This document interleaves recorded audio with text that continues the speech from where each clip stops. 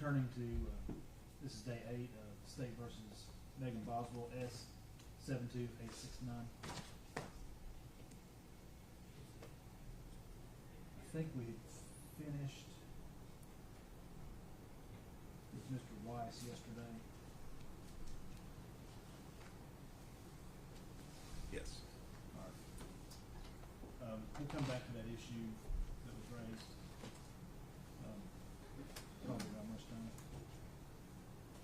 Did you ever find the case? We did. State versus Guilty? Yeah. Yes. No. 2011.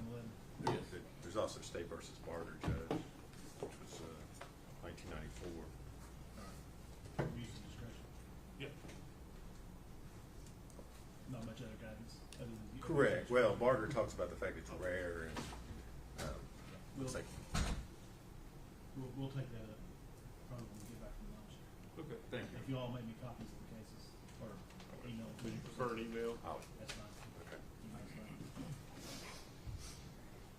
Okay. Is the state ready to proceed? We are, Judge. Defense ready to proceed? Yes, sir. Actually, if you have a copy of that for him, I don't have Barter. I have Evelyn. Oh, do you want? Well, no, for the judge. Oh, I said over the email. No. Judge, may I approach? Yep.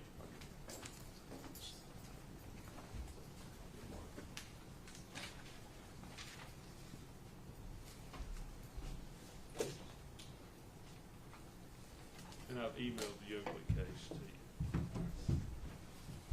I think I gave it 2 or 3 times. I understand. I called Susan Jones. That's the case she found. Hey, the law in that area does not seem to be very well developed. But Well, it's abuse of discretion. Well, Unless I Judge Dewey wants. know it's true. Well, I mean, that's What's the truth? What's the truth? I rely on bad facts or the wrong law, and that's abuse of discretion. Before we bring the jury in, I am almost have the second draft of the charge ready. It's been my habit over the last 10 years to define the words that have to be defined in a definition section. And I think that's fine. And again, I was talking to Ms. Jones about this. I think that's fine with regard to like the definition of child or the definition of something. But when it comes to mens rea terms, knowing intent, for the homicide counts, I have to define those within the count. Because it doesn't make sense that intentional means you formed an intent to kill on a case that's not a homicide count. And then I got to looking at, there's 2 ways that you can form intent or knowing or even reckless. You've got nature of the conduct, and you've got result of the conduct. And traditionally, I have put both in the definition section, but I have gone back and so this is the reason you don't have the second draft yet. I'm thinking I'm gonna have to put for certain charges the definition of knowing in the count, even on non-homicide, because, for example, assault, the definition of knowing is nature or result. But with child abuse, the definition of knowing is nature only, not result. And I want that to be correct in this case.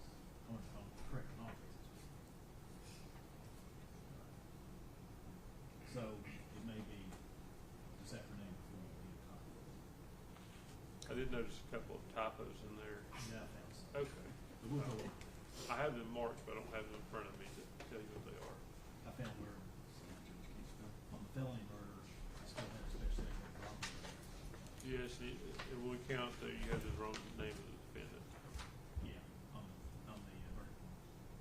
I think it's somewhere else too, because I didn't read the verdict form.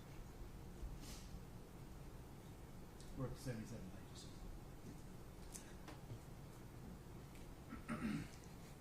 You get that done in 15 minutes, can't you? Yes.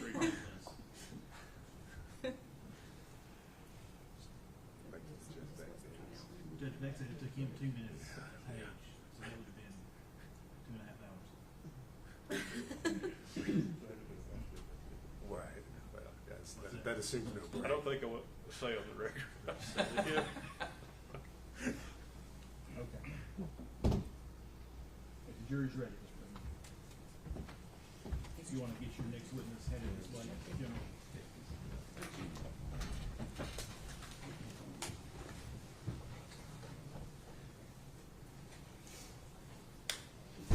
Everyone stand, please.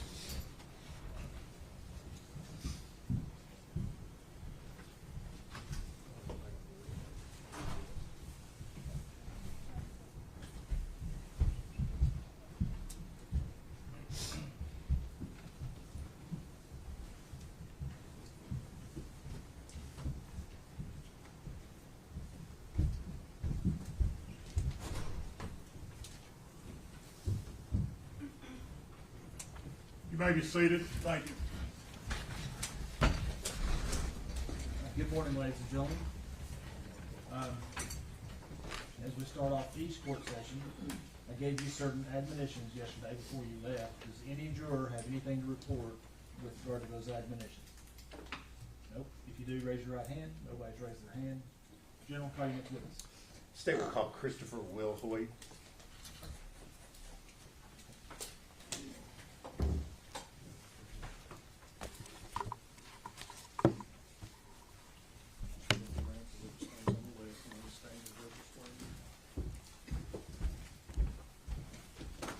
Raise your hand, sir.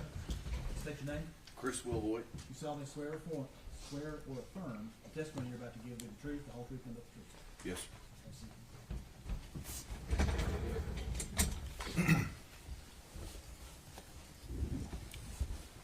Good morning.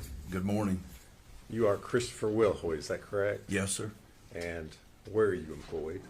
I'm employed with the Tennessee Bureau of Investigation. And what is your position there? I'm the Assistant Special Agent in charge of the Johnson City Criminal Investigation Division Okay. And how long have you been employed with the TBI? since 2001. What was your assignment back in February of 2020? Same assignment. I was the Assistant Special Agent in charge of that unit and working on the Evelyn Boswell case. Okay. You anticipated my next question. So you did, in fact, assist the Sullivan County Sheriff's Office in their investigation into the disappearance of Evelyn Boswell? Yes, sir. All right. And what was your role as far as within the TBI or in that investigation? Just participated in the investigation in any way possible. We also had a case agent that was assigned to the case, a number of agents that also worked on the case, and I was here to, for lack of a better term, lend a hand and help in any way possible. All right. Specifically, I want to draw your attention to February the 23rd of 2020. Did you encounter the defendant, Megan Boswell, on that day? Yes, sir. And did you have an opportunity to speak with her? Yes, sir. All right. If you would kind of tell the jury what the circumstances around you talking with Miss Boswell. So I was at the Sullivan County Sheriff's Office that day. Miss Boswell had been interviewed that day, and following her interview, she left and went downstairs.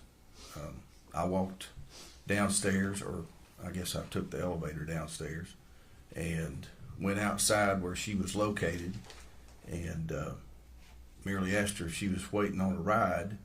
And at that point, she began talking to me about Evelyn, and so I asked her if she wouldn't mind coming back inside and if I could take a statement from her. All right. Now, where all this occurred, is this over here at the Sheriff's Office? Yes, sir. Sullivan County Sheriff's Office. Right as you walk out the front door there, it's kind of a ramp that goes down, and she was standing against those bars there. Okay. That's right around the corner from where we are right now here in Blumpville, Sullivan County, correct? Yes, sir. Okay.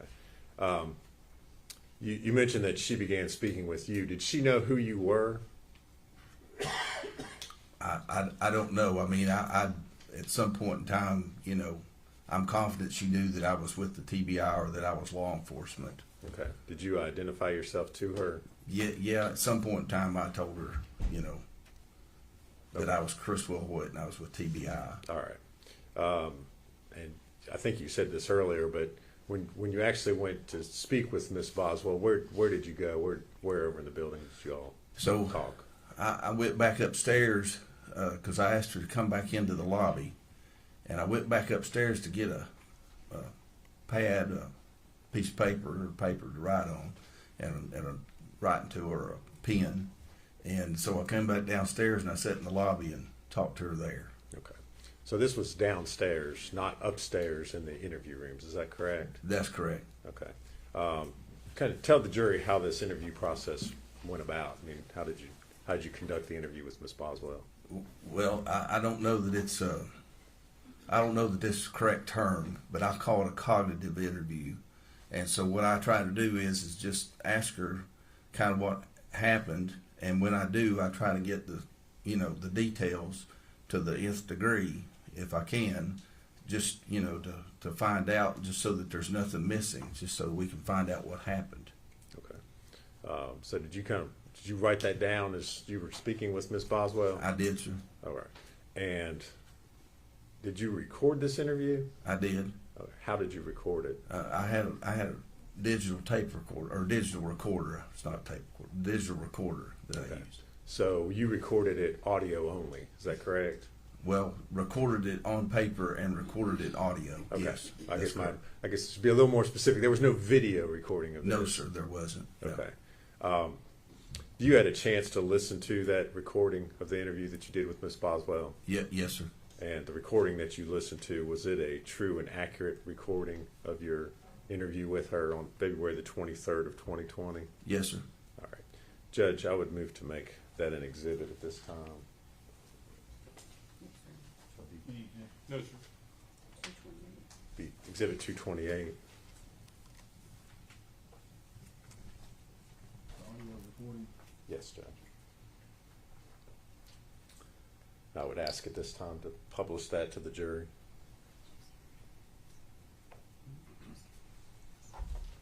Okay.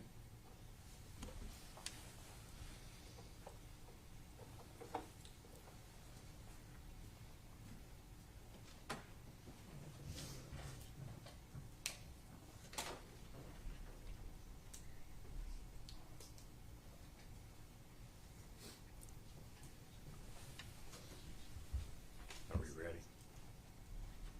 Yeah. February 23rd, 11:22 p.m.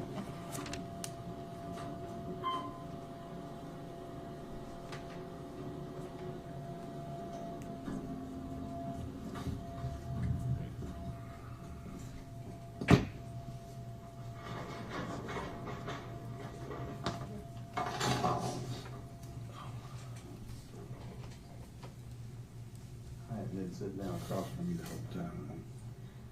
What's your full name? Megan Boswell. Megan? Yeah. N-I-C-O-L-E. I-C-O-L-E? What's your date of birth? 3/21/01. That girl that hung out with my mom went missing the same time Evelyn did. What if my mom gave her to her?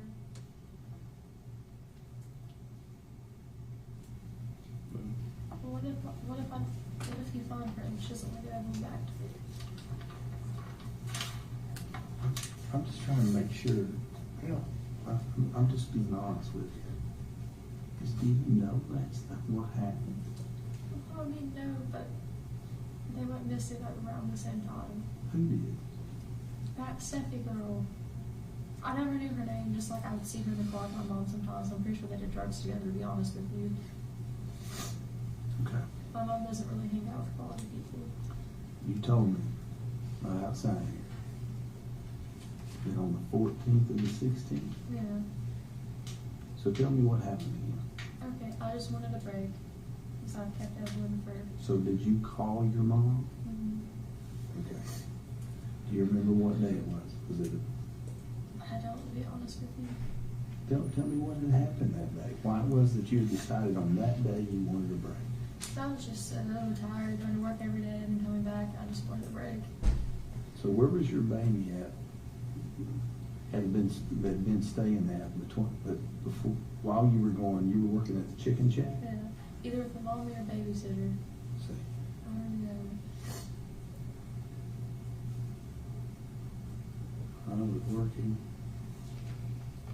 at the chicken shack.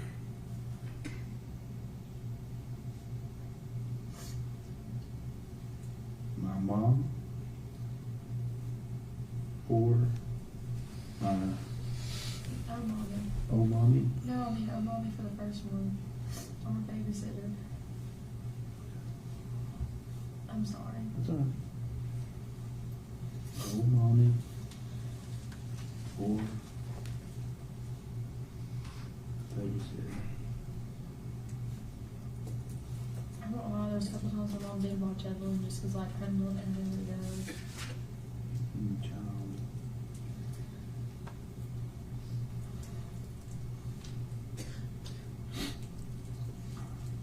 Was old mommy keeping the child all the way up to the 14th and the 16th?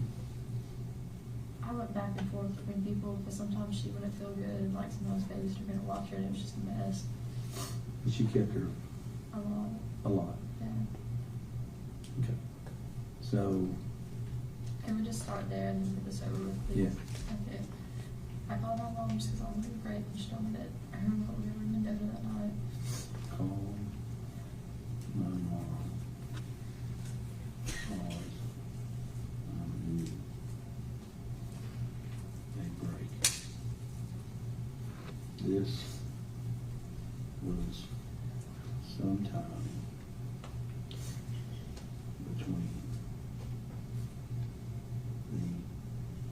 between December Yeah. 14 and 16. So did your mom come to where you were, Mm-hmm. which was where? That's right. She wasn't supposed to know I was staying there, so I didn't want her around. He told me if she came over and like that I couldn't stay there anymore, and he wouldn't like help me out or anything like My that. mom came to my trailer. How did you call your mom? On the phone. All right, what phone number did she have? It was whatever Jude's number is now. Jude? Yeah.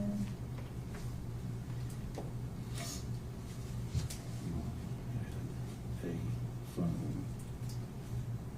And the number, I don't remember anymore, to be honest with you. his number, She's had like 10 different phones since then, and I just, Jude. Who's Jude? this guy that they live with. Now, you don't remember the number? Okay. I'm sorry, like, she's had 10 different numbers since then, and I remember 3 of them, the rest of them just kind of, I just don't remember.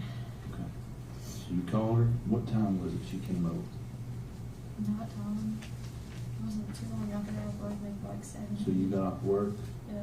and you went over to the trailer? Mm-hmm. So,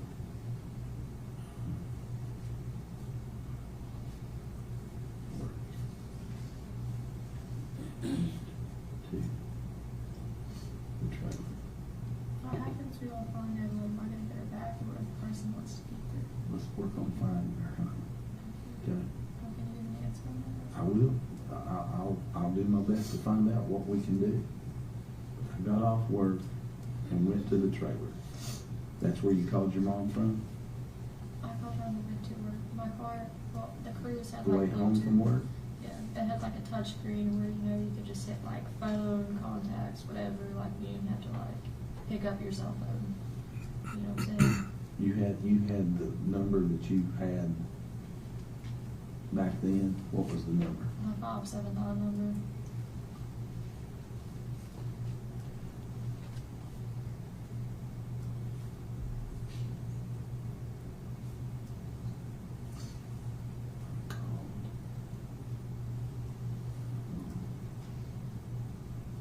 On the way home. What? Like I said, touchscreen where, you know, you could plug your phone up and it'd be like contacts, calls, like, you know what I'm talking about? They had like Apple Play or whatever on the card. Counsel? I'm called.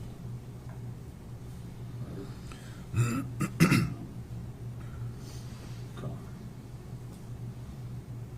Okay, I told her this one to break.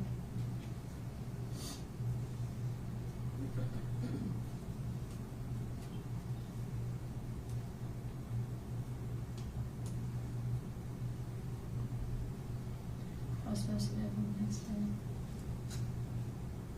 You mean you're supposed to get her the next day? Supposed to pick her up the next day. From your mom? Mm-hmm. So mom comes over there. What's she driving? Who's she with? She's with Will. I don't remember what car they were in, to be honest with you. It was dark.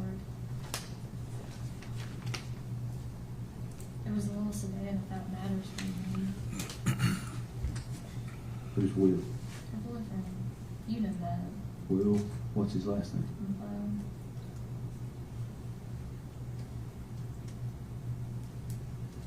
Small sedan? Mm-hmm. Color, you know anything? What color was It was a dark car, and it was not on. My porch light didn't work at the time, so I mean, like, you know.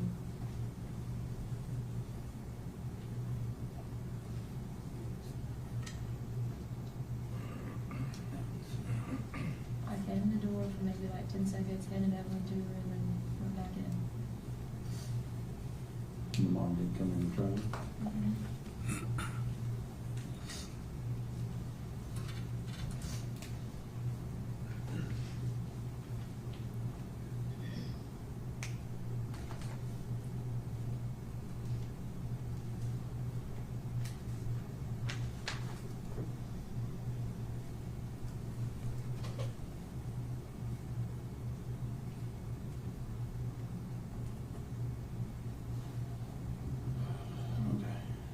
So what was Evelyn wearing when she went with your mom?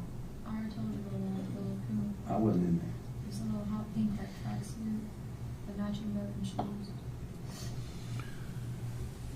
It was a Puma print.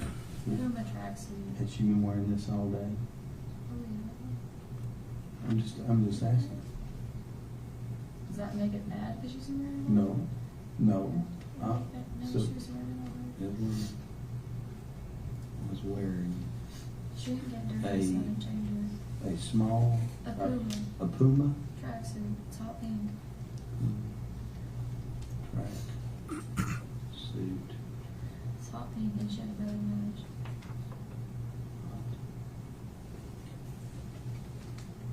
And the shoes. Huh? With shoes that matched too. Shoes were pink? Mm-hmm. They were Puma shoes. They matched the tracksuit.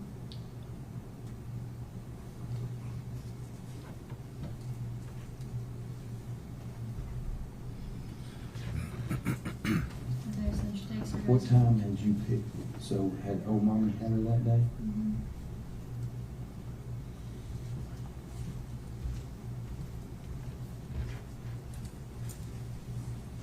To be honest with you, that was one of the days, like, the mommy kept it for a little bit, and like, the babysitter kept it for a little bit, and I just can't, honest God, remember which one I picked her up from, but I think it was a mommy. How did she get from old mommy to the babysitter? I left work. When? I don't remember when, to be honest with you. I'm sorry, it's tired, I'm sleepy. Who was the babysitter? Sue.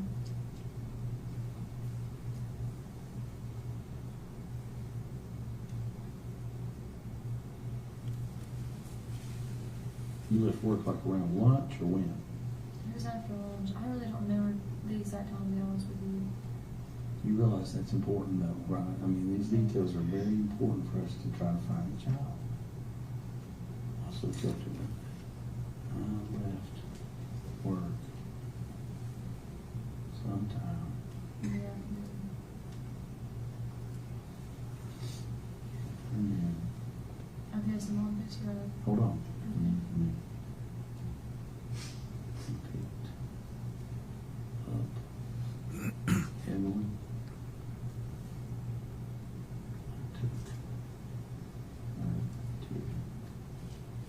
Sue's trailer, house, what's she live in? I think it's a double wide. I think you consider it a double wide. Home.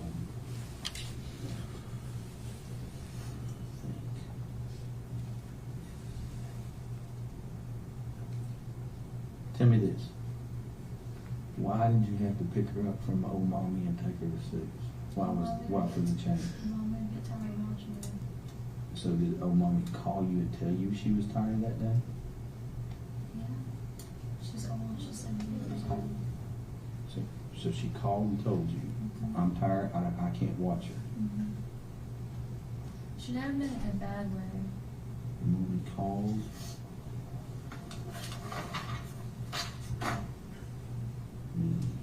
That day.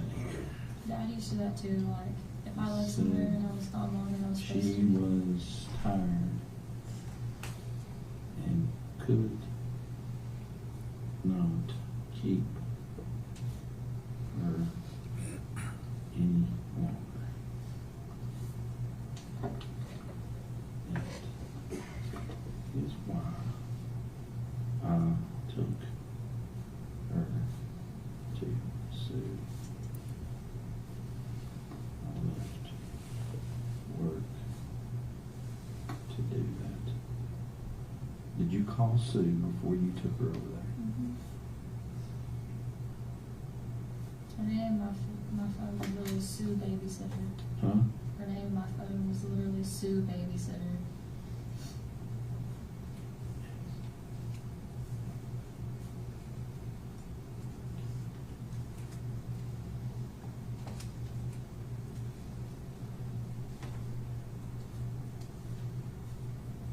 So, you think so then you must have picked her up from Sue that day.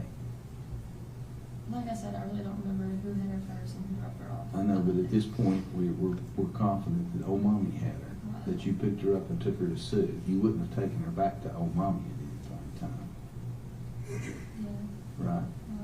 Okay, so you went and picked her up from Sue on that day. Can you get back how long? We can as soon as we get this finished out. Okay. All right, so what time did you pick her up from Sue? Whenever I got off work.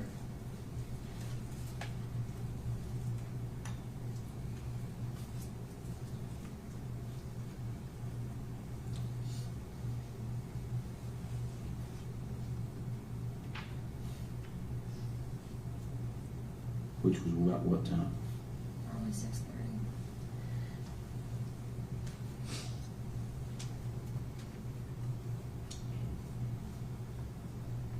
Okay. So you pick her up at 6:30. Anybody with you? Mm-hmm. Just you. Mm-hmm. Nobody at Sue's. I don't know if her husband was there or not. I didn't see him. Sue still has Evelyn's pack and play to City Cup and some of her clothes. From that day. Yeah. I Yeah. never went back in home. So you had taken that from old mommy's to over there that day? My mommy never kept a pack and play there. Okay, so did Sue have this that day? She already had it? Yeah, but it was Evelyn's pack and play. It's like pink, got flowers on it. Well, like the insert of the bed playpen is pink, and it's got like the edges of it's like white, and it's got pink roses on it. Okay. Like, have you seen a pack and play? Mm-hmm. I'm assuming you have a kid. Okay, you know what I'm talking about? Yeah. Like the design or whatever around it. Yeah. On the very top part, that fabric part, it's like a gray coat pack and play. It's Yeah, white yeah. with pink roses. Got it. But Sue, I already had the pack and play. Okay. So I left it there before. yeah, And some clothes. so she had clothes, so. Yeah. But, And she maybe had a but couple you had toys. dressed Evelyn that day, right? Yeah. In this Puma outfit. Yeah. So she didn't change clothes or anything like that? Well, no, Sue still has clothes that I dropped off there forever. No problem. So you pick up Evelyn, Yeah. right? 6:30. Did you call your mom from when you were going from Evelyn's house or Sue's house to your trailer? Mm-hmm. Okay. Tell me this. Were you or were you not living with Hunter at the time? On and off. On and off. Mm-hmm. I wasn't necessarily like living there, but I stayed a couple nights there.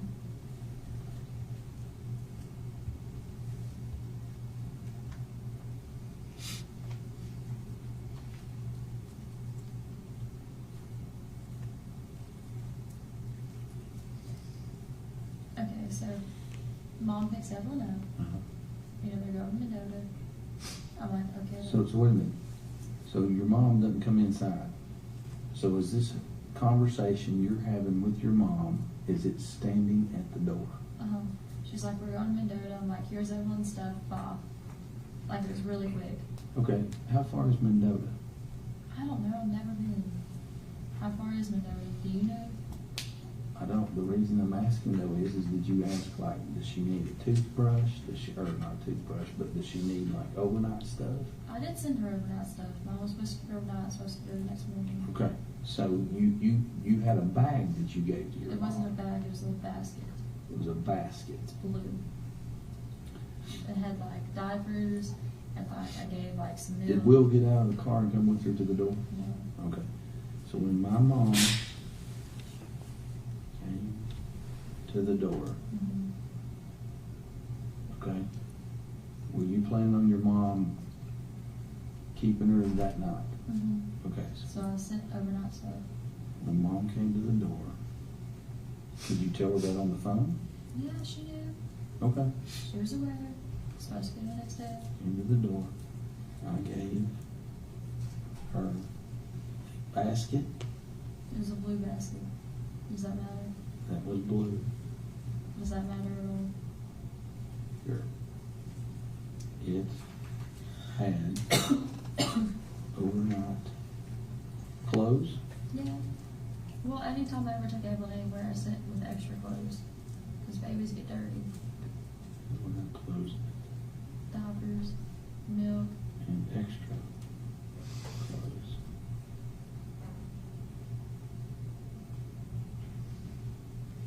It also had You're really thorough. apples and milk. Yeah. What kind of milk? All milk. Whole milk, not any kind of formula or anything like that. She just drank whole milk. Yeah, around 9 months old, like, she Okay. started spitting formula back up. So I switched her on whole milk. My pediatrician told me not to, but like, she never spit up again and she was fine, so I just kept her on whole milk. Just whole milk. Did you put some kind of cold thing in there to keep the milk cold? I gave it to her like out of the, whatchamacallit, the fridge. I'm sorry, I'm half asleep. Please bear with me. I've been in the Okay. room. My mom milk right out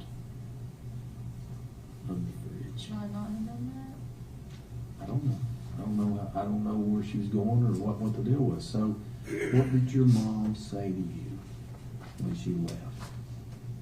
That I can get her mom to pick her up. Okay. My mom said, I can get her mom to pick her up.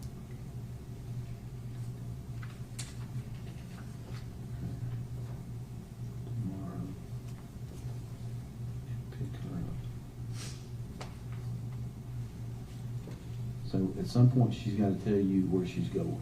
Mendota. I know that, Megan, but it's important about how and when she told you. Did she tell you that at the beginning of the conversation while you were on the phone or at the door or at the end? Well, we were on the phone. She told me her little go to Mendota for now.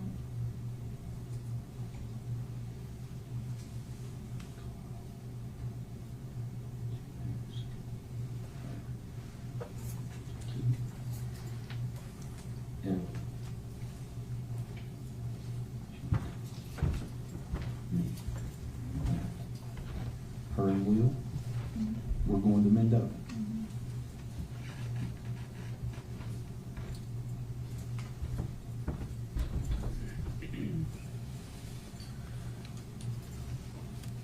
Okay.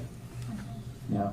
Now, did she say we're going over there to camp or to see somebody, or what did she say? I mean, I just assumed camp, I'm not gonna lie to you. They always camped out there. Will has a camper. At Mendota? What's it look like? I've never seen it, to be honest with you. It's just a camper. I think it's at Jude's now. Or was that Jude's? It's just a camper. What kind of camper is it? A camper. I've never laid eyes on it to tell you that it was camper. like what kind of camper it was or anything like that. I'm sorry.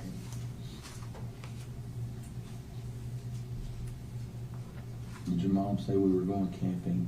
I don't know anywhere else she could stay in Mendota other than that I camper. understand that, but what else did she say?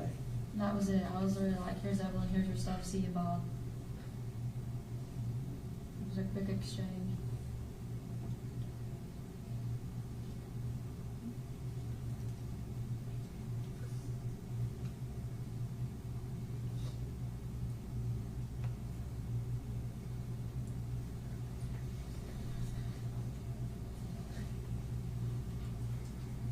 It's like along like Holston River, I guess. That's what my dad told me. How did your dad know? Because my mom got like a trespassing charge. She like walked over property one day, like in Scott County. But he was like, that river flows through Mendota. You know what I'm talking about? Mm-hmm. Well, he knows what he's talking about. I guess. What time is it? I'm not really sure. So, your mom leaves. The next day she comes. And she's mad. Like, What time? In the morning. I mean, were you still in bed? No, I was out of bed. I was getting ready. You were getting ready for. Where? So, what day was that? Huh? The 15th and the 2nd.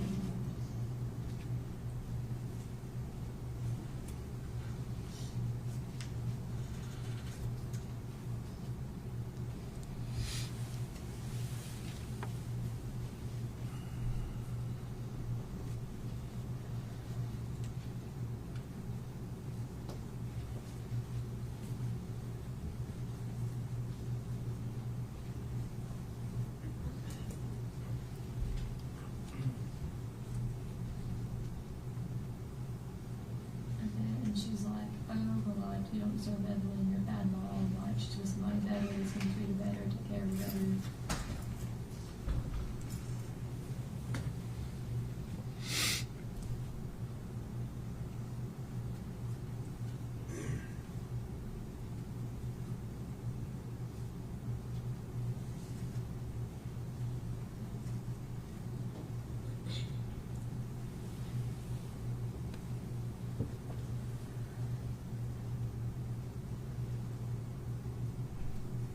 She kept telling me stuff like, oh, like, you don't deserve her. Your mom said Evelyn was with. Somebody who would take better care of her, she'd be happy with.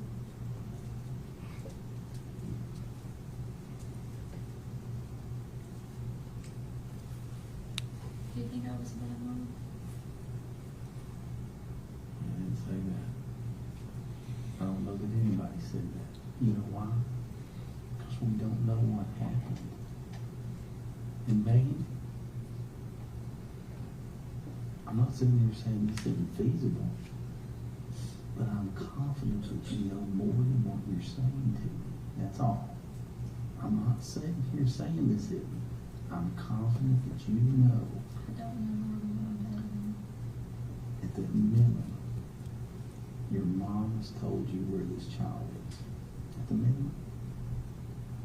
I think it's somewhere in Mendota. Would take better care. Somebody who would take better care. Do you know the day that you all that press release together? Mm-hmm. She kept trying to take me back up there, and I told her, I was like, look, you just give her to me. I was like, so help me God, I will not bring your name into it. I will walk my ass up there with Evelyn on my head and be like, it's mad at my dad and don't want him to see the baby, like, you know, think of some bullshit. And I was like, I will let them just see the baby. I was like, you're taking me to her, just tell me. I want you to listen to what you just said. Oh, Your mom kept trying to take you back up there. but she wouldn't tell me why. Megan, that is not feasible whatsoever. Why do you think that's not? Why would your mom say, I want to take you up there, but wouldn't say, this is where Well, that she kid wouldn't tell me is? that's where we were going. That's just where the road signs were pointing to. She was taking me somewhere way up in Virginia, and the road signs were like pointing towards Mendota. Okay.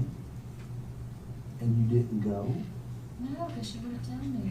She just kept telling me that I don't need to talk to you all, that I need to like go with her and just like leave the whole situation and stuff like that. And she told you that you needed to know where the child was. No, she never mentioned. Why else would she be taking you?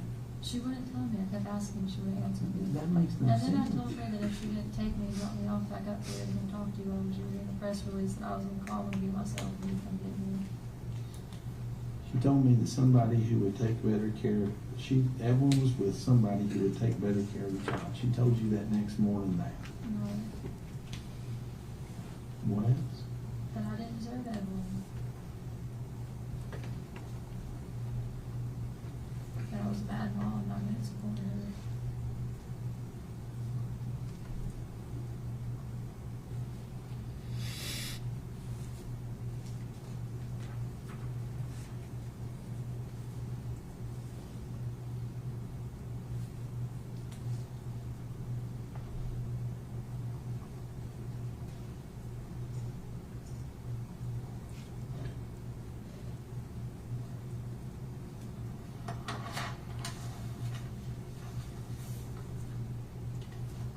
She told me who she was with loved her.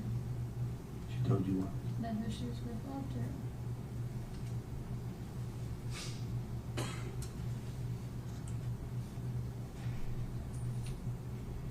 That the person or the people?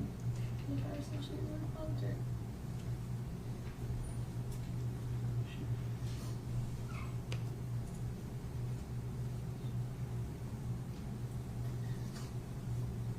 And if she was saying for a walk or anything. Then if I left my child, I'd let her have a better life.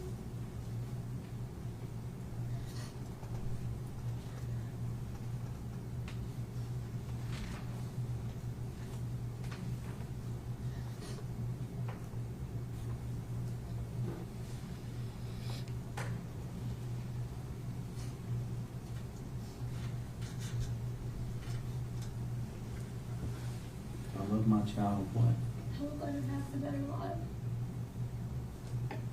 But she didn't have it.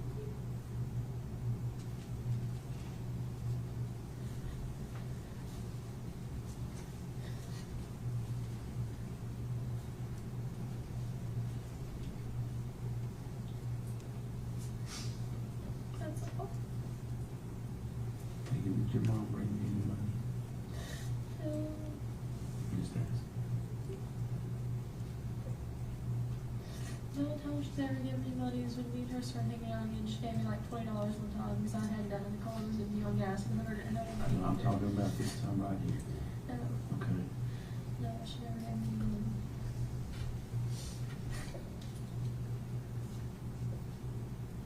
What else did your mom tell you? That's it. She just kept repeating those same like phrases over and over again. She just kept on saying if I wanted Evelyn to have a good life, it wasn't with me.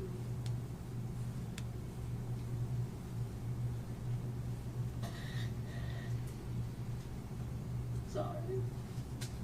I just want to know why you didn't tell us this in the first place. Because whenever she's happier, she doesn't want to be with me.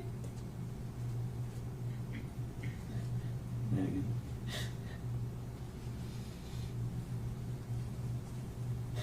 Everybody keeps telling me I'm a bad mom and she'd be better off with anybody but me.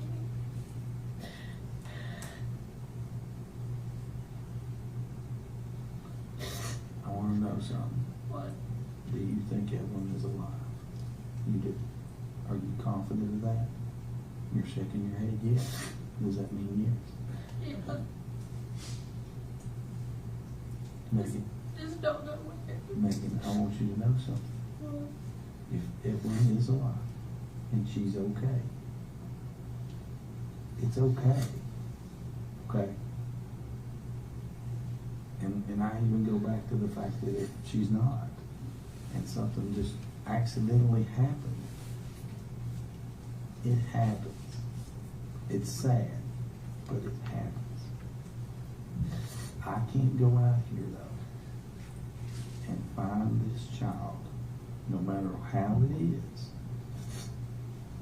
and turn around and make it okay if when I talk to the people they say, Megan knew this. Do you understand that? I do. And I'm telling you, that's more feasible than you don't know. point, because Marty told a couple of different stories. If you know where the child is, I need to put my hands on it so that I can help you with this. You need to tell me, honey. I don't have an exact idea. I just think so when I've been down there, my mom was out with that too. That your mom hangs out with. Tell me who your mom hangs out with. Nobody else heard anything about them. Arguing.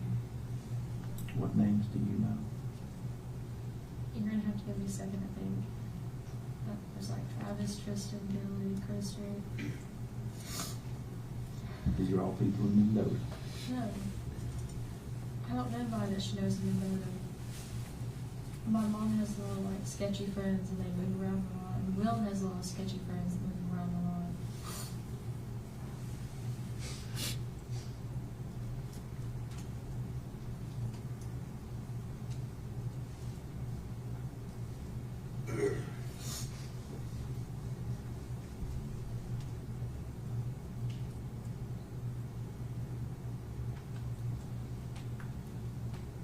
I really am trying to help, honey. If you find her up there, might ever get her back. I'm just telling you.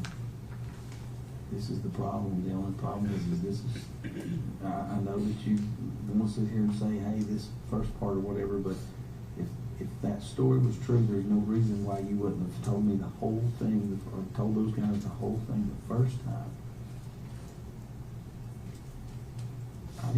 Before I get up from this chair, I need to know every bit of this.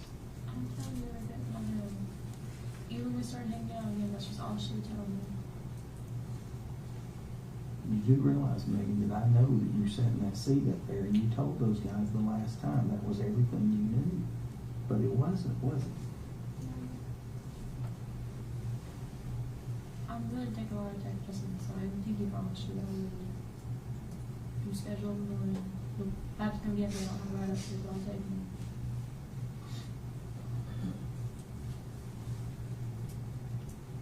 What are you going to do with them? This shows that you're not being truthful. What are you going to do? I know. I know that you will.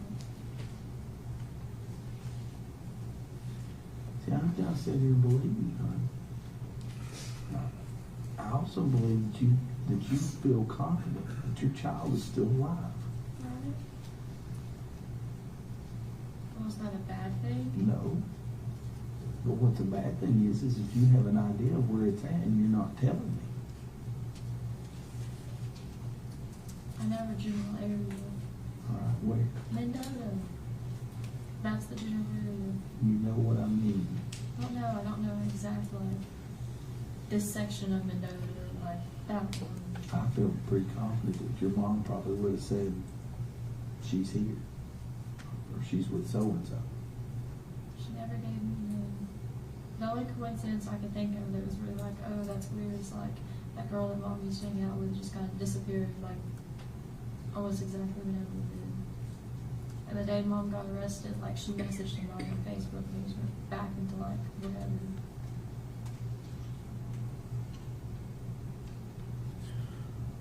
Mom never said people, it was always person. Like singular. Not like. Why is that? Would you have said that if you didn't know? Said what? Person? No, she never said people, it was always person. It was always the person who has her. It wasn't like, oh, the people were like, you know what I mean? It's always like one person. Well, just listen. We'll go to the ends of the earth for this kid. Okay? Okay. But I'm telling you right now, lots of problems if what you're telling me is a made-up story. Okay. You've done this twice. Okay. You can't do this. Okay. All right? Okay. I know you're young, but you're now an adult. And I'm willing to tear every word up and tear this paper off and take another statement from you and forget it. I appreciate it. would sit right here. Because I don't wanna see you at the age of 18 ruin your life. If an accident happened to this child, I'm willing to write it down. If you know where your child is, Yeah. I'm willing to write it Accidents down. never happened to Evelyn where she bruised her face or something while she was walking. I'm Like, I willing to know- write down what happened.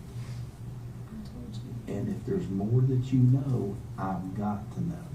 There's not. I just have theories, and I told you that. Like And I this said, is it. That one girl that went missing around the same time Evelyn did, like my mom hung out Do with you her. know the child to be with that girl? No, but don't you think it's weird they went missing around the same time? And literally, like almost down to the moment my mom was arrested, she talked to somebody. What's the girl's name? It's Lucy Staffy.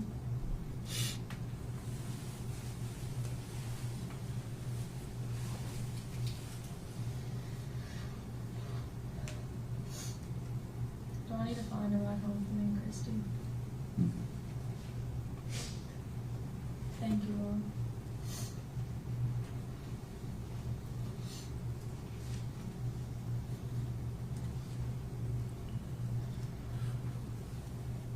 Can I ask you something? Listen, What if my mom told this girl that she was adopted Evelyn? Would you get her back? Because somebody there told me no. If they thought that under the pretenses of adoption, you couldn't get her back. I don't think your mom has the right to let her be adopted out. Well, still, like, Her name is what? Lucy Stafford. Spell Steffi. I think it's Stefy, maybe. I'm sorry if I spelled her last name wrong.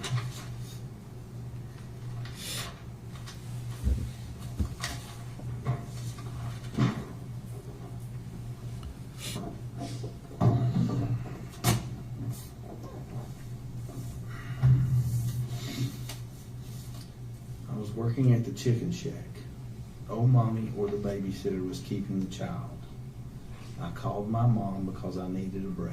This was sometime between December 14th and 16th. My mom came to my trailer. My mom had a phone, and the number is the number that Jude has It was now. always Jude's phone, she just used it. Does that matter? They shared a phone. It was Sorry, I didn't catch that one. always Jude's phone. My mom shared it with Jude. Right? I got off work and went to the trailer. I had the 579 number. I called my mom on the way home from work. My car had Apple Play, and I called her from the car. I told her I just wanted a break. Well, technically I called her from the babysitter's house, but to me that's still on the way from work. So if you get down here and you're like, oh, well, you called her from Sue's house, like, that means the same thing to me. But you called her from the car, right? Right. And on your phone. But Okay. I told her I just wanted a break. My mom came to the trailer with Will McLeod in a small sedan. It was a dark car and it was dark outside. My mom did not come in the trailer. I handed Evelyn to her while she was outside. Evelyn was wearing a Puma track suit that was hot pink with a bow to match. The shoes were pink Puma and matched the suit. Old Mommy had kept the child that day. The babysitter, Sue, also kept her that day. I left work sometime in the afternoon and picked up Evelyn. I took her to Sue's home that I think is a double wide, right? I mean, I don't know what you call it, it's just looks like double line. But it's not as long as double line. What do you want me to do? with this? Initial right here, so that I don't add anything to your statement. Okay. Right here. Yep. You see where I've marked this out? Yeah. Initial everywhere where I marked that and that out. Above it? Yep. Here's the initial right here where we added this. And then initial right here at the bottom. So I don't add anything to your statement. Okay. All right. Old Mommy called.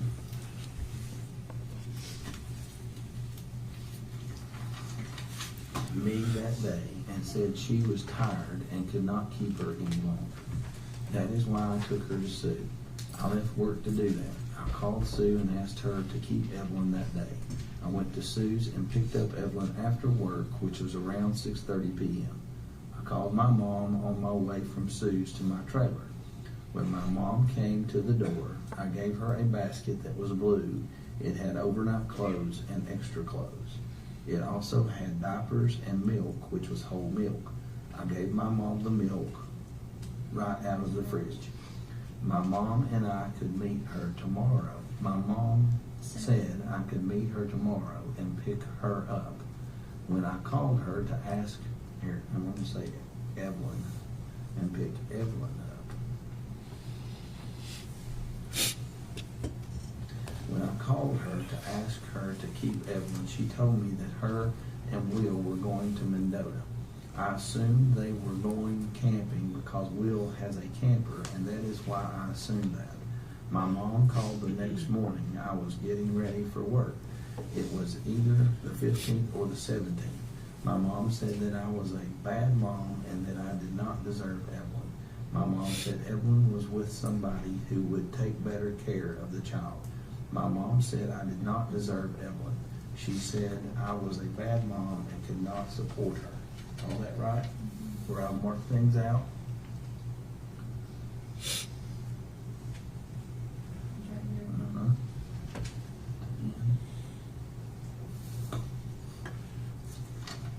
My mom said that the person she, Evelyn, was with loved her. My mom said she was safe and would not want for anything. My mom said that if I loved my child, I would let her have a better life than she would have with me. A friend of my mom's went missing around the same time Evelyn went missing. Her name is Lucy Steffi. Is that right? Mm-hmm. Initial right there at that. Initial at the very end. Now sign and date, please. What's this? Good question.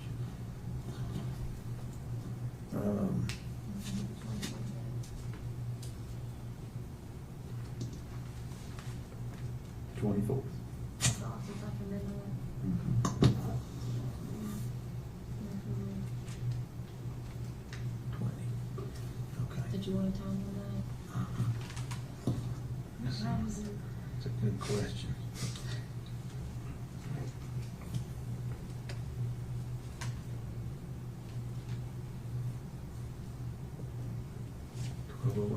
a.m.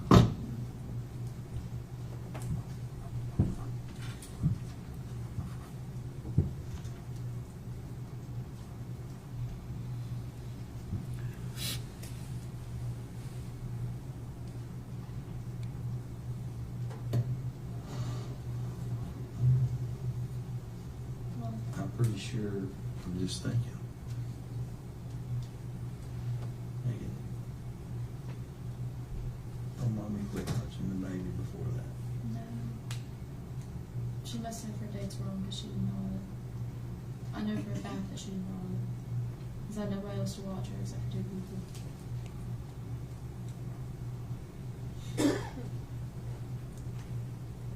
Mom is also 78 years old. And calls me the wrong name almost every time I see her. I mean, I call my kids the wrong name half the time. That That's my doesn't mean dad. there's anything wrong with my And mind. when I was going in and out of there, my dad's like, oh, I didn't see her after Thanksgiving. Like, he literally was like, Ashley has pictures of her after Thanksgiving. Or she used to forever, that one phone that she had. I don't want us to get up from this chair and miss any opportunity. I've got an 18-year-old daughter.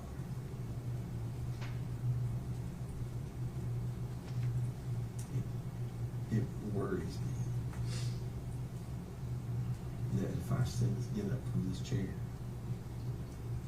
and that there's more knowledge in your head There's not. that I can And that if I can I help think fix of that I any- can help fix this problem I'm not. that I can't get.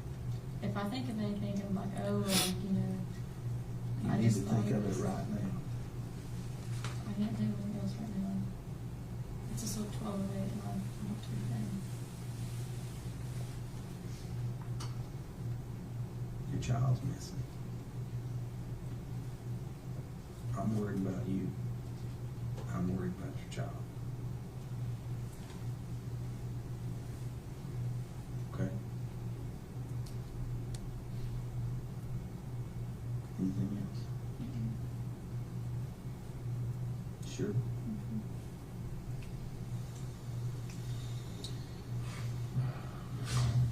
Are you gonna read it, Kristen? Fine.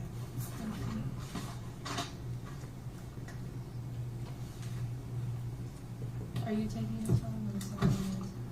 I'll either take you home or get somebody. Give me just a minute. Is it gonna be like a squad, like taking this home? I don't know. Okay, some pop party. We'll make it a good, safe ride home.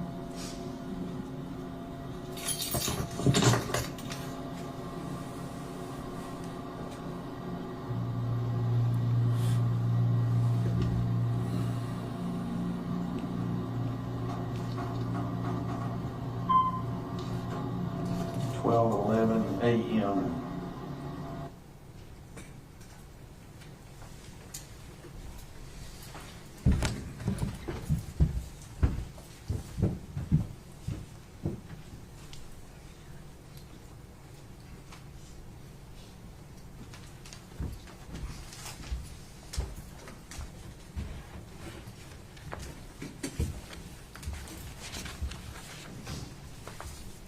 Agent Will Hoare, we could kind of tell as you were speaking with Ms. Boswell, you writing that statement down Yes, sir. on a pad? Okay. Did you go over that statement with her? Yes, sir. Did you allow her to correct or make any changes to what you were writing down? Yes, sir. Okay. And is that indicated on the statement as well? Yes, sir. All right. And at the end of the statement, did you have her sign and date it? Yes, sir. And did you sign and date it as well? Yes, sir, I did. And when you took this statement, you started talking with her, I guess, shortly before midnight on the 23rd. Yes, sir. Is that right? And then you finished, I believe you turned off the recording at 12:11 a.m. on the 24th. Yes, sir. Okay. All right.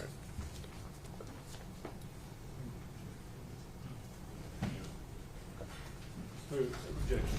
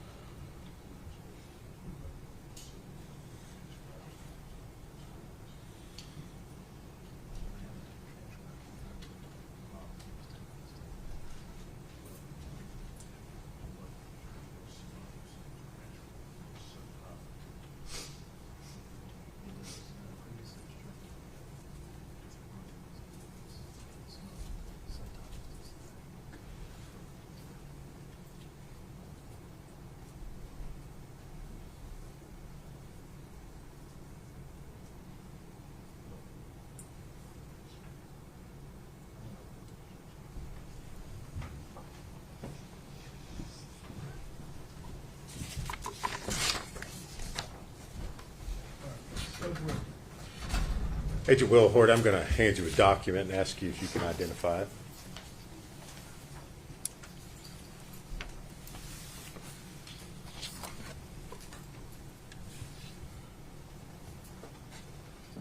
Do you recognize it? Yes, sir. Is that a copy of the statement that you took from Megan Boswell on the February 23rd into February 24th of 2020? Yes, sir.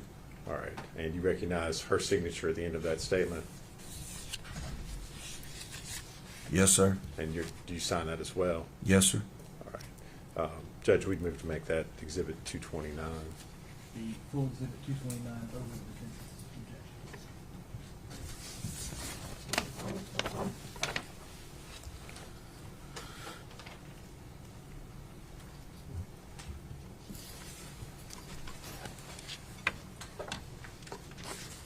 Agent Will Hoyt, during the course of your all's investigations, you all ever receive or discover any evidence that Evelyn had been given to another person in Mendota, Virginia? Not to my knowledge, sir. If you would answer any questions Mr. Scott has for you.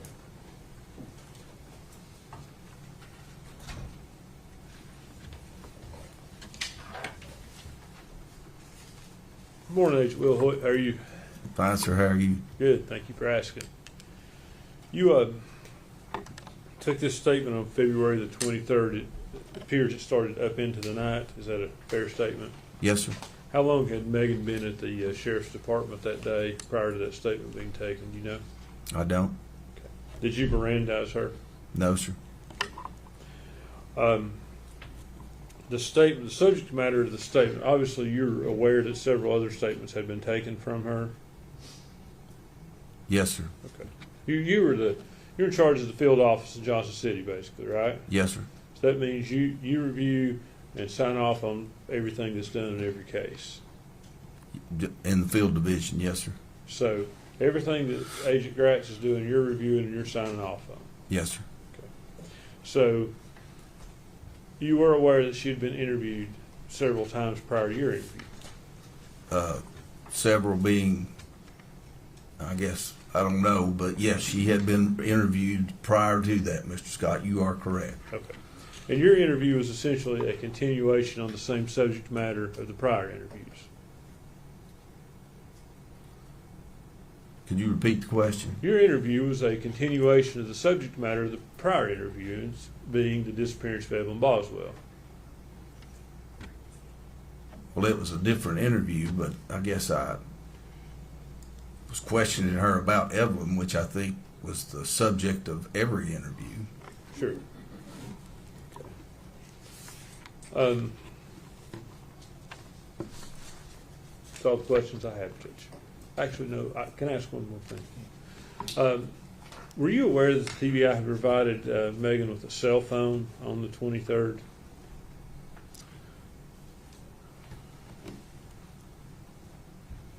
I apologize, Mr. Scott. I can't recall that. I believe that was the case, yes. But I don't know. I don't know the details of that. I'm sorry. So you don't know that cell phone could have been used to track her to see if she'd went to the location after the 23rd where the body was found? If you know. I don't. That's all the questions I have, Judge. Thank you, sir. Redirect, No, Your Honor. is he free to go? For the state is. Judge, he is. I would ask that he be subject to recall, but free to leave the courthouse. Agent Wood, your testimony right now is over. However, you are subject to being recalled. You don't have to stay at the courthouse. Just make sure that we can get a hold of him and get you here soon. Yes, sir. Right, next. State would call Special Agent Paul Durant.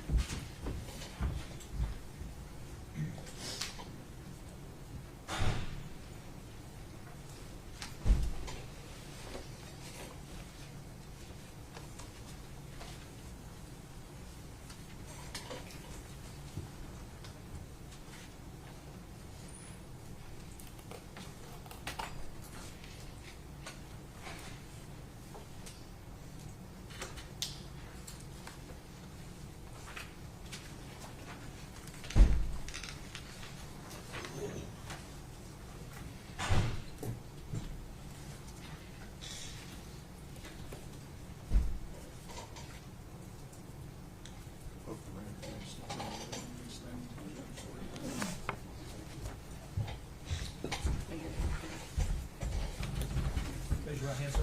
State your name, please. My name is Paul Durant. Do you solemnly swear or affirm the testimony you're about to give is the truth, the whole truth, and nothing but the truth? I swear.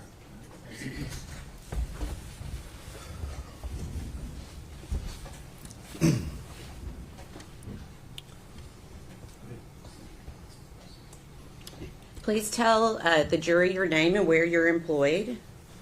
My name is Paul Durant. I'm a special agent with the FBI assigned to the Johnson City RA. Okay. And is your last name spelled D-U-R-A-N-T? Yes. Okay. How long have you been employed in that capacity? I've been employed with the FBI for about 5.5 years. Okay. And you stated your title was special agent? Yes, ma'am. Okay. Can you tell the jury a brief description of your current duties with the FBI?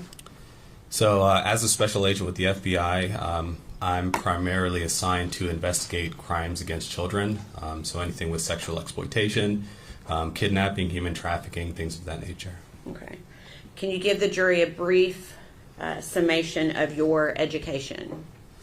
Yes. So I have a bachelor's degree in finance that I attained from the University of Central Florida. I have a second bachelor's degree in biomedical science, which I also attained from the University of Central Florida. Okay.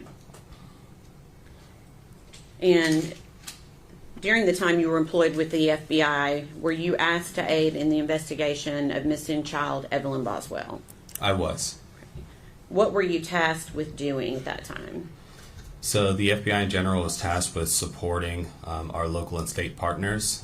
We did anything from interviews to phone extractions to assisting interviews outside of the state. Primarily, my responsibility was reviewing all of our documentation and looking for any patterns and things like that. Okay. When you say documentation, are you referencing digital documentation or other items? Mostly digital documentation, as well as like interviews and notes and stuff like that from the other investigative agents. Okay. And from the time you first assisted until now, have you continued to receive training in the area of forensic examination of digital devices? Yes, I have. Okay. Can you tell the jury briefly what type of training you've received? I received training through the FBI as part of the Computer Analyst Response Team technician, as well as the Digital Evidence Examination technician. Okay. When you say response team, what does that mean exactly? Essentially, like any of the response teams, are teams that can be deployed. We can go to search warrants. For example, like we call it CART for short. The CART team would join investigative agents in the field. We would examine any computers that were on and available during the time, as well as cell phones, and then bring those back to our office for further examination and extraction. So CART is short for Computer Analysis Response Team? Yes. Okay. And how long have you been a part of that team? I believe about 3 years now. Okay. And have we sufficiently covered your training regarding digital evidence, or is there anything else you would like the jury to know? So that's the majority of my training with digital evidence. Does the FBI utilize forensic digital evidence equipment to aid you in your investigations? Yes, so we have several different forensic softwares that are FBI approved, as well as specific devices to help us extract and image electronic devices. Okay. And we'll briefly go into what the FBI utilizes. When it comes to cellular devices like telephones, what would a digital analysis entail regarding cell phones? So regarding cell phones, we do what we call extractions of cell phones. So we use a forensic software to extract different data from the cell phones. There's several different extraction methods that you can use. 3 main ones. The first one is kind of a logical extraction. Essentially what that does is we ask the cell phone, what can you provide us? And the cell phone will provide us X data. The next analysis that we can do or extraction that we can do is called a file system extraction. That's kind of where our software goes into the cell phone and then tries to pull as much data as we can from that cell phone. The last extraction that we can perform is called a physical extraction. Essentially, that is a bit-for-bit copy of whatever that electronic device is. Okay. And just so we know, when you say extraction, do you mean taking the information off of that device to be able to utilize what you're looking at? By extraction, yes. We don't take anything physically off of that device, but we make a copy of those items on that device and put it onto another like electronic storage media. Okay. So we're not changing anything on the device. Okay. We have different methods that ensure that we have made a what we call a forensic copy of that Okay. device. So it's essentially a copy of what was on that device. Correct. Okay. Can you, and you've done this a little bit, can you tell the jury how that's done? How does a technician take that copy from a cellular device and put it into another place? Yeah. So we'll connect that electronic device up to like our computers and our forensic extraction software. We use things like write blockers to ensure that no information from our devices or our computer is transferred over to the cell phone. Once the data is extracted from that device, we'll go ahead and ensure that a copy has been made, a forensic copy. We do that through hash verification. There's two different ones that we use. One is MD5 hash, and the other one is SHA-256 hash.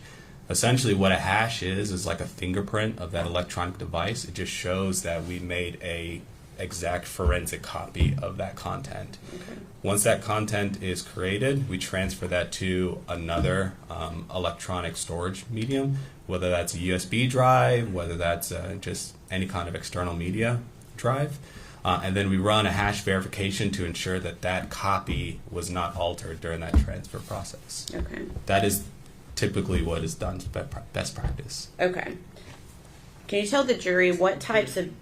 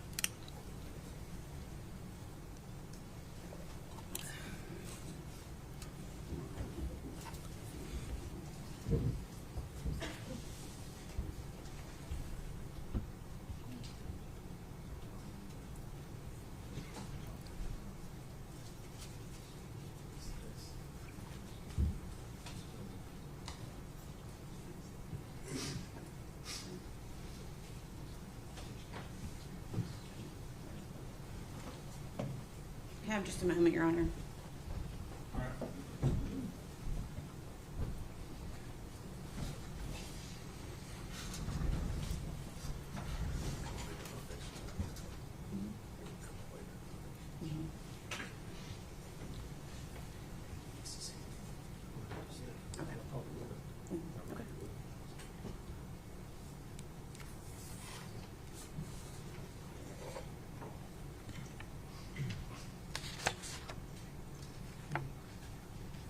Okay. Agent Durant, have you previously performed digital analysis of cellular telephones? Yes. Have you previously performed analysis of social media extractions from search warrants? Yes. Okay. Your Honor, at this time, we would ask that he be made an expert in the area of forensic analysis of digital devices. That's the board order witness.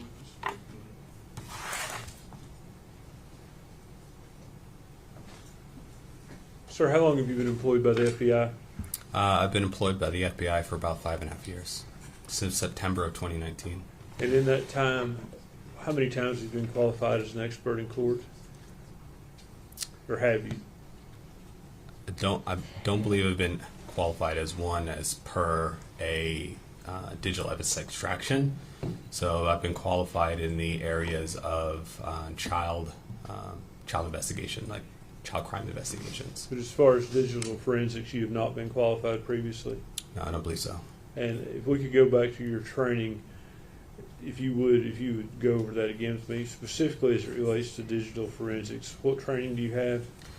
In terms of digital forensics, so I have two trainings that I pretty much attended to. One was the computer analyst response team technician. Essentially, that is the one that I explained that you kind of go out there and you're able to collect those electronic devices and then kind of take them back, prepare to do like the digital extraction portion. Okay. And how long was that course? So that course was 2 weeks. Okay. What other training do you have? So I also am authorized as a digital evidence examination technician. Essentially what that one is that's the actual like extraction process of being able to extract the data and search through the data for information, evidence of crime. Did you go to a course for that? Yes. How long was that course? It was about 2 weeks. About 2 weeks. Yeah, so both courses were Okay. 2 weeks long. You have specialized training in the software you're using? In the software? Yes. Yeah, we were shown how to use the software, and we use that software in our cases. Okay. When you say you were shown how to use the software, what type of training do you actually have with the software? That was part of that training program where we actually get the software, we review what the software can do, and then we use that in order to extract digital evidence. And your formal education background is a degree in finance and a degree in biomedical science? Yes. Do you have any formal education as far as college or anything like that as it relates to digital forensics, downloading phones, so forth? No college experience with that, no. Okay. Thank you. We approach.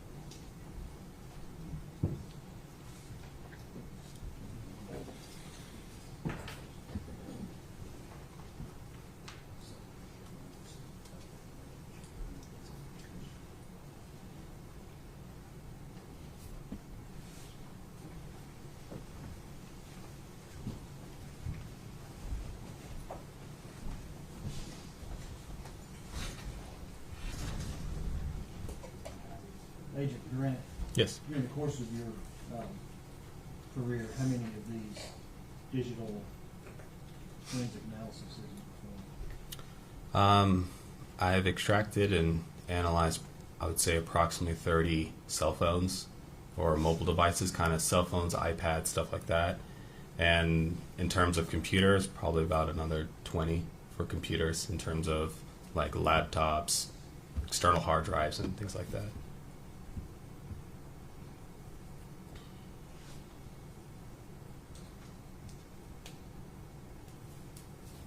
General, what field were you asking to have him qualified in? Specifically?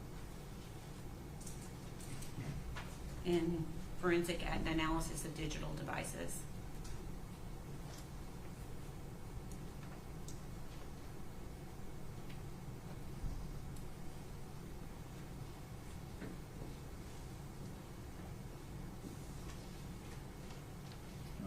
I'm gonna overrule the defendant's objection. He'll be declared to be an expert in forensic analysis of digital devices, Thank you, Your Honor.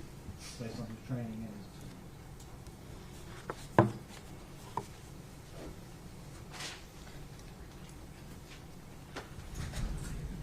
Okay.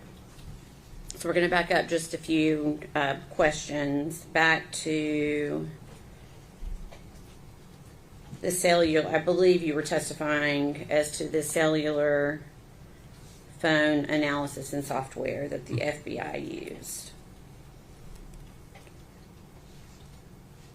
I believe we talked about the types of data that can be, and I think that was actually my next question. When we're talking about cellular phones or cellular devices, can you tell the jury what types of data can be obtained from an extraction of a cellular device?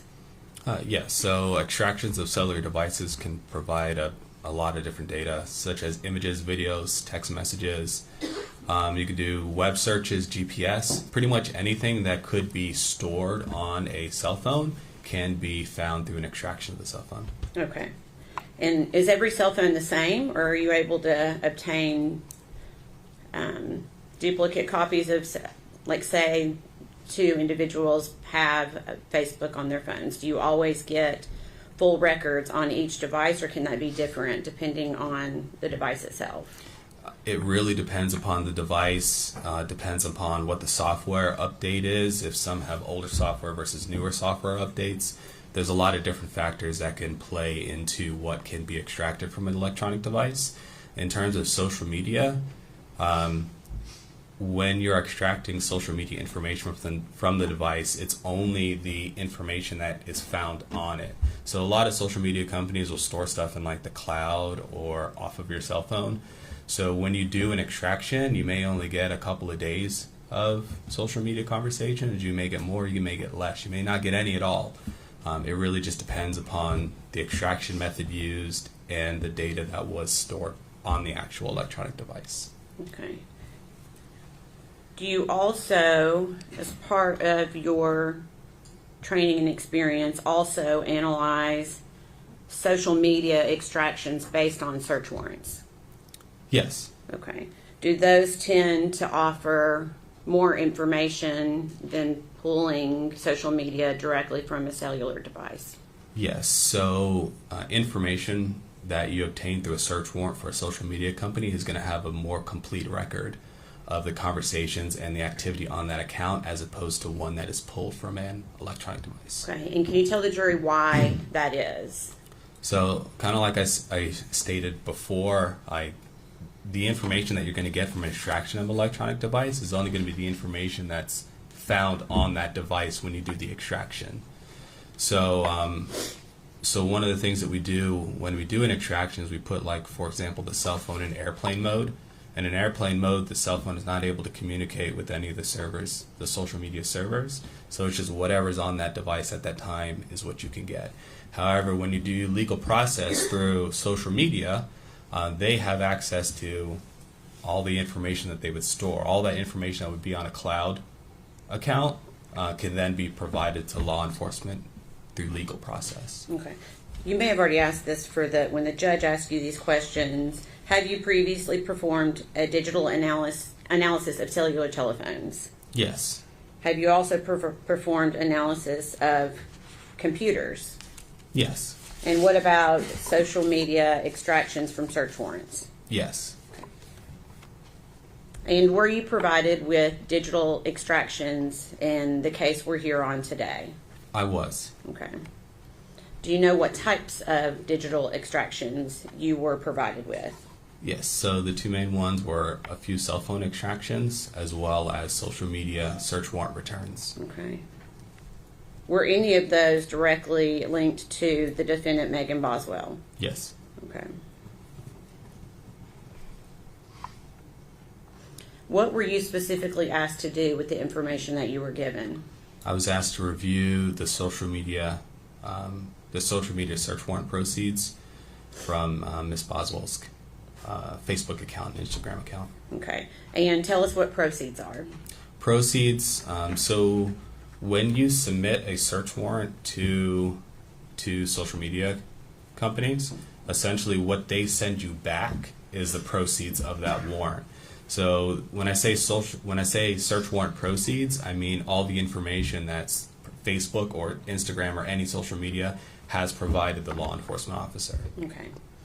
And were you actually able to perform an analysis on the defendant's social media that was provided to you? Yes, I reviewed both the Facebook and Instagram accounts. Okay.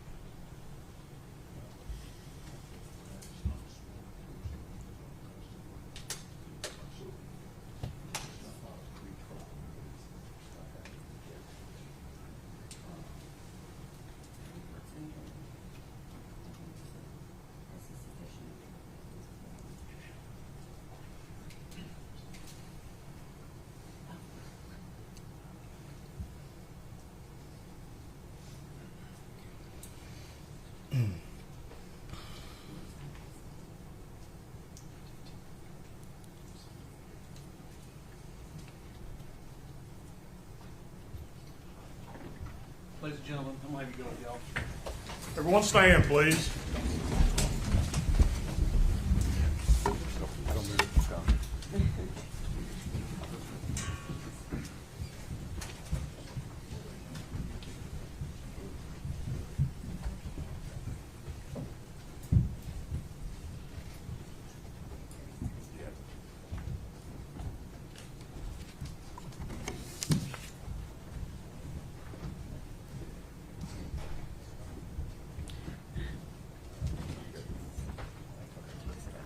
You may be seated. Thank you.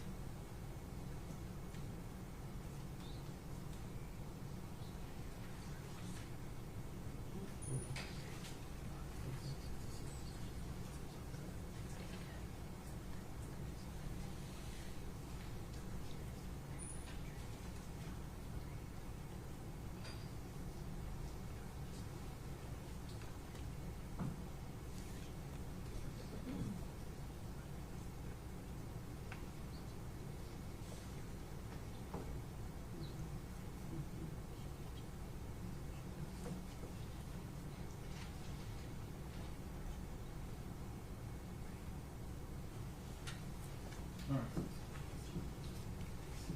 right. Yes, I want to be heard from. Your Honor, if I could speak briefly.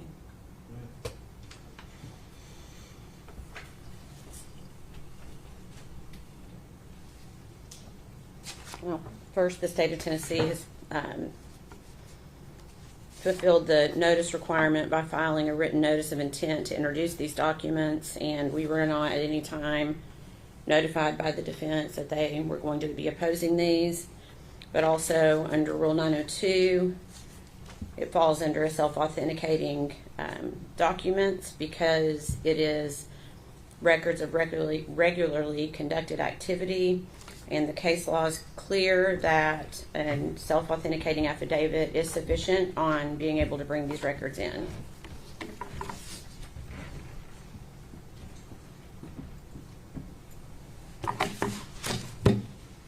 Judge, as it relates to pretrial notice, my reading of Rule 12 of the Tennessee Rules of Criminal Procedure basically sets out 5 things that must be raised pretrial: defects in the institution of the prosecution, defect in the indictment, so forth, motion to suppress, request for discovery, and a motion to sever.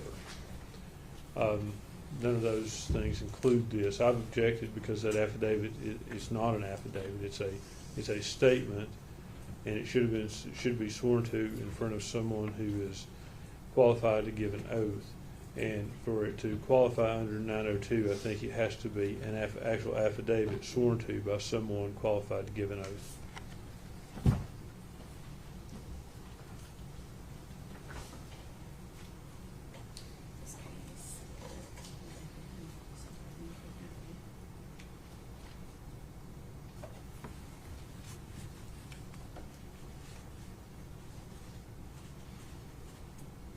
Your Honor, if you would like, we would be happy to provide you with a case that allows for this document to be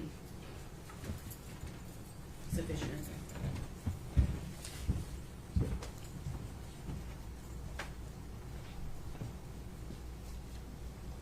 It's on page 16. Could I see it? Yeah. So you got my copy. You have a copy for the defense? I'm trying to find it. Yep.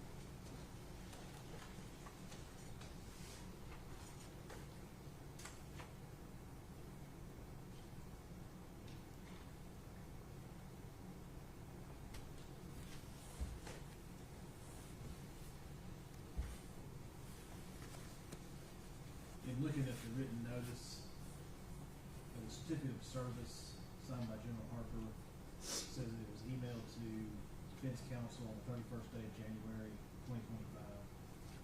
It was filed February 3rd at the clerk's office. But it included a copy of this certificate of authenticity of domestic records of regularly conducted activity. Mr. Scott is correct that there does not appear on this document a notary from the state of California. I do note that in every other respect that the certificate of authenticity complies with both rules 803, 6, and 902, 11. And the certificate of authenticity declares under penalty of perjury that the certificate is true and correct to the best of this person's knowledge. And it has the logo of Facebook on the document itself. And looking at the case that was handed up, State versus Benitez, 2022 Westlaw 123-1075. Quoting State versus Ferguson, 741 Southwest 2nd, 125, that the circumstances must only show with reasonable assurance the identity of the evidence. And the court satisfied that this certificate complies with that standard. So I'm going to overrule the objection, and the state will be able to continue. We'll take about 10 more minutes of break, so. Thank you.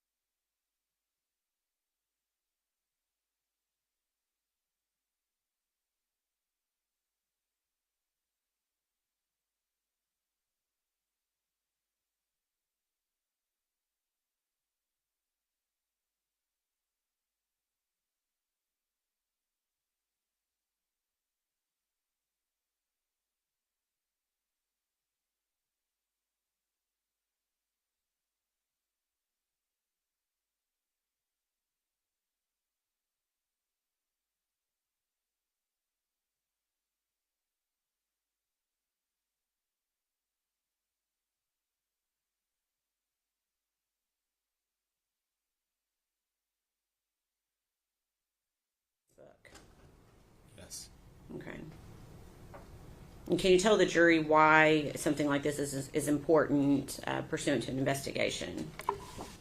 Essentially, why this is important is it shows that the records that we received for the specific count we received them from are accurate.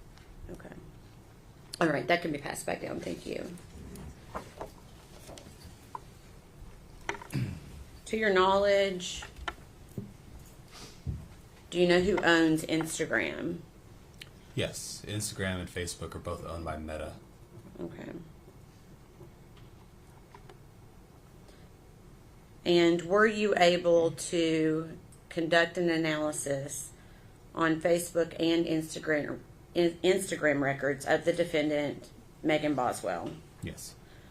And were these records obtained via a valid search warrant for those records? Yes. Okay.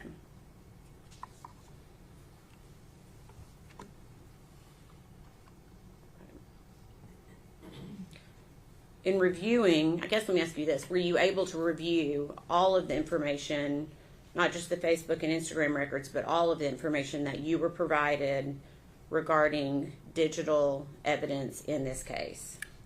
Yes, I reviewed a number of different phone extractions as well as search warrant returns. Okay.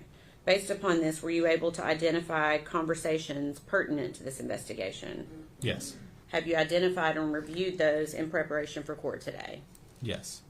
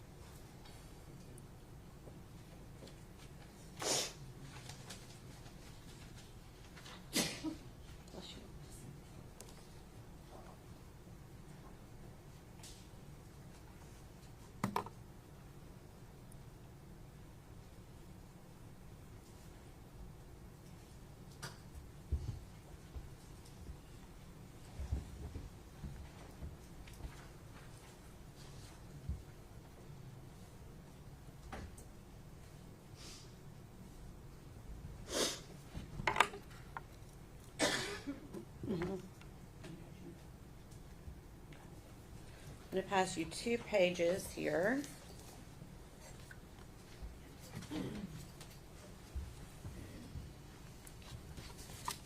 Take a look and see if you recognize that. I do. Okay. And what is it? So there are conversations that were located on Miss Boswell's Facebook account. Okay. And is it a conversation between the defendant and someone else? Yes. And who is the other person? It is Haley Spiro. Okay. And is that a fair and accurate representation of the conversation that you reviewed on Megan Boswell's Facebook search warrant extraction? Yes. Okay. And can you tell me the date of that conversation? This was on December 8th, 2019. Your Honor, at this time, we would ask that be admitted as exhibit number 231. Objection. Yes.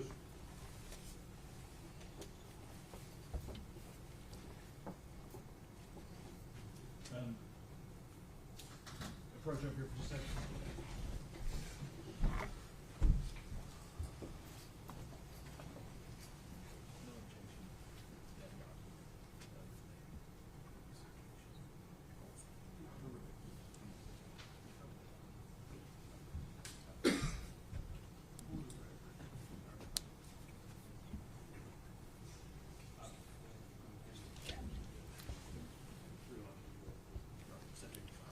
signature. I'll say that.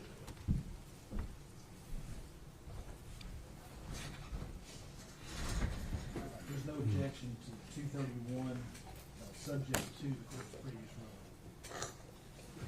ruling. And permission to publish, Your Honor? Go ahead.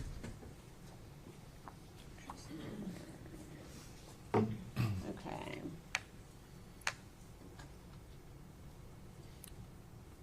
Agent Durant, is this the conversation we were just discussing? Yes. Okay. And can you tell me what the defendant states right after it shows that she called Haley on the phone? So the defendant states, I'll have to double check with her dad as her, or her dad has her, but I should have an extra. Okay. And then it goes to, I don't think I sent them all with him, but then again, I might have because I'm irresponsible. Okay, thank you.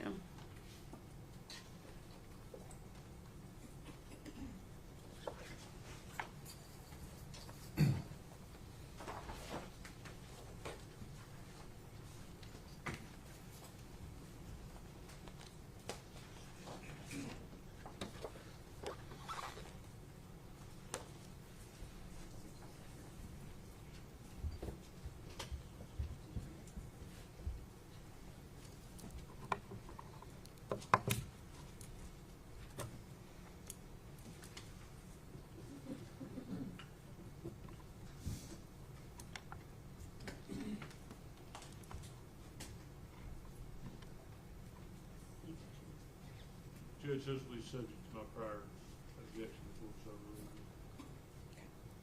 I'm going to pass you two documents. We're going to go through them one at a time.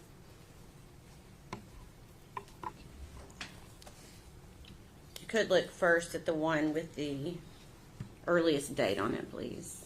Okay. And do you recognize that document? I do. And can you tell me what it is? So it's a conversation between the defendant, I believe it was Alexia Roop. Okay. And what's the date of that conversation? December 18th, 2019. Okay. And then for the second page that I handed you, who was the conversation with on that second page? So this one was, and also a conversation from that Facebook social media proceeds, also between the defendant and Alexia Roop. Okay. And what is the date of that conversation? That is December 27th of 2019. Okay. And are those both fair and accurate representations of the conversations that you reviewed on the defendant's Facebook search warrant extraction?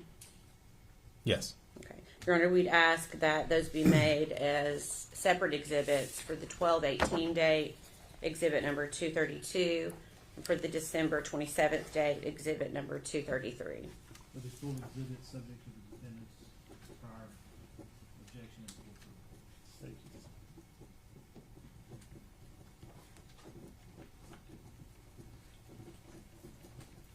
Thank you. Permission to publish.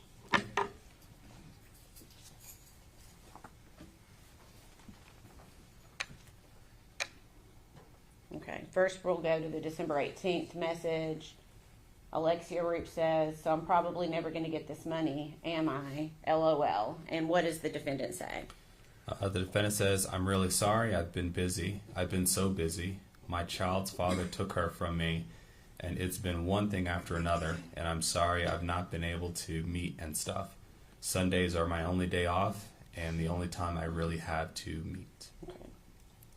And next, we'll go to the December 27th conversation. Mm-hmm. Alexia says to the defendant, you never sent it. And what does the defendant say? Defendant says, I honestly have to get a new one. Have to go get a new one. Can I give you my social? And you try that card. I put money on it again. And then Alexia says, yeah, I can try. And what does the defendant say? I'm sorry. I'm just so busy and like in a custody fight with Evelyn's dad right now. And I'm exhausted, to be honest with you. And I'm trying to keep up with everything as is. I'm really hoping we can get that prepaid card figured out. Okay.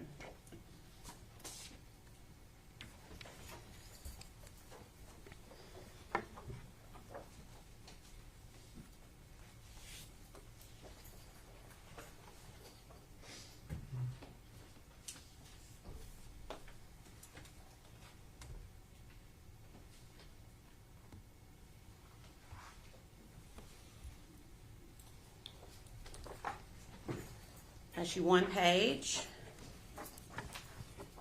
and ask if you recognize it. I do. Okay, can you tell us what it is? It's another conversation from the Facebook warrant between Miss Boswell and Jesse Rosenbaum. Okay, and is that a fair and accurate? Let me ask you, what is the date of that conversation? It's January 13th, 2020. Okay, is that a fair and accurate representation of the conversation as you saw it on that social media extraction? Yes. Okay, we'd ask that be made exhibit number 234. 234.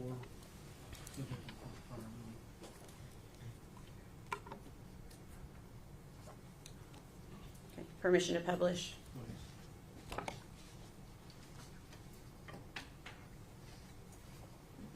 Okay.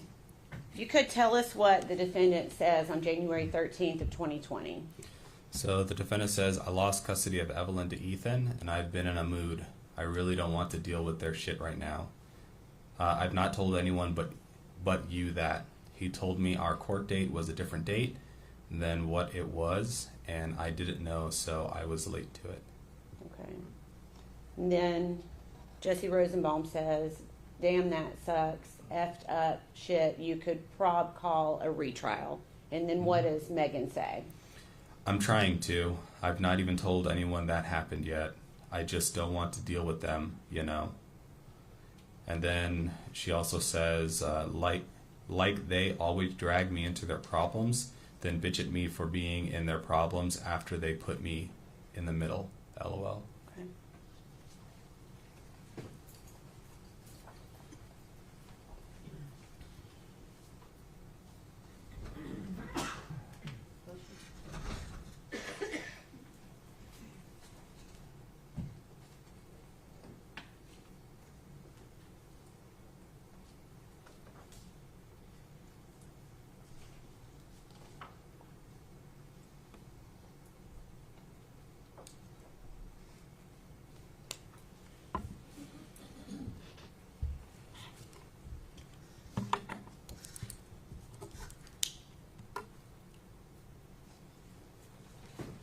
Handing you 2 pages. And ask the same thing if you can recognize them.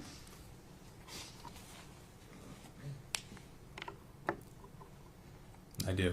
Okay. And can you tell us what it is? It's a conversation between Christopher Hall and Miss Boswell. Okay. And the date of that conversation? January 26, 2020. Is that a fair and accurate representation of how that looked when you analyzed Megan Boswell's Facebook extraction? Yes. We would ask that be made exhibit number 235. Exhibit 235.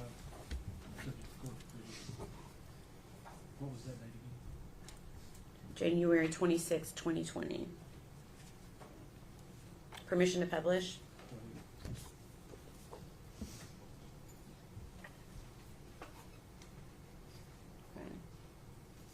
So Christopher Hall asks, how's Evelyn? And what does the defendant say? Defendant says, good, mean as fuck. And he says, aw. And what does Megan Boswell say? She says, she hates me. Okay.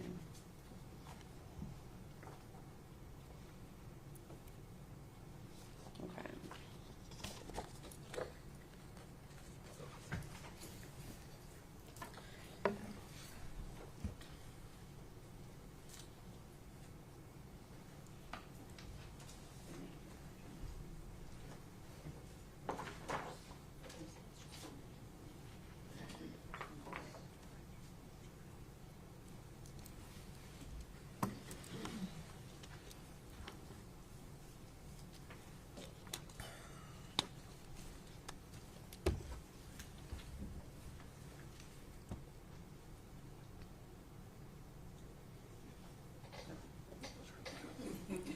May we approach your arm?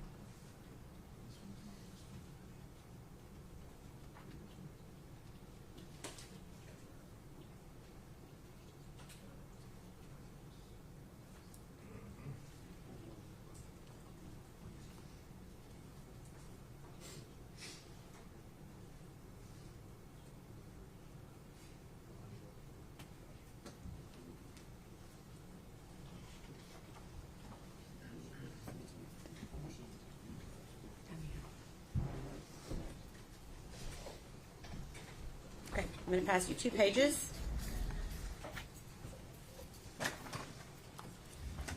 And ask if you can identify that. Yes. Okay, can you tell us what it is? So it's this was a conversation on Facebook between the defendant and Miss Shirley Lowry. Okay. And what was the date of that conversation? This was February 18th, 2020. Okay, is that a fair and accurate representation of the conversation from the defendant's Facebook extraction? Yes. We'd ask that be made exhibit number 236. The full exhibit 236.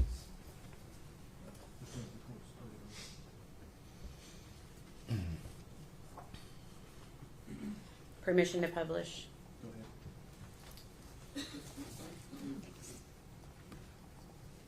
Okay.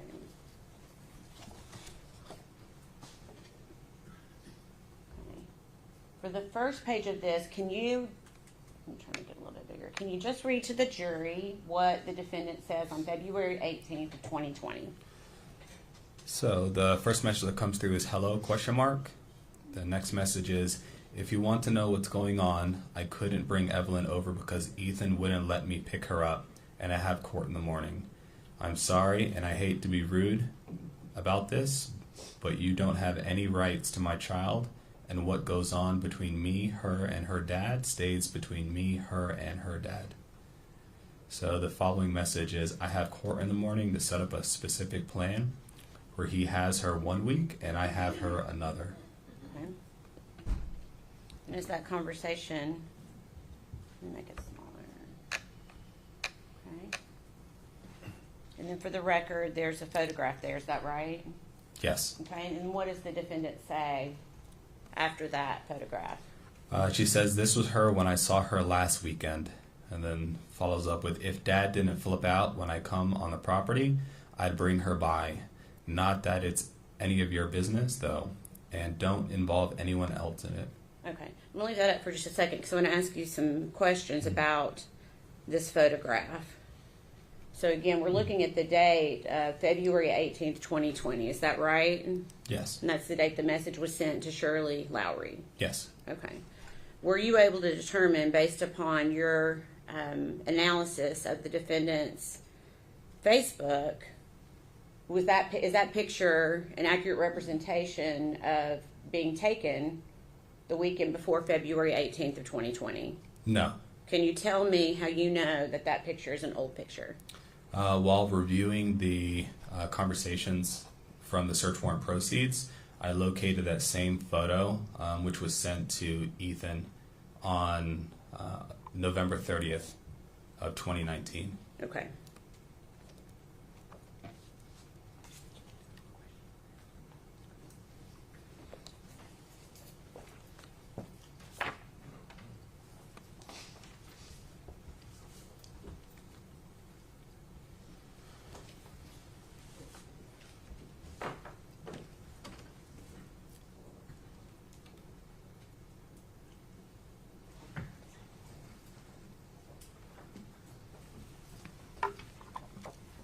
Okay. Same thing. I'm going to ask if you're able to identify that. Yes. Okay. Can you tell me what it is? It's a conversation between Kristen Arnett and the defendant. Okay. And is there a date on that conversation? February 22nd, 2020. Okay. Is that a fair and accurate representation of the conversation between the defendant and Kristen Arnett on that date from her Facebook proceeds? Yes. We'd ask that be made exhibit number 237. 237.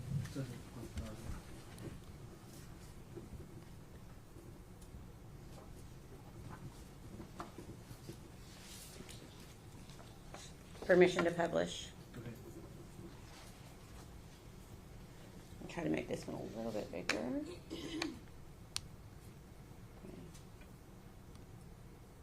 Christian Arnett says, honey, I pray that you come out of this. I pray you and that baby are both safe. All you got to do is be honest, honey. I'm praying so hard for you. And what does the defendant say in response? I am being 100% honest and trying to help find my baby. I was scared of the person who took her. Thank you. Okay.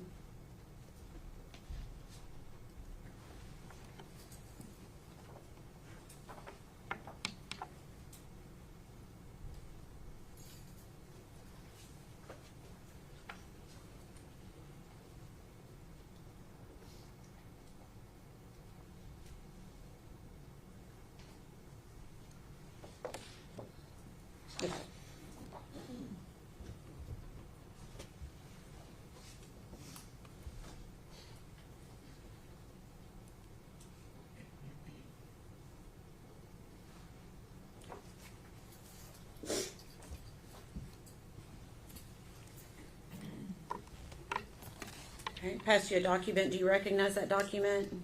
I do. Okay, what is it? This was a conversation between the defendant and Hunter. Hunter Wood? Hunter Wood, yes. Okay, and is there a date for that conversation? There is. It's December 27th of 2019. Okay, and is that a fair and accurate representation of the conversation as you viewed it during your analysis? Yes. We'd ask that be made exhibit number 238. Full exhibit 238, subject to court trial.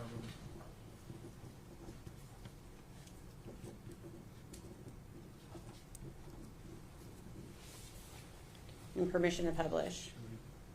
Okay. If you can, just tell us what the defendant says to Hunter Wood on December 27th and December 28th. On December 27th, the defendant says, "Text me again so I have your number. I ended up just swapping phones with her." And then follows on with, "Hey, I'm going to leave here soon. Ethan and I talked, and he's going to stay home." And then is followed by, he thinks that what would be best, also because I'm obviously not a very stable parent right now, and Evelyn doesn't want to come home with me. Okay.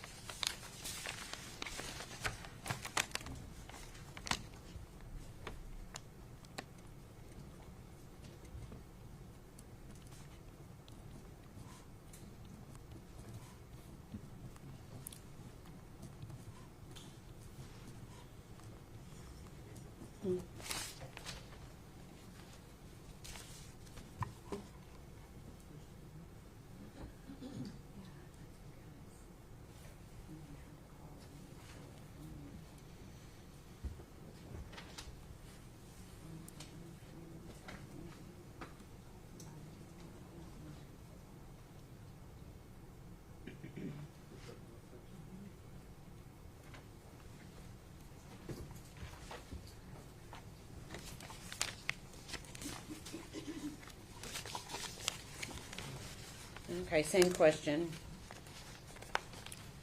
Yes, I recognize this.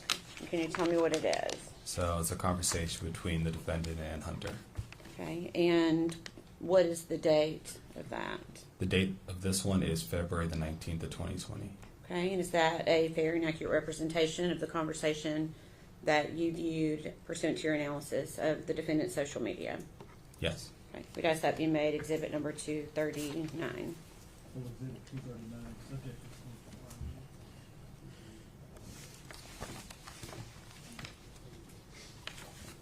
And permission to publish.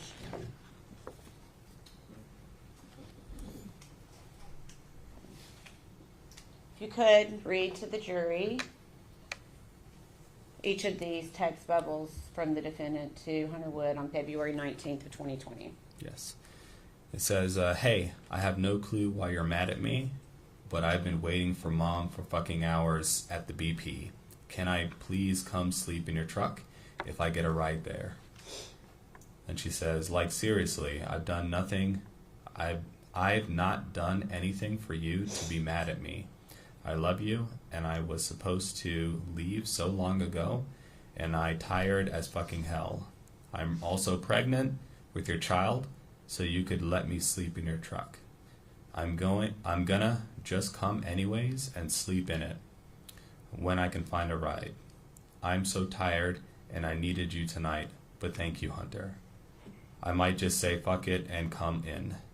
And then she tried to call and Hunter missed a call. And then the final one is I've tried to call. Okay.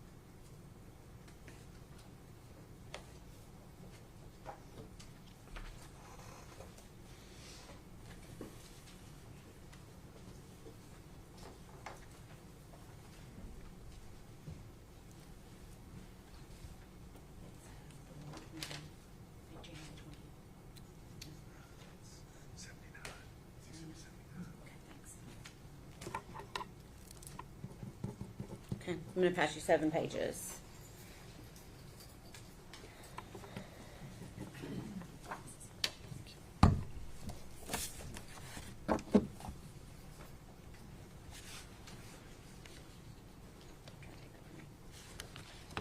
Take a moment to look through that.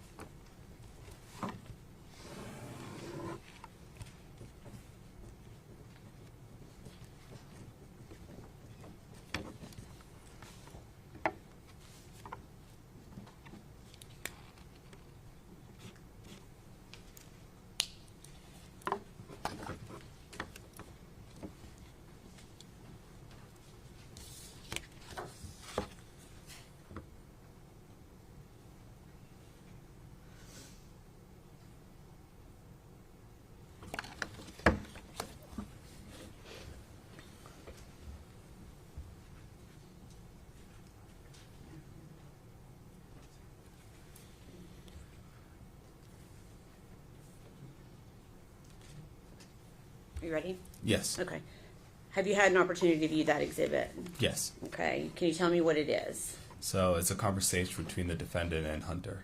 Okay. Hunter Wood? Hunter Wood. Yes. Okay. And is there a date on that conversation? Yes. February 22nd of 2020. Okay. And is that also a fair and accurate representation of the conversation as you viewed it when you did an analysis of the defendant's social media? Yes. We'd ask that be made exhibit number 240. He collected exhibit 240, subject to the court's trial.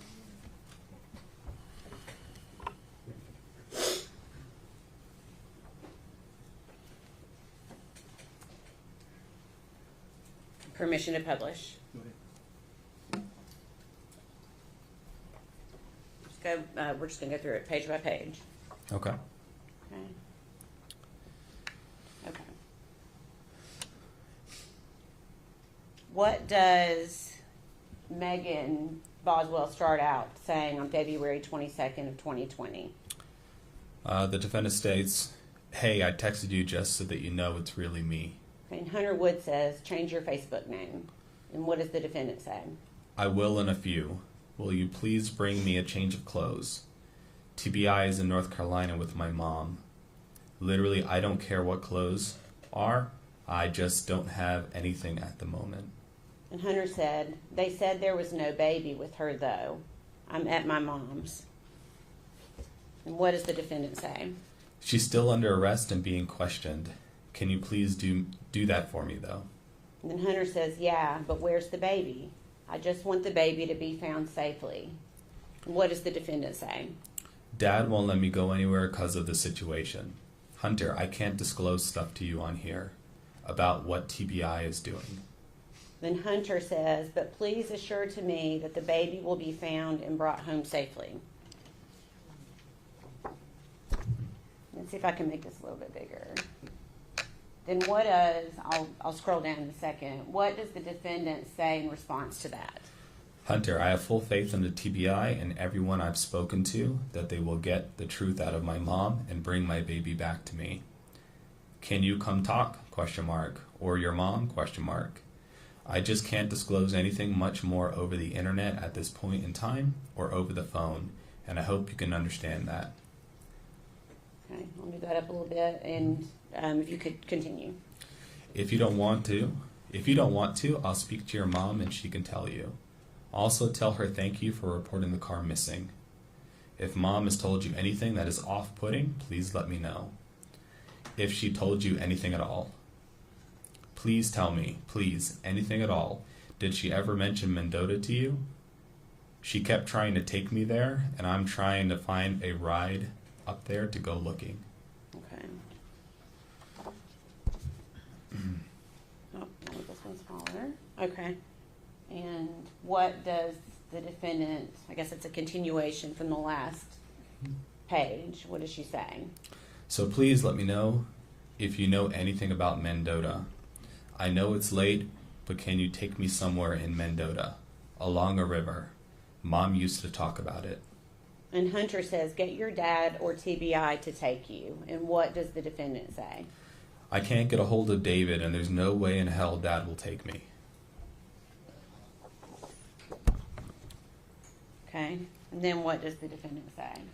David's not replying to me, probably because they're down in North Carolina dealing with my mother. And then Hunter Wood says, I'll contact Chris Wilhoit and see what he says to do. And what does the defendant say? Who is that? I don't know exactly where it is. And Hunter says, the leading TBI agent. What does the defendant say? I just know a river in Mendota. Someone told Dad they wanted to talk to him. Okay. And then what does the defendant say? Same place Mom got arrested for trespassing in Scott County, Holston River. And then Hunter says, what does that have to do with the baby? And what does the defendant say? Only place I know she might be connected with in Mendota. Dad is on the phone with someone right now. Something about who reported the car she saw. She says she would only talk to Dad and that she had important information. Okay. And what does she say on that last message? Dad's on the phone with her recording the call. This is the last page. I might have to make this one a little bit bigger. And then Hunter says, what did they say? And what does the defendant say back to Hunter? She said my mom dropped the baby off behind a church 3 days ago. They're looking into the church thing right now. She said a church off 394. I think she said Feathers Chapel. Dad talked to her. Not sire, but I'm losing my shit right now and have no one. I have to find Evelyn now. It's been 3 days already. What if she's cold and hungry? Okay, and then what does she say? Let me go up a little bit with where it starts. Hunter, please. Hunter, please. No one will take me to look for her mom. Had to have dropped her off somewhere. Please help me find my baby. And she continues, says, if you won't take me, I'm literally going to steal a car. I don't care. I'm sitting at Food City with the cops. Hunter, if she dropped her off 3 days ago, time is ticking fast. And she says, hey, TBI has some sort of update. I'm about to head up there now. I'll let you know. I'll let you and Melissa know. And then she ends with, are you up? ? Okay, thank you.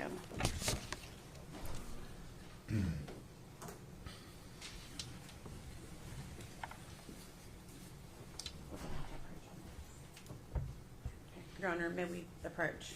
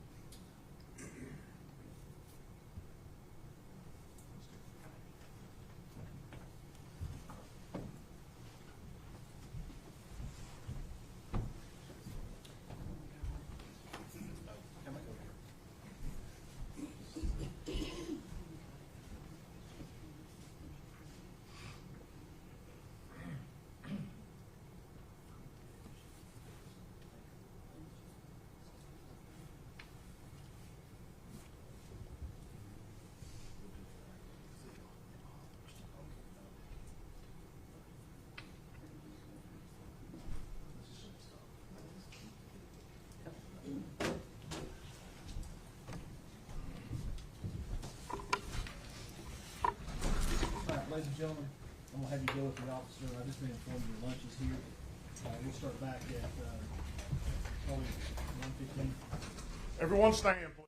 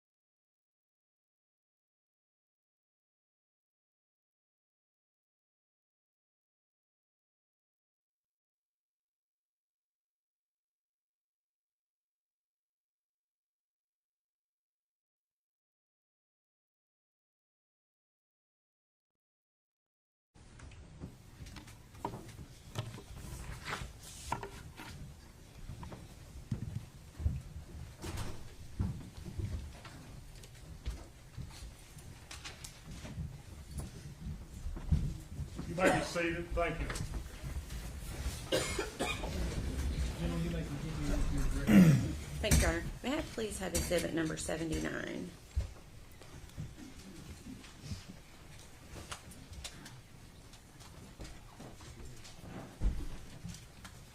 Thank you.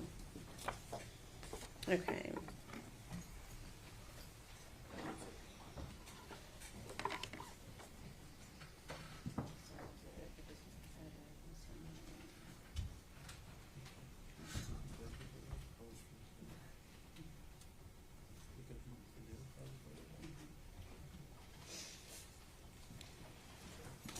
I'm going to pass you two documents. One has previously been marked as Exhibit 79. So for the one that's not marked, I'm going to ask if you recognize that. I do. Okay, can you tell us what it is? It was a image found on the social media returns of Megan and Hunter at Blowing Rock. Okay. And based upon your analysis, were you able to determine a date of that photograph being taken? Yeah, according to the search warrant proceeds, it was taken on or about January 20th of 2020. Okay. Your Honor, we'd ask that that photograph be made exhibit number 241.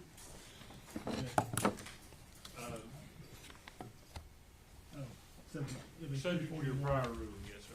Be exhibit 241, subject to court further.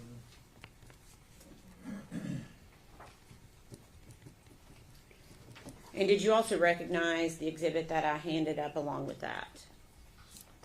Of the message? Yes. Yes. Okay.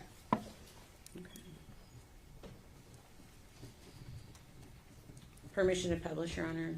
Go ahead. Okay. Okay. So, is this the photograph you were referencing Yes. a few moments ago, dated January 20th of 2020? Yes. Is that right? And based upon your work on this investigation, are you able to identify who the individuals are in this photograph? It appears to be the defendant and Hunter. Hunter Wood? Hunter Wood. It's kind of difficult to see it, but Okay. it's believed to be Hunter Wood. Yeah, I think it's always a little bit more difficult on these screens. Mhm. Okay, and then previously marked exhibit number 79. Did you also locate that in your analysis of the defendant's social media extraction? Yes, this appears to have been a message sent on Instagram from the defendant to Bailey. Okay, and was that also on January 20th of 2020? Yes. Okay. Were these sent together? Are you aware if they were sent together or not? Yes, I think the photo came through first, and then the message came through right after the photo, but they were sent pretty much at the same time. Okay.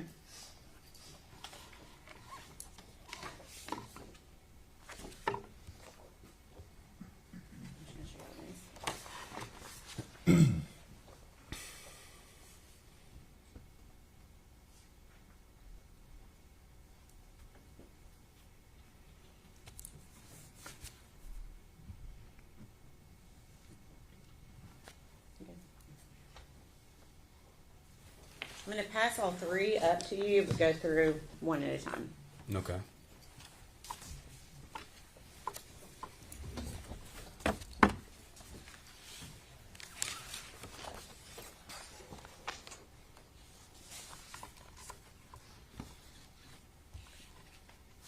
Do you recognize each of those photographs? I do. Okay. And we'll go through them one at a time. The first photograph, what is that photograph of? The first one I have is of essentially an image of a house Okay. with the text, "So excited for our new home." It appears that Hunter is in that photo. Okay. And were you able to determine the date that that photo was taken? Yeah, so this one was taken on or about February the 16th. Okay. Your Honor, we would ask that be made exhibit number 242. Exhibit 242, subject to court further. And again, that came from the defendant's social media extraction? Yes. Okay. So on Instagram. Okay. On Instagram. Okay. Permission to publish, Your Honor? Go ahead.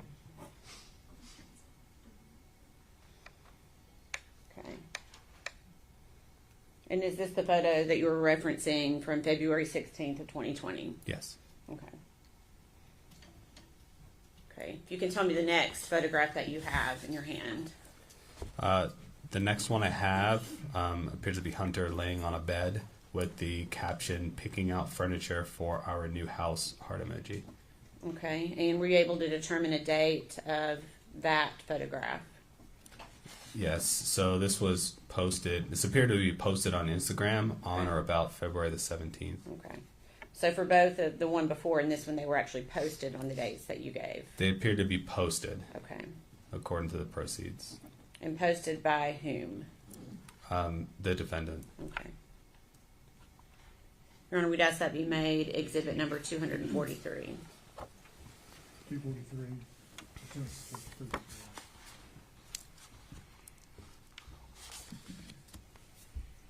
And permission to publish.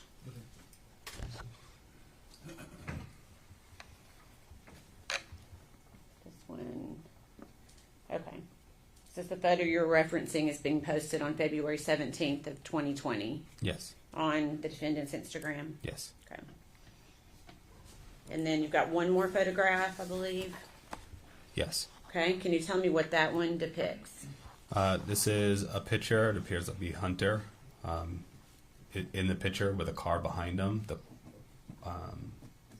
caption at the bottom says, "So proud of my baby!" Exclamation point. New 2020 High Country. Okay. And are you able to determine the date that that was posted? Yeah, this appeared to have been posted on or about February the 18th. Okay.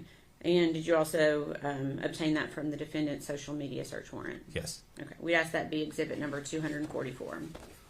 Full exhibit 244, pursuant to court's position. And permission to publish. Go ahead. So is this the photo you're referencing that the defendant posted on February 18th of 2020? Yes. Okay.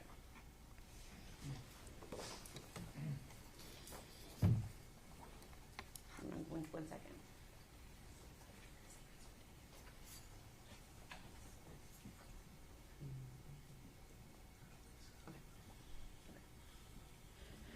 Were you also asked to review the defendant's social media records regarding Ethan Perry?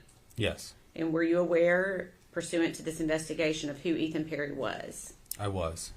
Okay. And did you actually review communications between the defendant and Ethan Perry? I did. Can you tell the jury a summation of what you noticed regarding their communications? Objection.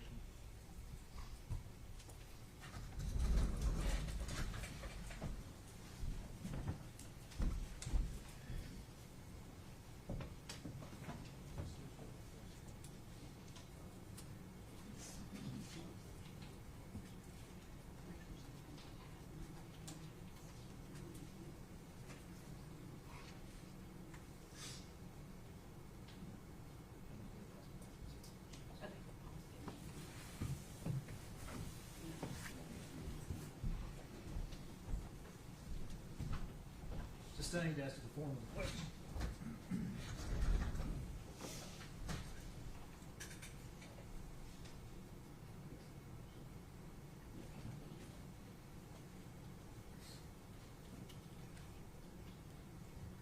Okay, let me ask it a different way. Can you please give us, based upon your review of their communications, a pattern of behavior by the defendant to Ethan Perry? Yes. So in the communication between the defendant and Ethan Perry, the defendant sent Perry a lot of messages, and probably at least a dozen messages every day from November 1st and onwards. So there were regular updates about Evelyn throughout those communications, and there were photos posted of Evelyn during those communications as well. And the communications went until about December 3rd.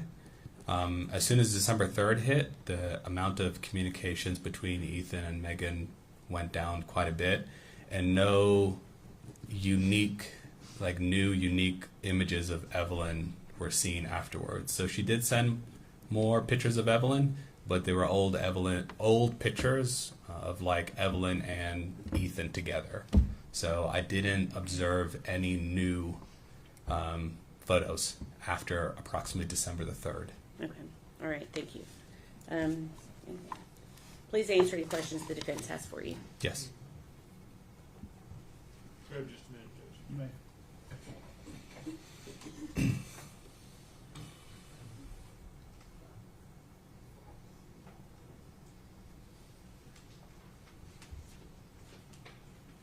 No questions. All right. Is he free to go, or does he need to be subject to recall? There's a potential for recall, but if so, we will get in touch with him and let him know. Agent Grant, you're finished right now with your testimony. You are being subject to recall. You don't have to sit here at the courthouse, but make sure they can get a hold of you fairly quick. Yes, sir. Thank you. Thank you. Attorney next. State would call Marla Gray.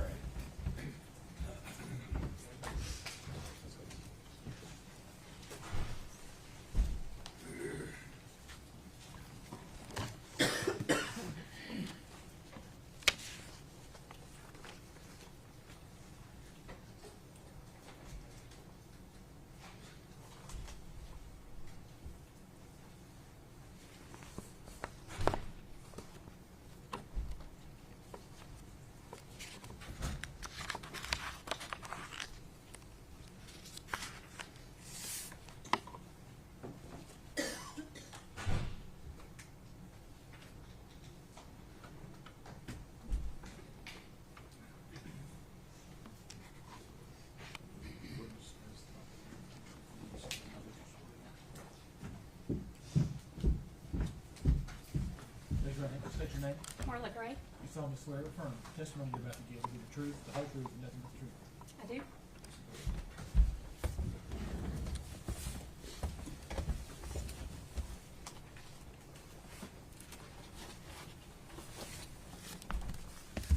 Good afternoon. Good afternoon. You are Marla Gray, is that correct? That's correct. And where are you employed? I am employed at the Tennessee Bureau of Investigation, the Knoxville Crime Lab. And what is your position there with the TBI? I am a special agent forensic scientist supervisor, and I'm assigned to the forensic biology unit.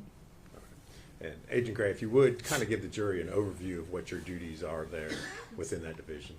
So we analyze evidence for the presence of bodily fluids and skin cells, and then we determine who those fluids or skin cells belong to, doing DNA analysis. Okay. And what sort of educational background do you have that allows you to perform these duties? I have a Bachelor's of Science degree in biology from the University of Tennessee in Knoxville. I have also completed the in-house training program that is set forth by the TBI. And have you had specific training relating to serology and DNA analysis?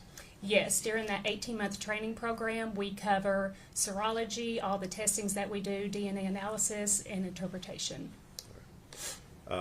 Approximately how many examinations would you say you've performed over your years in the TBI? Yeah, I've been there for 14 years, and in that time, I've worked almost 1,600 cases. Do you hold any certifications? I do not. Okay. Does the TBI provide technical equipment that you're able to use in the performance of your duties there? Yes, they do. All right. And is this equipment standard across the state and within the scientific community? Yes, it is well known, not just across the state, but in forensic labs all over the world. Have you been qualified to testify as an expert witness in the criminal courts here in Tennessee? I have. And in fact, have you been qualified as an expert here in Sullivan County? I have. All right. And after having been qualified as an expert witness, have you then gone on to give testimony as an expert witness? Yes, I have. And was your qualification as an expert in the field of serology and DNA analysis? Yes, or in forensic biology, which encompasses both of those. All right. Judge, we would tender Agent Gray as an expert in the field of serology and DNA analysis. Judge, I agree, she's an expert. All right. Should be deemed to be an expert in the field of serology and DNA analysis.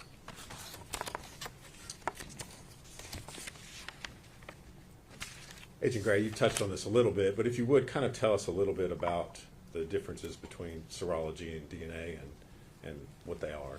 So serology is the screening process. When evidence comes in, we're determining if we're looking for blood, semen, or saliva, and then we'll take a portion of that through the DNA analysis. If it's an item that's been handled, we're not looking for a fluid, but we're looking for skin cells that were left behind. All right. And what sorts of things are you looking for when you perform those types of analysis? For, say, blood cases, we're looking for tests that change color, that indicate blood, and then we'll take that through the DNA process to generate DNA profiles for comparison. All right. And obviously you work in a laboratory down there in Knoxville, correct? I do. Do you all have a process for how you handle evidence that comes into the lab? Yes, we have policies and procedures that we follow. So in instances, every piece of evidence is worked one at a time. We don't have multiple items out at the same time. We wear lab coats, masks, gloves. Gloves are changed between every piece of evidence. Items are cleaned between touching evidence. Butcher paper is put out. Okay. And each case, is that assigned a specific case number within the lab? Yes, so when evidence comes in, the evidence receiving unit will give it a unique laboratory case number. All the evidence that is associated with this case will have that number, and all the requests for exams that come in. That way we make sure they match. All right. And I assume that you make sure that evidence, before you perform any testing, is secured and has not been tampered with in any way. Yes, before it is accepted into the lab, the evidence receiving unit will make sure that it is in a sealed condition. And then when we get it to analyze it, we also double check that it is in a sealed condition before we begin our testing. All right. Agent Gray, you were asked to perform numerous tests on evidence in connection with the Evelyn Boswell case. Is that correct? Yes, that's correct. All right. And you received items in the lab on several different occasions. That be correct? Yes, that's correct. Okay.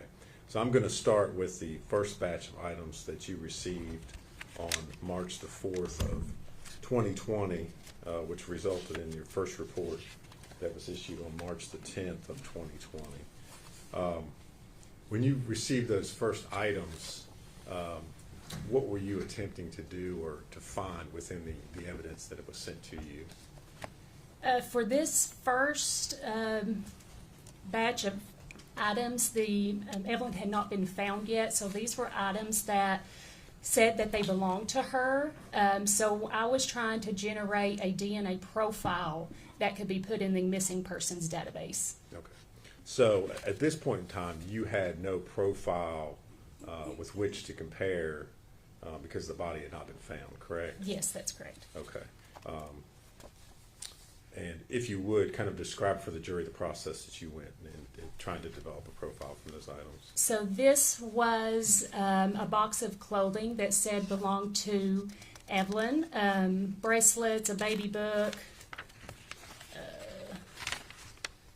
stuffed animals. There was also items that were submitted from different areas that had been collected from previous investigations. So with looking for something I could generate a profile from, I was looking at the neck area because babies drool, so I thought that would be a good source of DNA.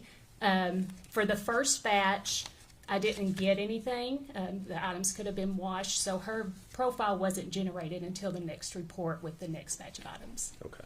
And specifically, which item you mentioned that you were looking for drool? Which item were you testing in that first? For the first report, it was the first birthday shirt from the baby box. Okay.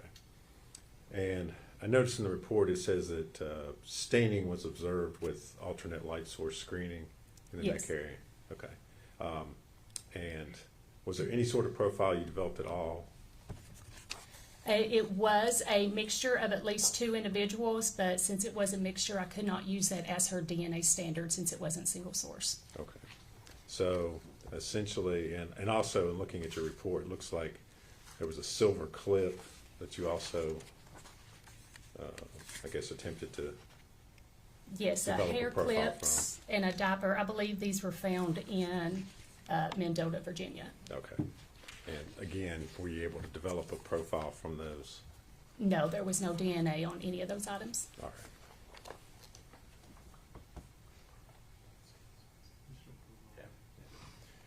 Agent Gray, I'm going to pass you a document and ask you if you recognize it.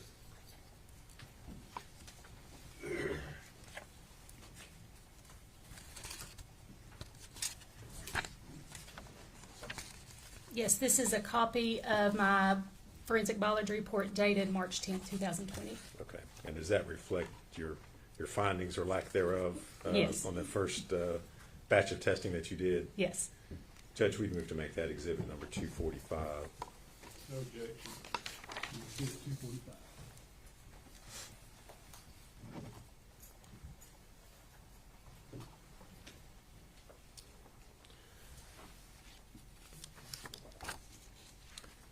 Now, Agent Gray, I want to ask you about another report. You were aware of an item of evidence, which was a trash can that was collected from the scene. Is that correct? Yes. And if there are, I guess, different disciplines or different testing that's going to be done, for instance, if an item is going to be tested by forensic biology division as well as latent fingerprints, is it possible that a piece of evidence would be sent between the labs? Yes, the Knoxville Crime Lab does not have a latent print unit, so all evidence that requests latents are sent to the Nashville lab. Okay. And so specifically in this case, was the trash can being sent to latent prints to have prints done? Yes. All right. And as a result of that, did the Nashville lab collect some swabs from the trash can in order for you to perform DNA testing at a later date? Yes, Dr. Christina Proctor collected swabs for me to test later.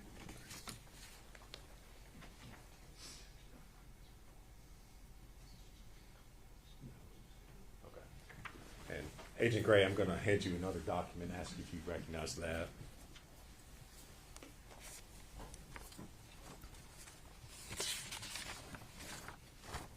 This is a copy of the report that was written by Christina Proctor stating the areas of the trash can that she swabbed. Okay. So that just reflects the fact that they did in fact collect swabs from the trash can. Is Yes. that correct?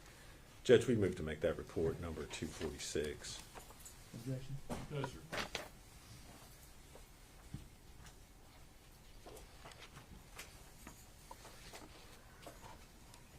Be 246. All right. Agent Gray, the next batch of items that you tested, those were items that had been taken from the trash can and from trash bags that were found in the area where the victim was located. At the point in time which you began your testing on these items, had you received additional information as far as the profile of the victim was concerned? Yes, I received a call from Special Agent Brian Fraley the night that Evelyn was found regarding her condition, and they were just making sure that a body could generate a DNA profile after it had decomposed that badly. Okay.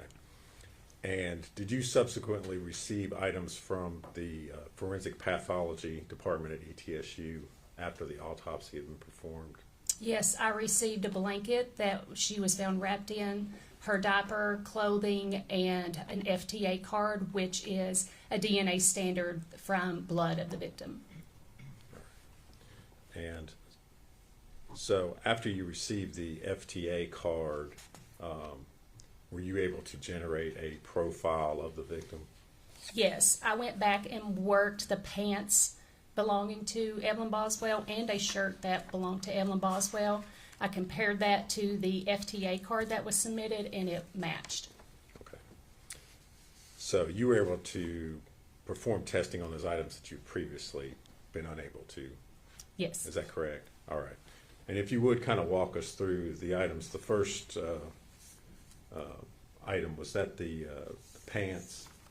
Are you looking at the report March 11th? Yes, Okay. I am. Sorry. Yes. Yes. Item 1D. Sorry. Yeah, the that was the pants. pants. Okay. What were your findings in regards to the the pants that have been submitted? So I tested the inside waistband, looking for skin cells that had rubbed off her waist area, and it matched. The DNA profile was consistent with a mixture of at least 3 individuals, but the major contributor matched Exhibit 14A, the FTA card from the unidentified female, and then Exhibit 13A, Megan Boswell, was excluded. Okay.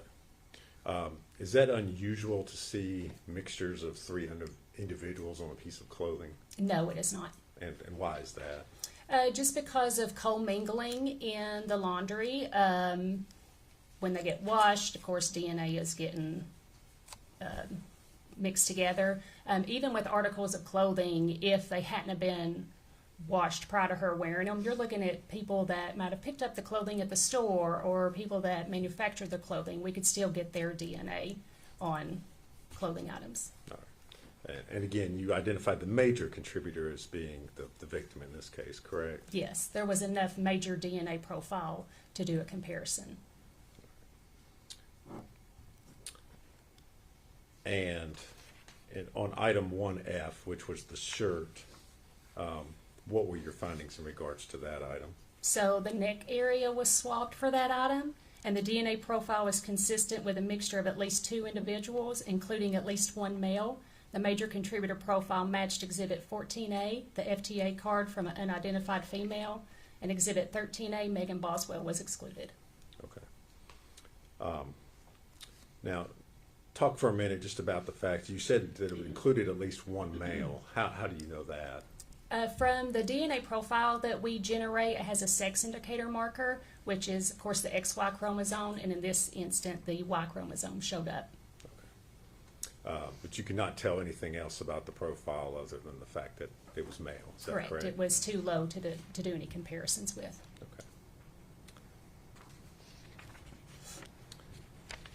Were there any other items that were tested as part of your report that was done on March the 11th, 2020? No, this one was just the pants and the buckle standard from Megan Boswell and the FTA card from the unidentified female. And then this report was given to the ME for identification purposes. Okay. So that was the purpose of your testing Yes. in this report. Okay. And you prepared a report that you then sent to the medical examiner's office? Yes. All right.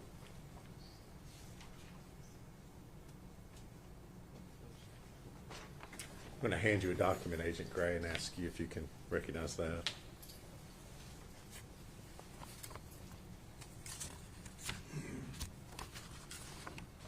Yes, this is a copy of the report dated March 11th, 2020. And is that a true and accurate copy of the report that you prepared of your findings? Yes. On that day? Judge, I move to make that exhibit number 247. Any objection? No, sir. Full exhibit 247.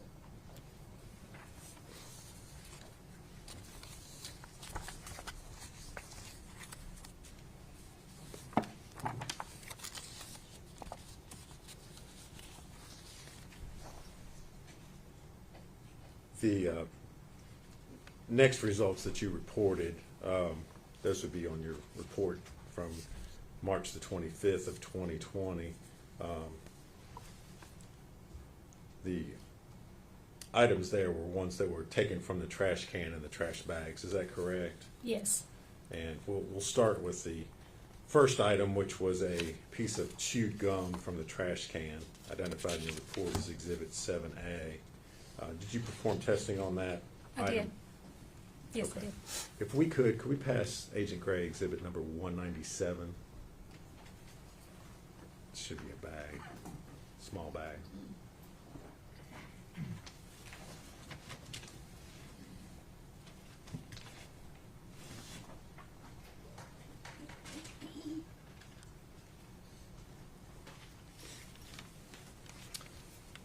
Agent Gray, will you take a look at that and see if you recognize it?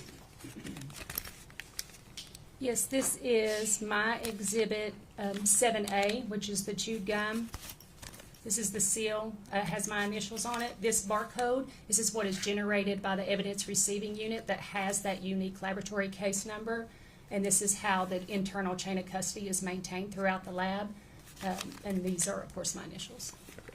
You recognize your initials there on that item? Yes. All right. Did you perform analysis on that particular item? I did. And if you would, tell us what the results were that you obtained. The DNA profile matched Exhibit 13A, Megan Boswell.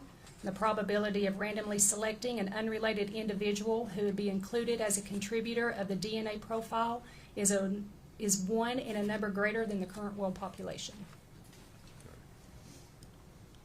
Any other profiles besides that? No, that was a single source profile. Okay. And thank you. If we could hand her exhibit number 217. Again, should be a bag.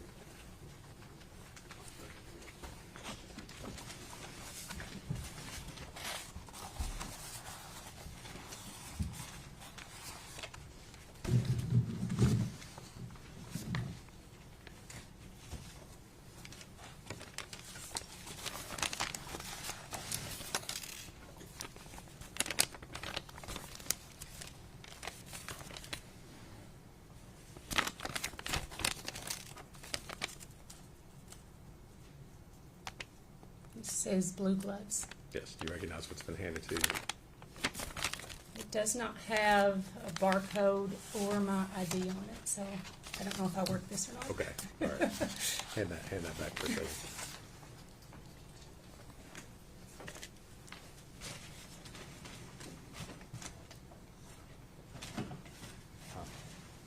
I'm gonna come back to that.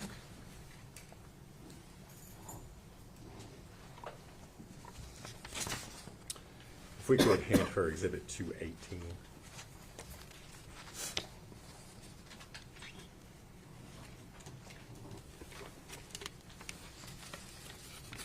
You recognize that item? Yes. And what is it? This is my Exhibit 18A, which was a cold and cough medicine bottle. There's the barcode that is generated by the TBI and the seal that I placed on it after I was done with the evidence. Okay. And did you perform analysis on that particular item? I did. And if you would, tell us what the results were of your analysis. The outside of the bottle was swabbed. A limited DNA profile was obtained and is consistent with a mixture of at least 2 individuals, including at least 1 male. Due to the limited profile obtained and the unknown number of potential contributors, interpretation is inconclusive. All right.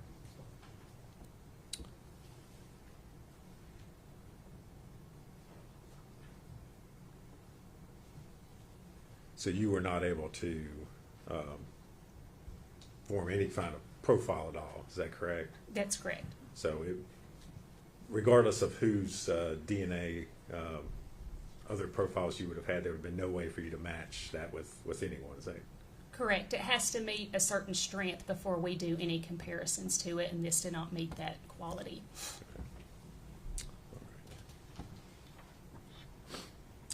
And can we next hand her exhibit number 200?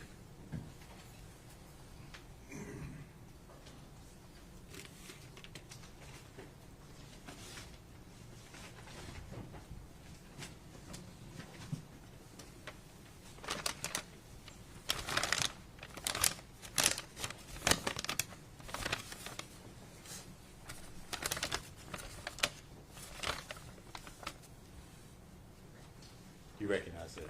Yes, this is my exhibit number 19A, which is a Dasani water bottle. Here's the TBI barcode, and this was the seal that I placed on it when I completed it. Okay. And did you perform analysis on that particular item? I did. And what were your findings? So the mouth area and inside of the cap was swabbed for testing. The DNA profile is consistent with a mixture of at least 2 individuals. The major contributor profile is consistent with Exhibit 13A, Megan Boswell. It also had World Pop stats, and the minor profile was inconclusive. Okay.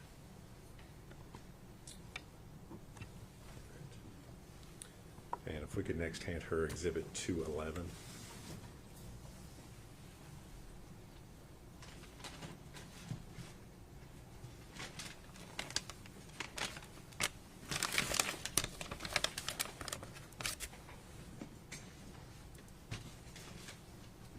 Do you recognize that? I do.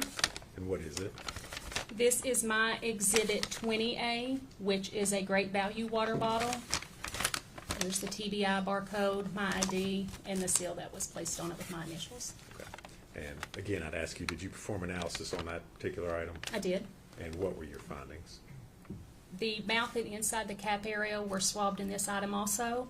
The DNA profile is consistent with Exhibit 14A, Evelyn Boswell, with World Pop Stats.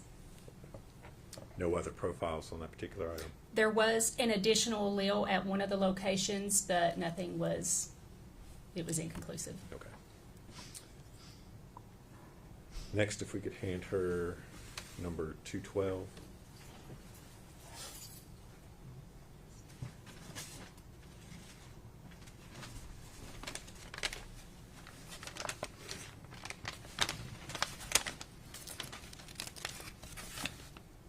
Do you recognize that item? I do. This is my Exhibit 22A, which is a Misty water bottle. The TBI barcode with my ID and the seal that was placed on it when I was finished. And did you perform analysis on that piece of evidence? I did. And what were your findings? So once again, the mouth area and the inside of the cap was swabbed for testing, and the DNA profile matched Exhibit 13A, Megan Boswell, with World Pop Stats. And next, we could hand you Exhibits 213.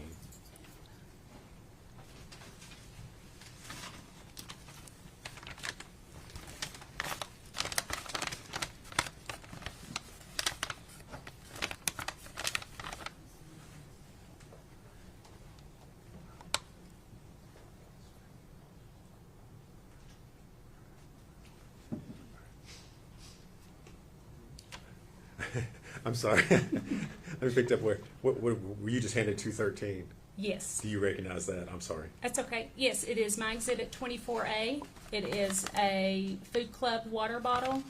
Here's the TBI barcode label and my seal that I put on it when I was complete. Okay. And did you perform analysis on that particular item? I did. And what were your findings? So once again, the mouth area and inside the cap was tested. Quantification results did not indicate a sufficient amount of human DNA for analysis, so no further testing was performed. All right. And next, if we could hand her 223, which should be one of the pillows.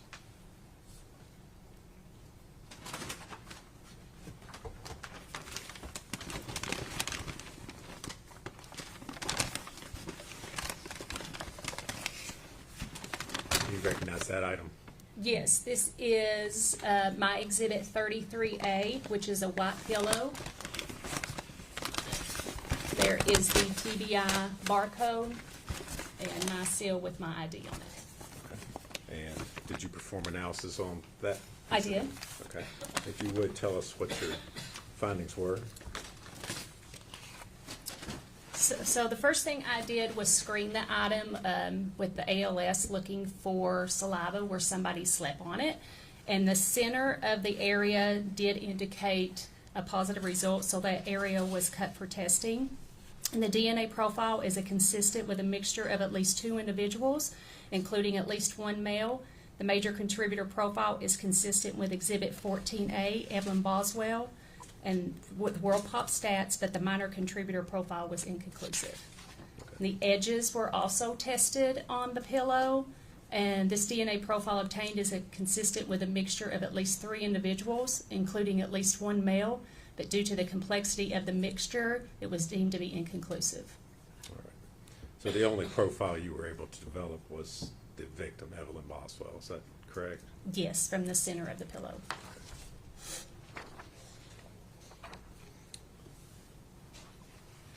We could hand her exhibit number 224 next. It also should be a pillow.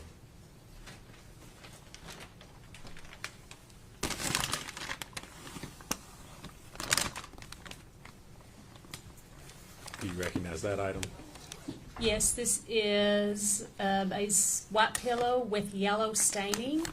Here is the TBI barcode with my ID, and down here is the seal that was placed on it after I was finished.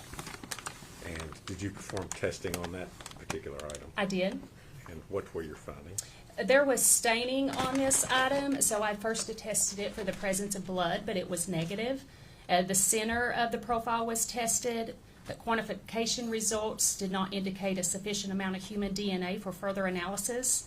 And the edges of the pillow were tested, and a limited DNA profile was obtained, but due to the limited profile, interpretation was inconclusive.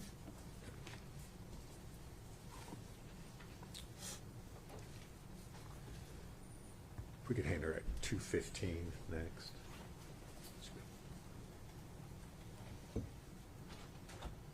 This be a bottle.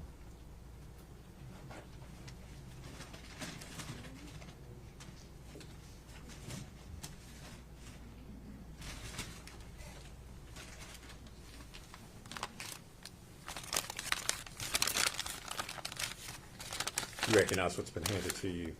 I do. This is my Exhibit 39A, which is a Nuke baby bottle with contents. Here is the TBI barcode and the seal that I placed on it. Okay. And did you perform analysis on that baby bottle? I did. And what were your findings? So the nipple area was swabbed, and the DNA profile matched Exhibit 14A, Evelyn Boswell. And the sides of the bottle were also swabbed. The DNA profile was consistent with a mixture of at least 2 individuals. The major contributor profile was consistent with Exhibit 14A, Evelyn Boswell, and the minor contributor profile was inconclusive.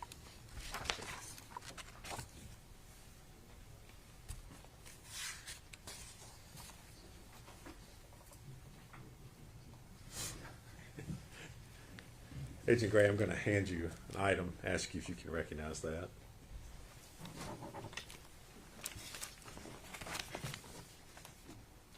Yes, this is my Exhibit 9A, which is blue latex gloves with hair. This is the TBI barcode and my seal on the top. Okay. And did you perform analysis on that item? I did. Okay. And what were your findings in regards to that? Inside this bag are 3 blue latex gloves. The inside of glove 1 was a limited DNA profile of at least 2 individuals, including at least 1 male. Due to the limited profile obtained, it was inconclusive.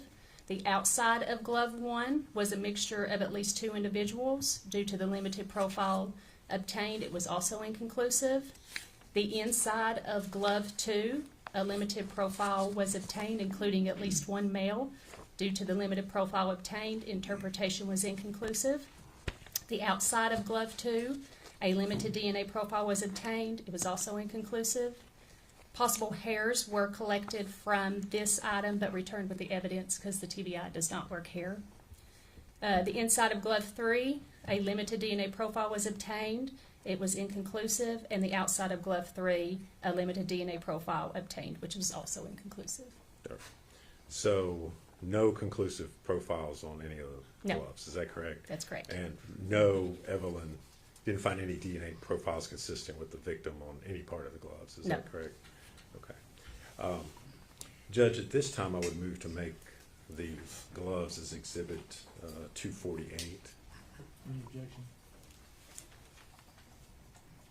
I guess she probably needs to, I don't think, did you open those up? I didn't. Okay. Do you care to open those Oh, up? yeah.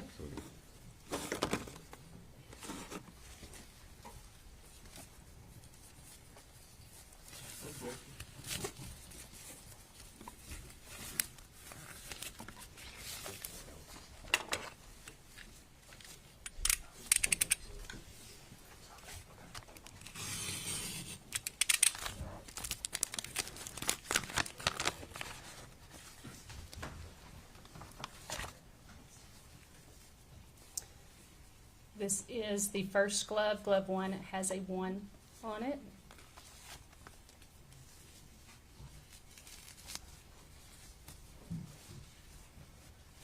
And this is glove number 2.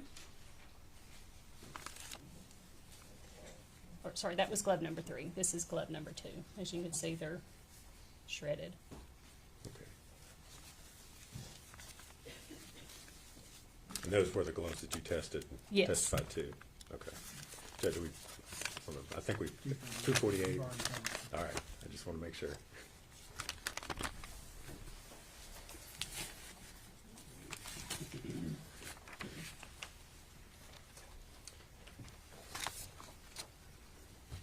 Agent Gray, did you prepare a report of your findings in regards to those items? I did. And I'm going to hand you a document.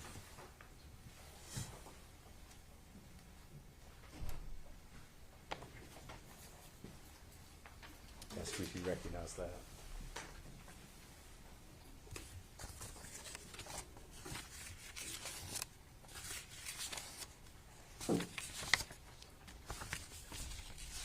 Yes, this is a copy of my forensic biology report dated March 25th, 2020. Is that a true and accurate copy of your report that Yes. you issued on that date? Judge, we move to make that exhibit number 249. Any objection? No, sir. To full exhibit 249.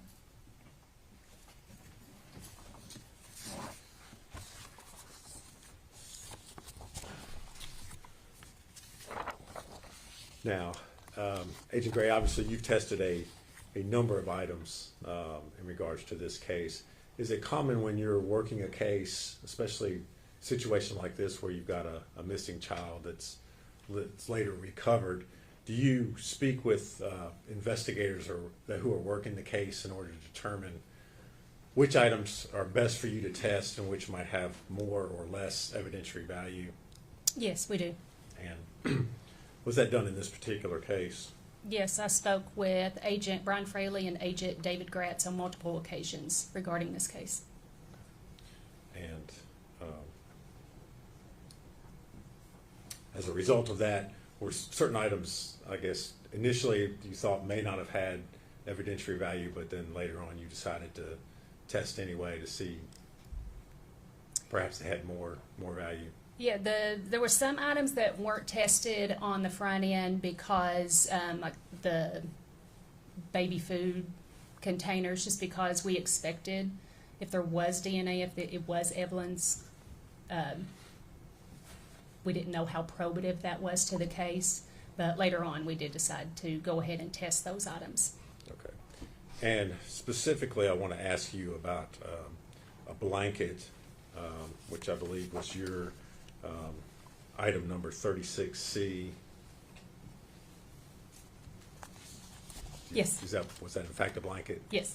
And was that item initially not worked due to the amount of, or why was that, let me ask you this way, why was that item not initially worked by you?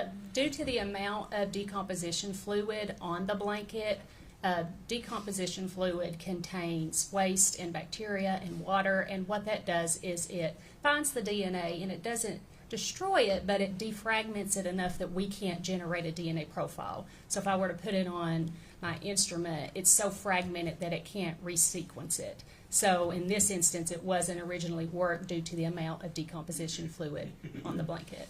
All right. Did you all ultimately make a decision later on to take a shot at it, I guess? Yes, after speaking with Special Agent Gratz, we decided to only see if there were areas that were not stained and possibly get DNA off of that. So I tested the areas that didn't appear to have decomposition fluid on it and did not test the stained areas. Right. And were you able to develop any sort of profiles as a result of your testing? It was a limited DNA profile that was a mixture of at least 2 individuals, but due to the limited profile obtained, it was inconclusive.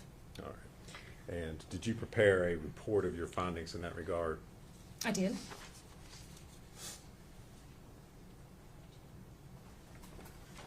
I'm going to hand you a document, Agent Gray, and ask you if you can identify it.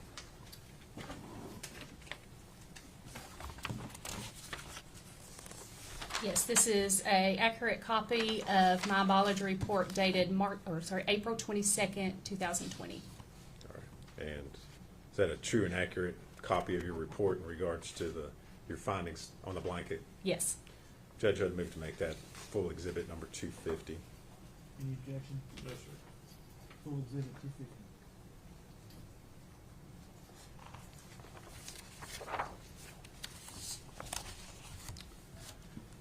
Agent Gray, the next item I want to talk about is the foil sheeting. Talk a little bit about the condition of the foil as you received it there in the lab. We received it. was heavily stained with orangish brown fluids or staining. There wasn't a lot of staining or areas that were not stained. And there were pieces that were wadded up together, but I think there were 5 pieces in total. Okay. If we could hand Agent Gray exhibits 201 and 203.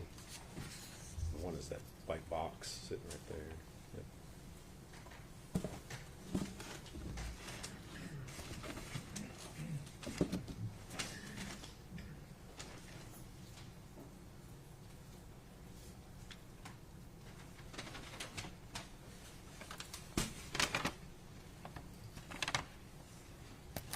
You recognize those items?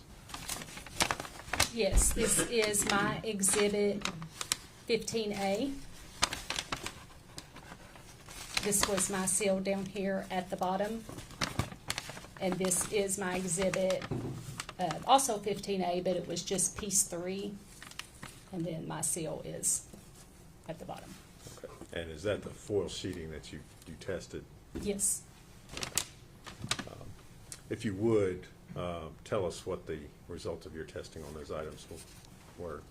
So for all of the foil sheeting, presumptive testing, chemical testing indicated the presence of blood, but presumptive immunological testing did not indicate the presence of human hemoglobin, which is a component of human blood. And for all of the stained and non-stained areas, which were 10 areas total that were tested, the quantification results did not indicate the presence of human DNA. So these items were sent to the latent print laboratory.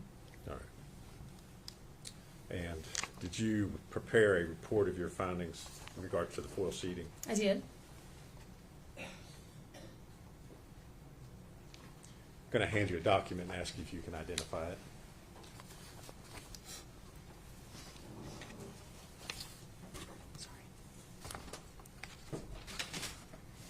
This is a copy of my report dated March 12th, 2021. All right. And is that a true and accurate copy of your findings in regards to the foil sheeting you've just testified to? It is. Judge, I'd move to make that exhibit number 251. Full exhibit 51.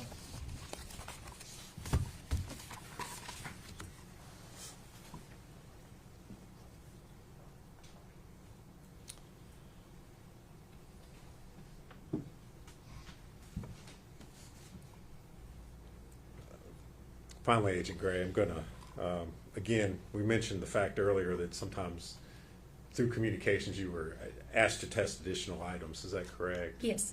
And this last batch of testing that you did, there's also some additional material that was found in the trash bag, where the victim's body was recovered. Is that correct? Yes, there was a black spoon, some Gerber baby food. One was a apple mango strawberry flavor, the other was a banana blueberry flavor, and then there was a tissue. Kind of walk through these one at a time. You mentioned a black spoon. What were your results in regards to that item? So the mouth area was swabbed for testing, and quantification did not indicate the presence of human DNA, so it was not taken any further. Okay. And what about the Gerber apple mango strawberry baby food? The sides of the pouch was swabbed. There was still food on the mouth area of the swab, so I stayed away from it just due to bacteria and focused on the sides of the swab, the sides of the pouch. And quantification was inconclusive for the presence of human DNA, so no further testing was performed. And what about the Gerber banana blueberry baby food? So once again, the sides of the pouch were swabbed, and quantification did not indicate the presence of human DNA. All right. Could I see Exhibit 164?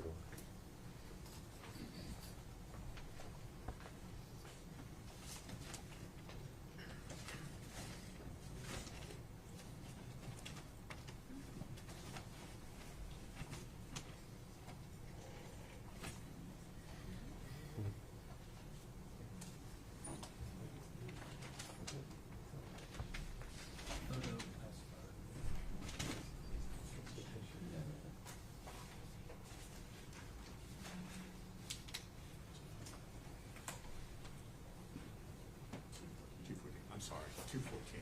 I'm sorry, wrong number. 214. I want to see it first, yes.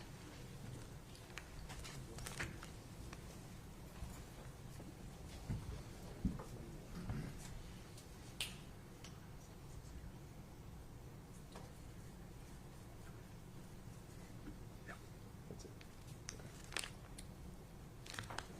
Okay. Agent Gray, I'm going to hand you what's been previously introduced as Exhibit 214. Ask you if you recognize that. Yes, this is my exhibit 37A, which is a tissue. Here's a barcode. Okay. And did you perform analysis on that particular item? I did.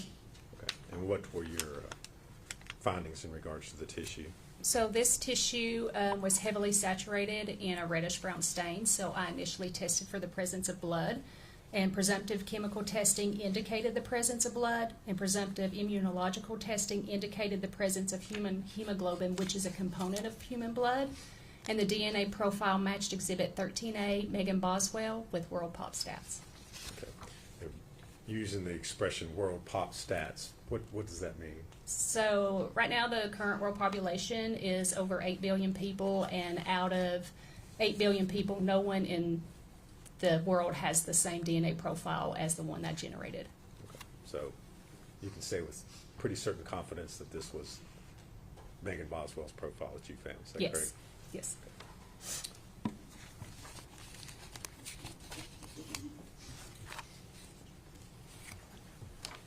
Agent Gray, I'm going to hand you a document and ask you if you recognize that one.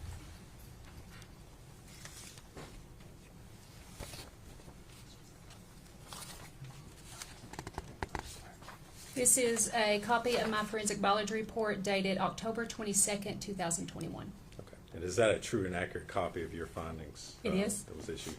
Judge, I would move to introduce that as Exhibits 252. Full exhibit 252.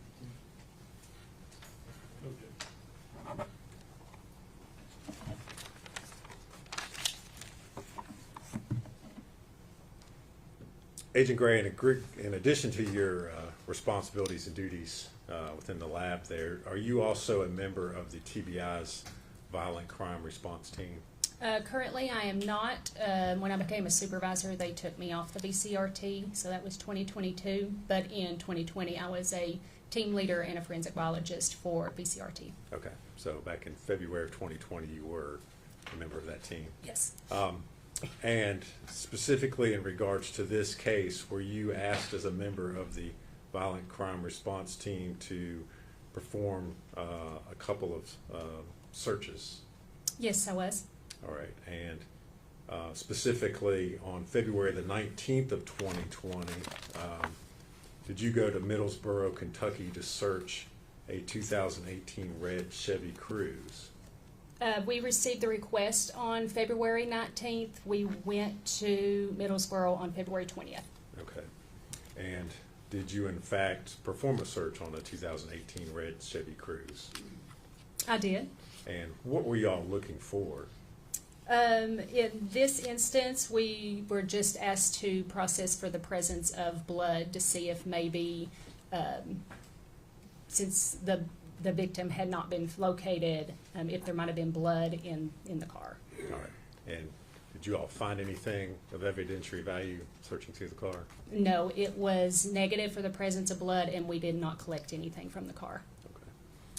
And subsequent to that, did you also receive a request around February the 28th of 2020 to search a mobile home that was located at 967 Sugar Hollow Road in Blumpville, Tennessee?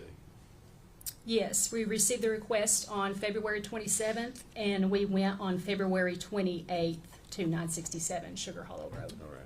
And again, what were you searching for there at that location? At that location, we were searching for the presence of blood, and we were also searching for Evelyn.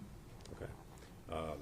Find anything of evidentiary value at that location? No, everything was presumptively negative for blood, and we did not collect any evidence. VCRT did not collect evidence. 1 second, Judge.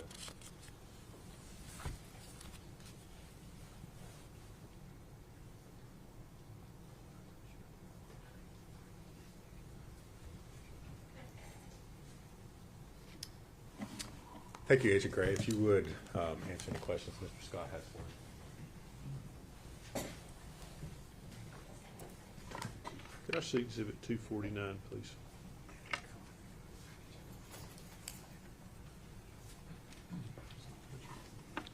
No, it's the report.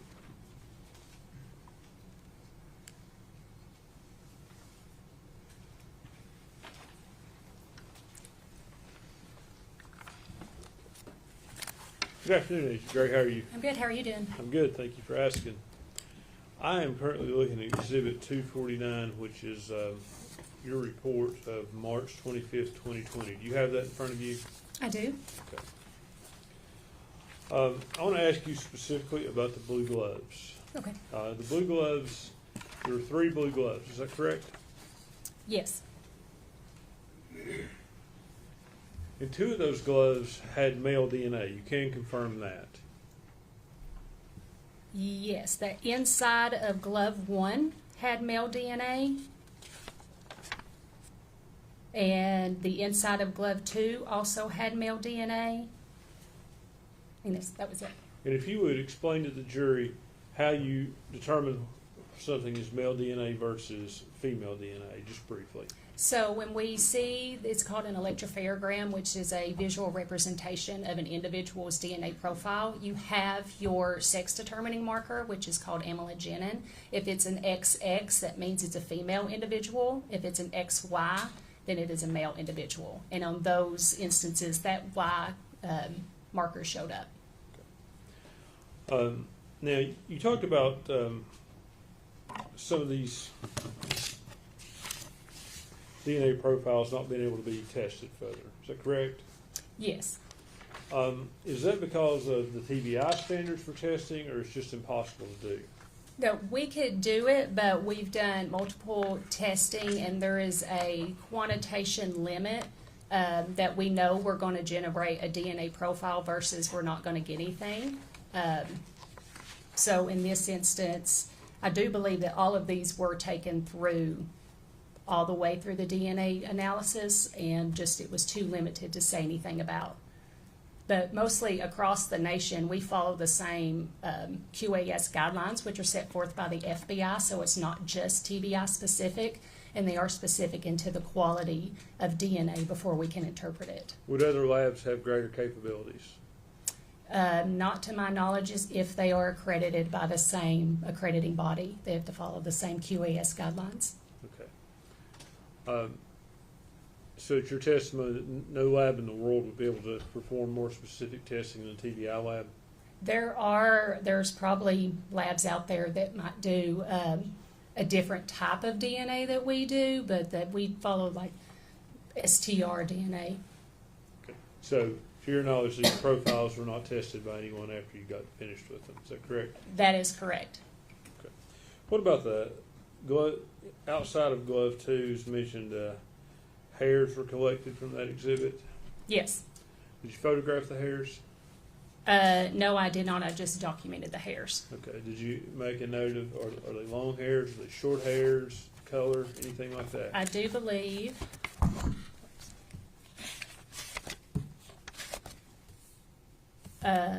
The palm was shredded with white residue and hair on the fingers, and the hair is dark.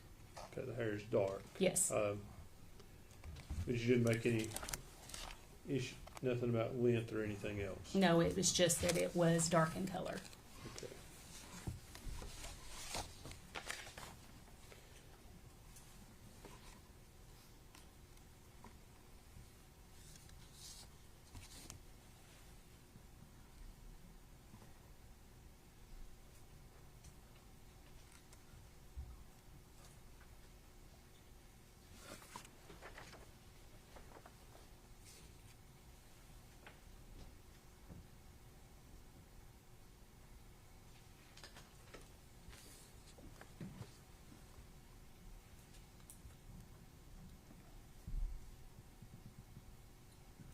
Let's talk about the pillow.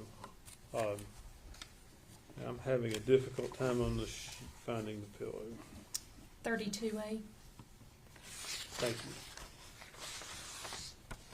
you. The pillow had Evelyn Boswell's DNA on it, is that correct? Yes, in the center of the pillow. Okay. Could you tell if that came from saliva or what that came from? I did not do any testing for saliva, but the area I did test tested positive for what was indicated a luminescence, so it could have been sweat or saliva. Okay. And it also had male DNA, is that correct? Yes, it did. Okay. And were those two mixed in the same spot, or? Yes, it was the center area that I took a cutting from, so it would have been the same area. Okay. Bear with me 1 second.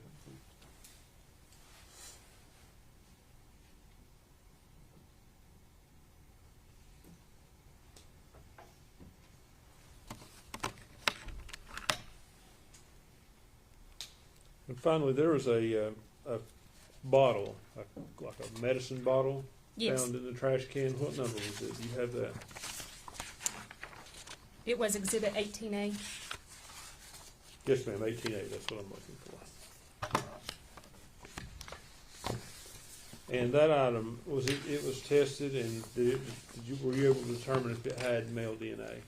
I was able to determine that it had male DNA, but it was inconclusive for any comparison purposes. And as far as other DNA, were you able to determine if you could link anyone else to the bottle with DNA? No, not. But once it's deemed inconclusive, no comparisons are performed. If I could have just 1 minute, Judge.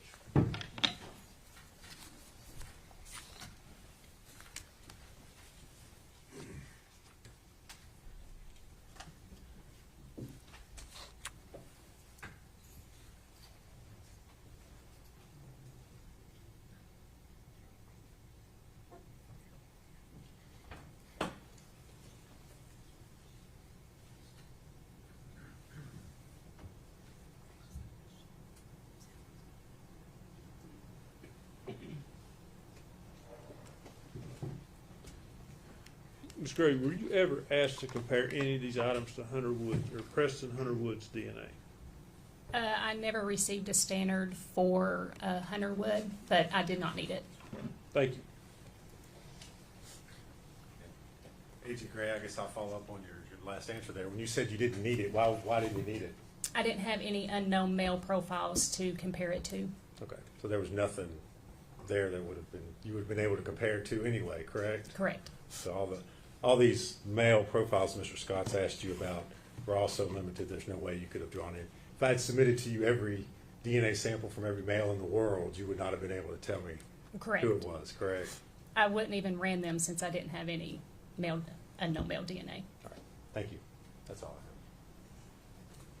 If I could just clarify, you did have unknown male DNA on those items we just went over. There was unknown limited male DNA, but since there wasn't strong enough for me to do any comparisons, even if they would have sent in the standard, I wouldn't have ran it.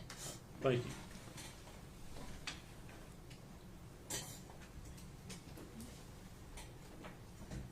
That's all. Is she clear to go? She is. Yes, sir. Thank you for your testimony today. You're released from your subpoena, and you're free to go. Start your name. Statement called David Hoover.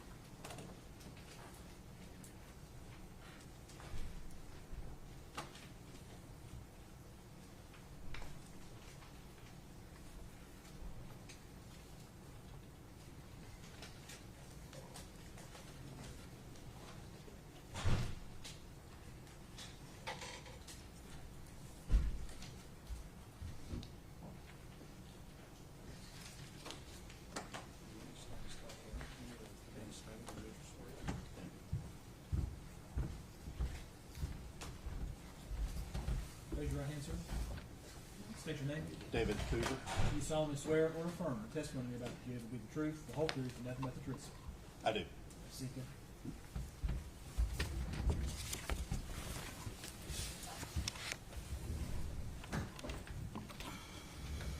Good afternoon. Good afternoon. And if you would state your name for the record, please. David Hoover, David Hoover.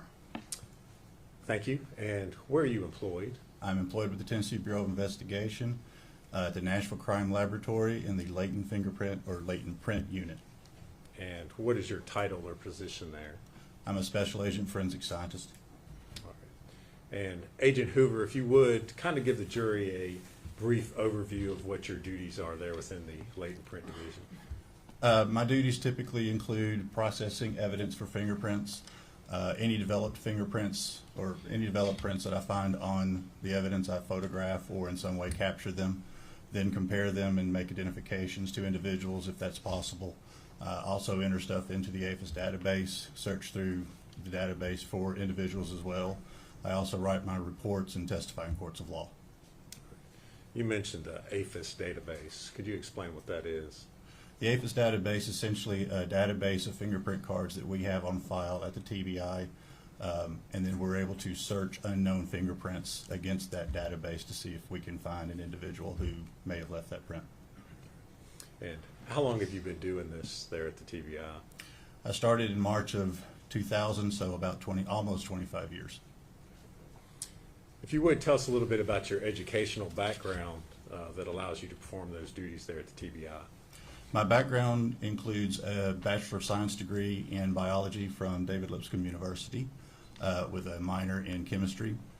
Then at the TBI itself, I underwent a 2-year training period under court-qualified fingerprint examiners with over 100 years of experience. Since then, I've also had training from the Florida Department of Law Enforcement, the Mississippi State Crime Laboratory, Arizona State Crime Laboratory, I believe, other agencies that have produced classes, as well as gone to conventions and things that also had classes throughout those 25 years. All right. How many examinations would you say that you've performed over your almost 25 years there at the lab? At this point, I would think it was in the tens, if not hundreds of thousands. Okay. Do you hold any certifications in the field? I do. I'm a certified latent print examiner with the International Association for Identification. And what type of technical equipment do you have there that you use at the lab? We typically use a lot of the same things you actually see on TV. A lot of times you will see the dust fingerprint on a car or window or something, and they'll dust it and lift it. We actually still do that. We also use fluorescent dyes, which fluoresce at different wavelengths. So we have light sources that do different wavelengths as well. We now also have a system that we've had actually for quite a while. It's called RUVIS, which is Reflective Ultraviolet Light Imaging System, and they've learned that under certain wavelength of light, in this situation 254 nanometer light, it will the oils and the sweat of the fingerprints will reflect, and you can actually capture them photographically with that system. All right. And is this pretty standard equipment that's used across the country in various labs? Pretty much, yes. I believe so. Agent Hoover, have you been qualified to testify as an expert witness in the criminal courts here in Tennessee? Yes, I have. And after having been qualified as an expert, have you then gone on to give expert testimony? Yes, I have. And so then you've been qualified as an expert in the field of latent print identification, is that correct? Yes, in both state and federal courthouses. All right. Judge, at this time we would offer Agent Hoover as an expert in the field of latent print identification. He's an expert. All right. He'd be declared to be an expert in the field of latent print or fingerprint identification. Agent Hoover, if you would, just tell us a little bit about what latent prints are.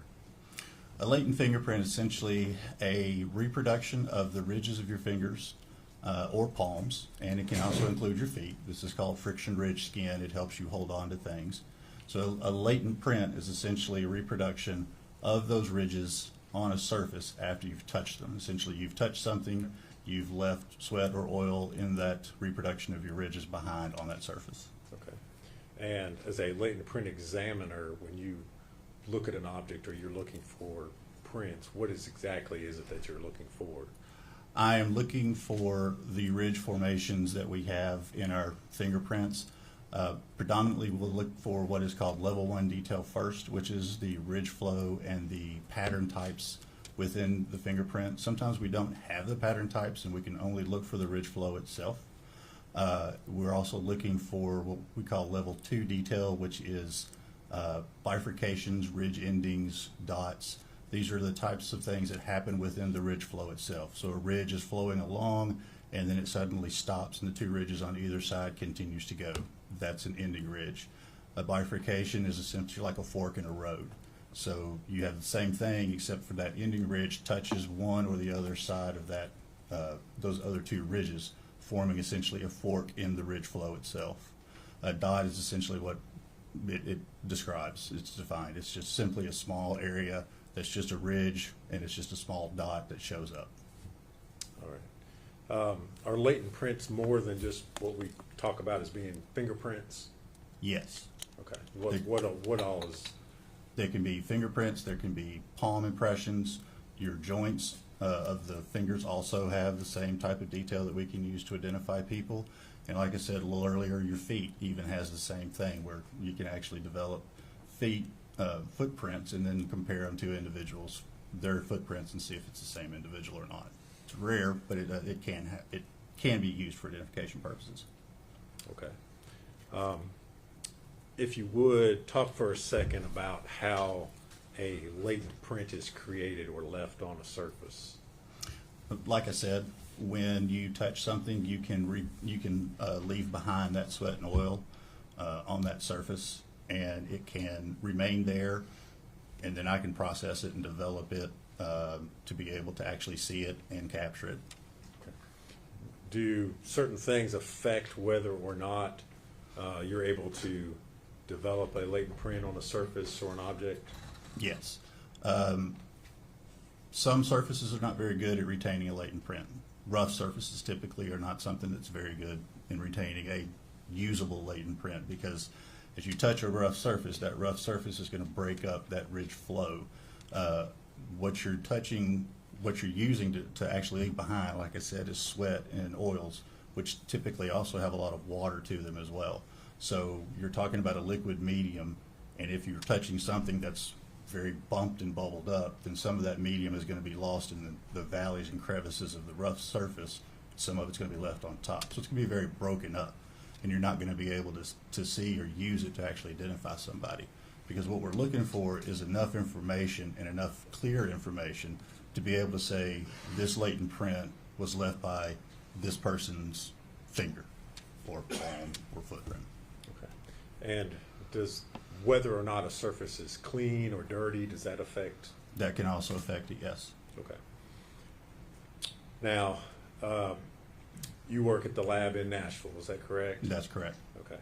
Do you have a process as far as processing evidence that comes into the lab there in Nashville? Yes, we do. If you would explain to the jury how that works. So an agency will bring in a piece of evidence. It will go through our evidence receiving section, in which case that piece of evidence is given a specific lab number and an evidence number. If that lab number is already created, then that's another lab number, or excuse me, another evidence number. As it goes through, it's then the case is assigned to an individual. In this case, I would receive the case. In this situation, I would receive the case. And then I would go pick up that evidence from evidence receiving to then do my testing. All right. And prior to testing any items, do you make sure that they have been secured and not tampered with in any way? The evidence receiving unit is involved in that, and they have a vault in which it is stored in, and that only they have the opportunity to get to.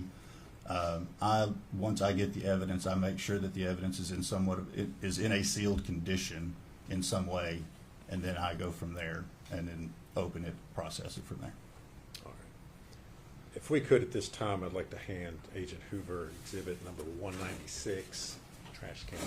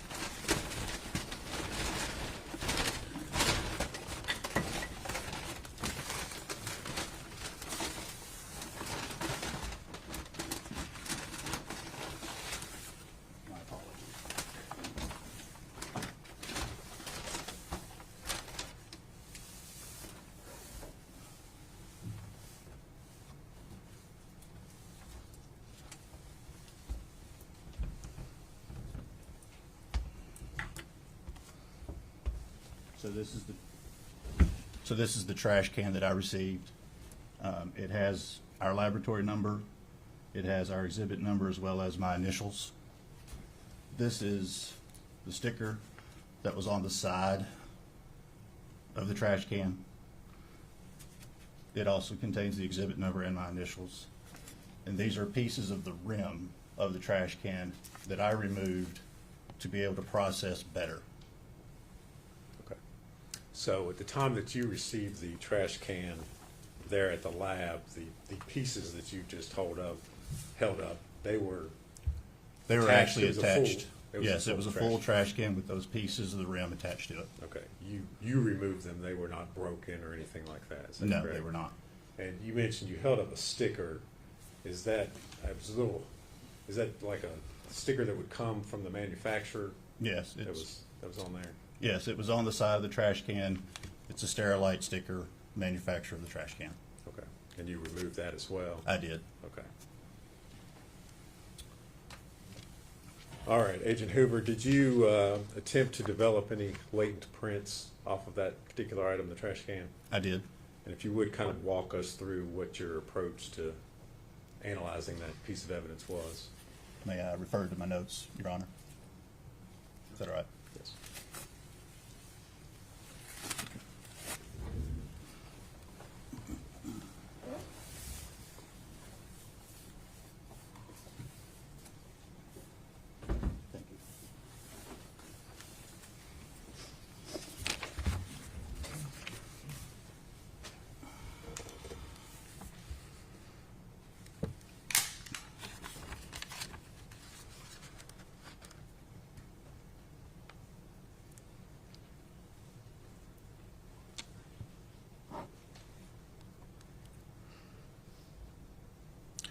On that trash can, I did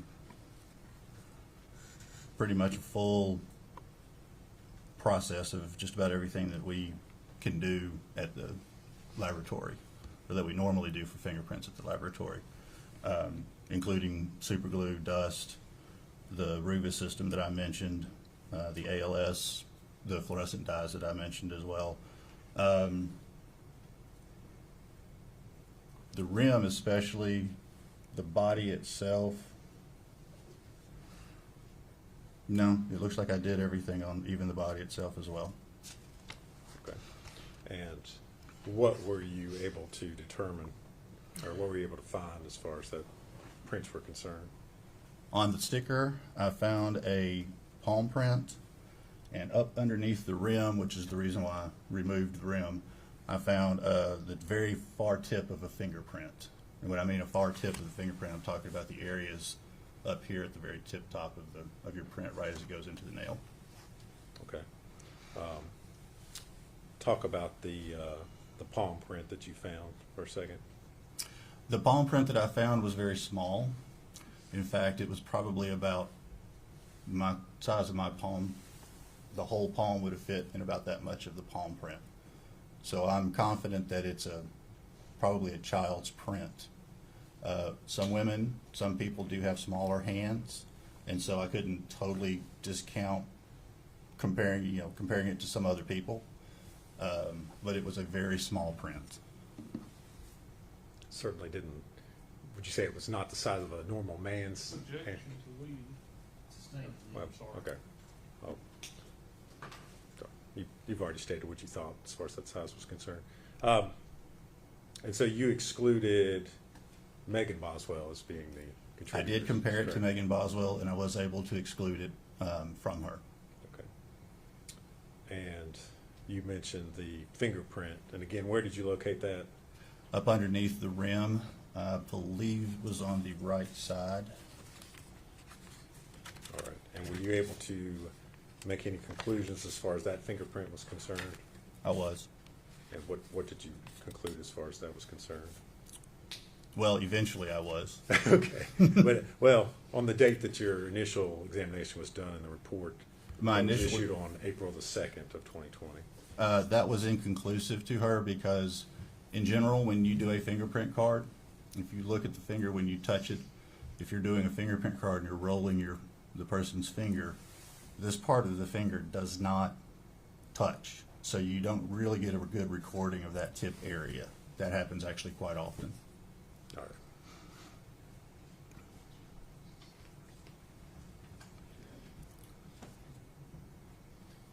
Agent Hoover, I'm going to hand you a document and ask you if you recognize that. Thank you.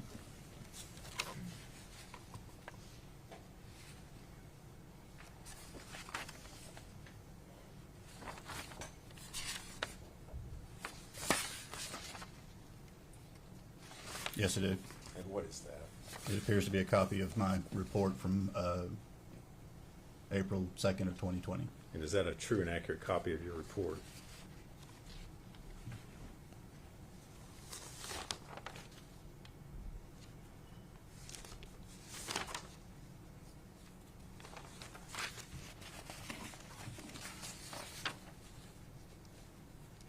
Yes, sir.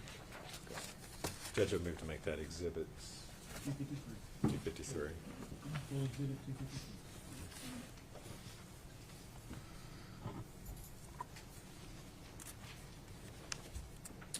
Agent Hoover, you mentioned that you did not have good rolled prints of Megan Boswell. Is that correct?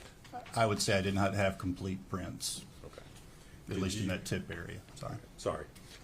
Did you then attempt to, or speak with law enforcement in an attempt to get better prints of Miss Boswell done? I did. Okay. And did they comply with your request? Did you receive additional prints from them? I did. They complied. Okay. And were you able to do any additional comparisons based upon that next set of prints that they sent you? Unfortunately, I was not able to. Okay. And why was that?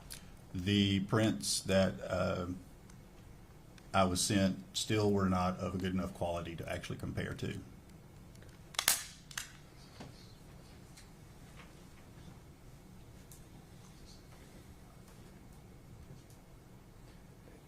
And did you, Agent Hoover, did you prepare a finding in that regards? In the I did. report? I'm going to hand you a document and ask you if you recognize that.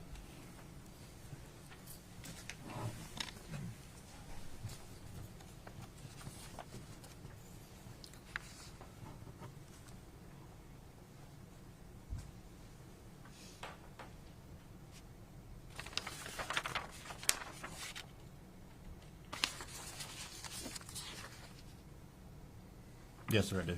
And what is it? That is a copy of my report from July the 31st of 2020. All right. Reflecting that again, you still were not able to perform any. My result was inconclusive again. Okay. And is that a true and accurate copy? It appears to be, yes. Judge, I move to make that exhibit 254. Objection. No, sir. 254. Full exhibit.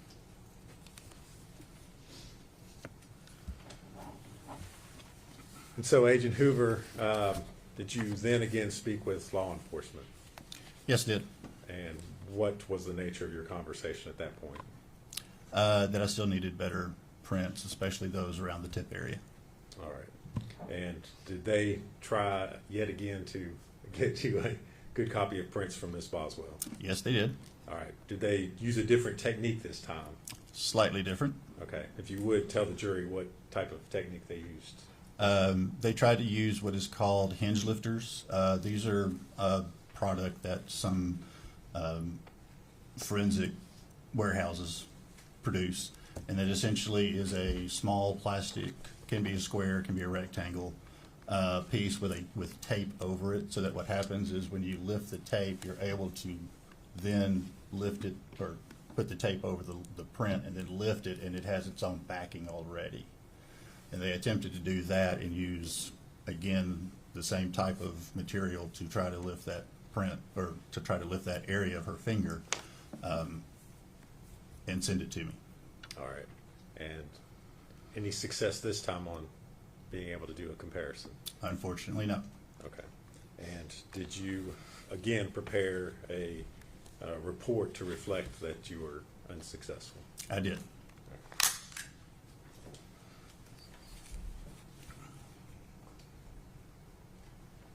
I'm going to hand you another document and ask you if you can identify that. Thank you.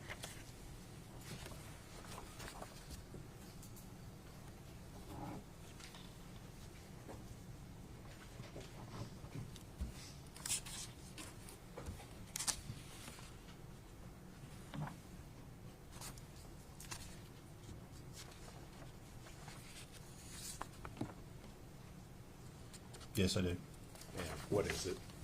It is a copy of a report from February the 8th of 2021. And is that the report that reflects your latest attempt to make some sort of identification? Yes, it does. Is Or that it a is. true and accurate copy? It appears to be. Judge, I'd move to make that exhibit number 255.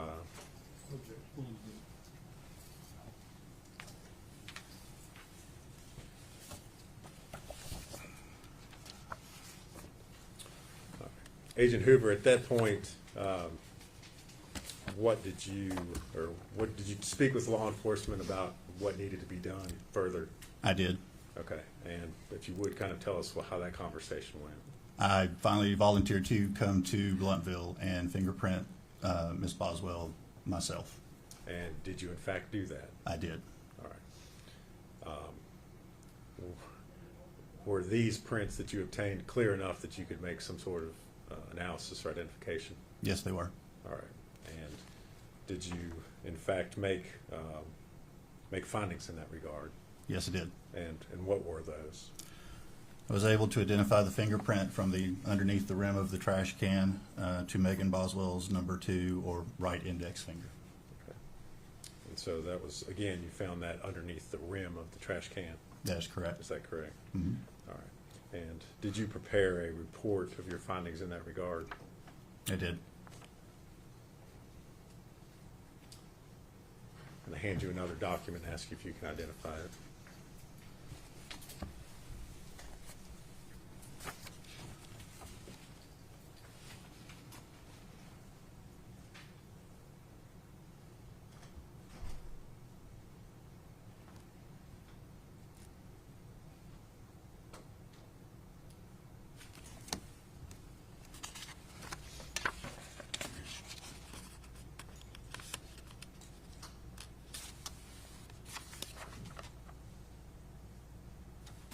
Yes, I do. And what is it? It appears to be a copy of my report dated July the 8th of 2021.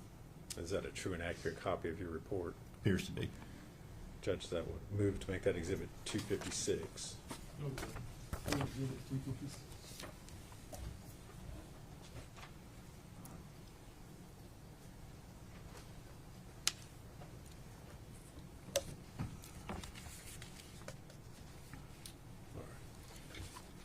Agent Hoover, I'm going to ask that you be handed exhibits 201 and 203.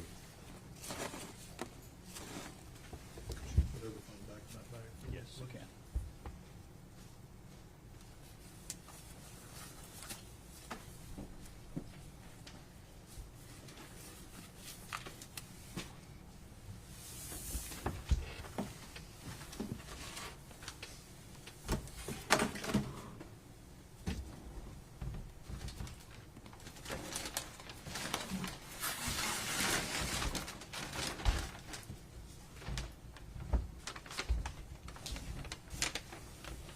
Thank you.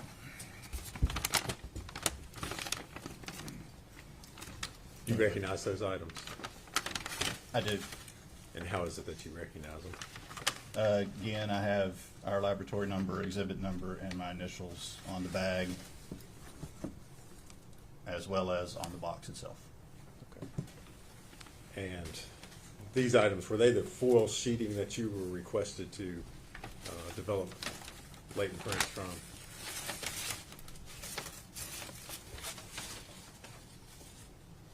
Yes. Okay. And did you in fact perform an examination on those items? I did. Okay. What was your findings initially?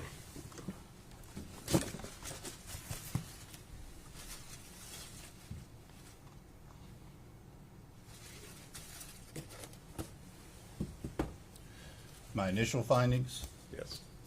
from the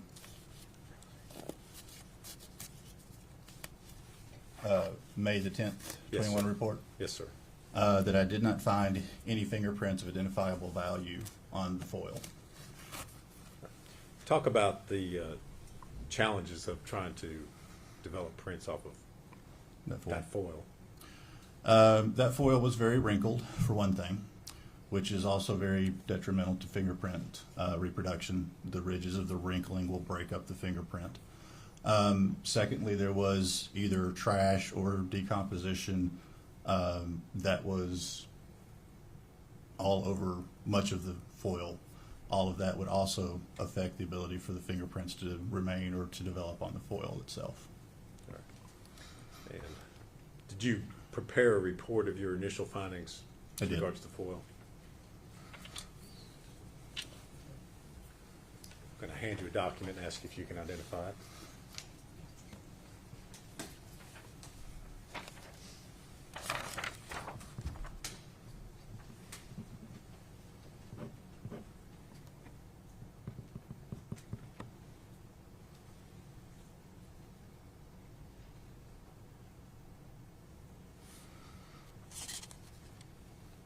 Yes, I recognize it. And what is it? It appears to be a copy of my report dated May the 10th, 2021. All right. Is that a true and accurate copy of your report? Appears to be, yes. Judge, I'd move to make that exhibit number 257. Full exhibit, 257.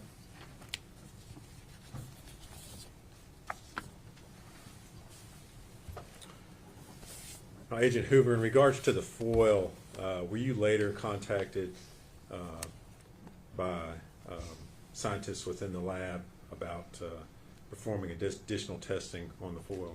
Yes, it was. And did you in fact receive that foil back in the lab?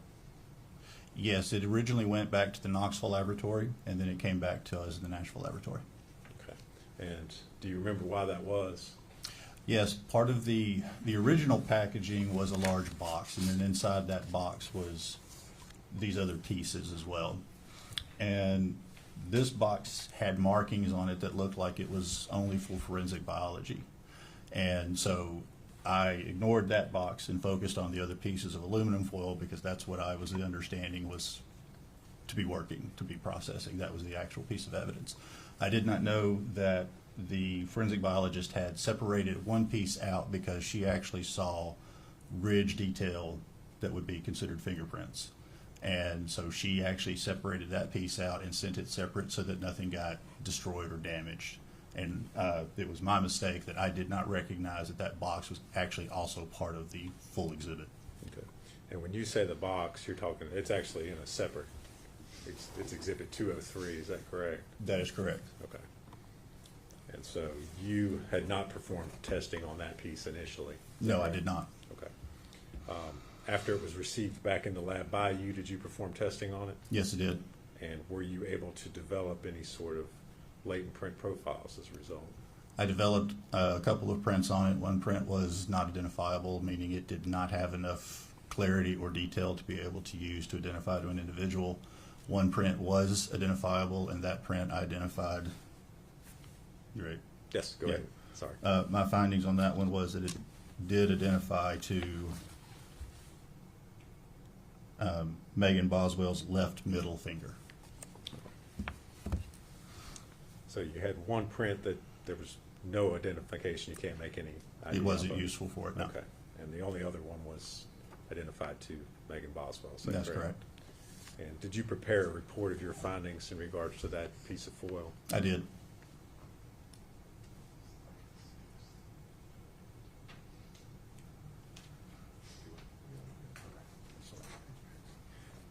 Agent Hoover, I'm going to hand you a report or document and ask you if you can identify that.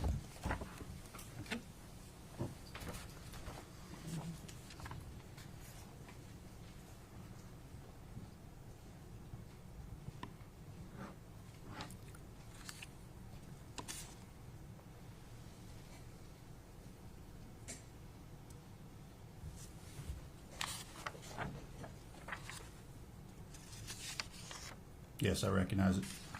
And what is it? It's another copy of my report from May the 6th, 2022. And is that a true and accurate copy of your report?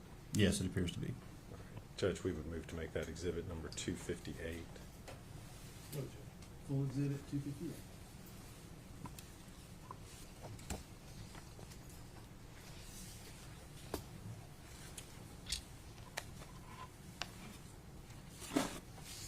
And Agent Hoover, you also received several other items that you were asked to work, and those included a candy wrapper and a bed sheet. Is that correct? Yes, that's correct. Were you able to make any identifications or get any results from those items? The candy wrapper, I was not. It didn't have any fingerprint detail whatsoever. Didn't have any ridges whatsoever. The bed sheet I did not examine as a latent fingerprint expert or individual because the bed sheet would not be something we would typically look for fingerprints on. It's a cloth folded up item that we wouldn't actually think of a fingerprint developing on. And finally, if we could hand you Exhibit 198. Plastic.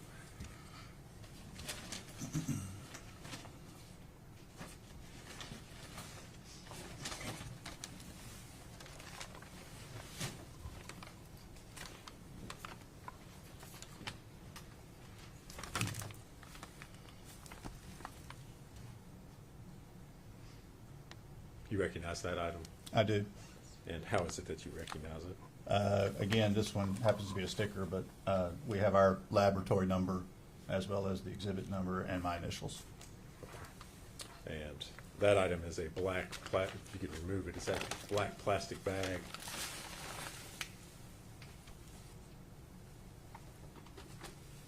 Yes, it is. All right.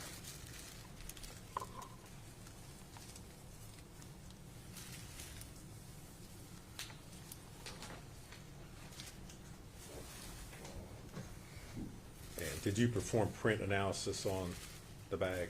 Yes, it did. All right. And if you would, tell us what you were able to find in regards to the bag.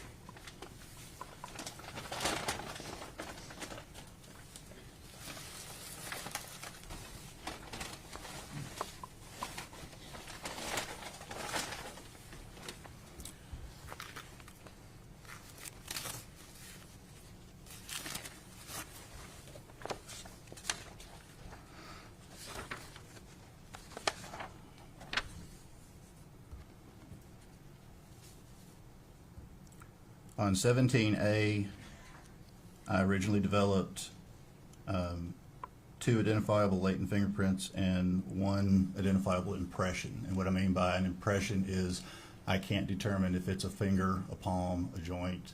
I don't know its specific orientation or its specific where it specifically came from, whether it was one of those types of anatomical positions. Okay. And did you make any determinations as far as comparison was concerned on the 2 identifiable latent fingerprints? Yes, it did. Okay. And what were you able to, what were your findings in that regard? I identified 1 to the right middle finger of Megan Boswell and 1 to the right ring finger of Megan Boswell.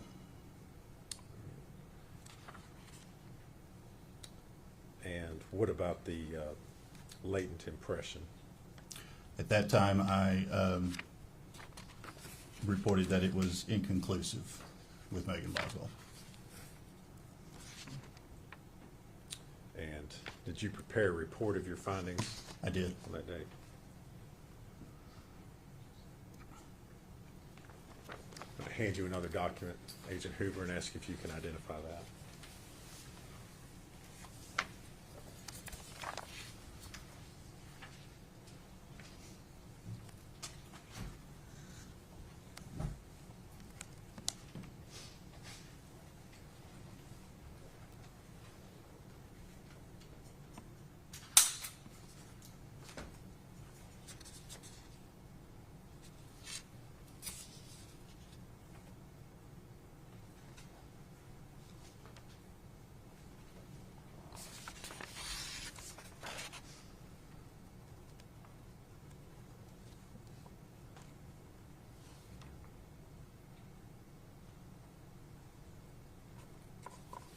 Yes, I do. And what is that? It's a copy of my report from February 27th of 22. And is that a true and accurate copy Yes, of your report? it appears to be. Judge, we move to make that exhibit number 259, I believe. Full exhibit 259.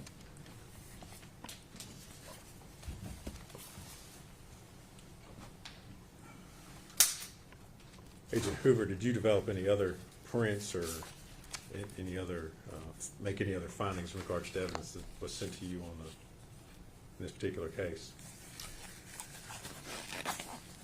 The only other thing was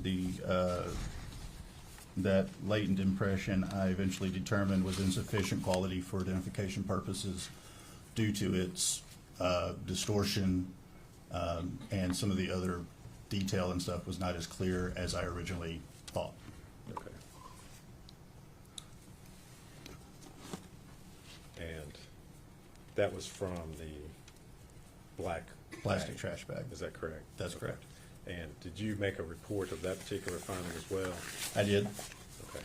And was that on your report issued on May the 6th of 2022? That's correct.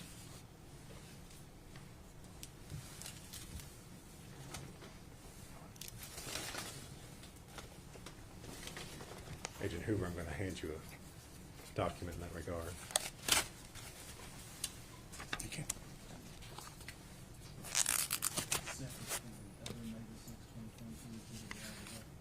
Did you already have that one? Did I? Looks to me like, look at 258. I wrote down it was May 6, 2022. If I could. I mean, that may be.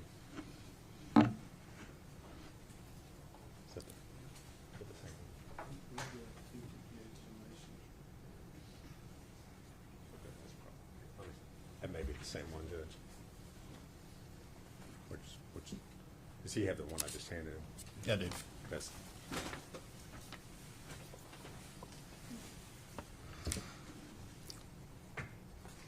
That's the same one. Okay. It's the same one.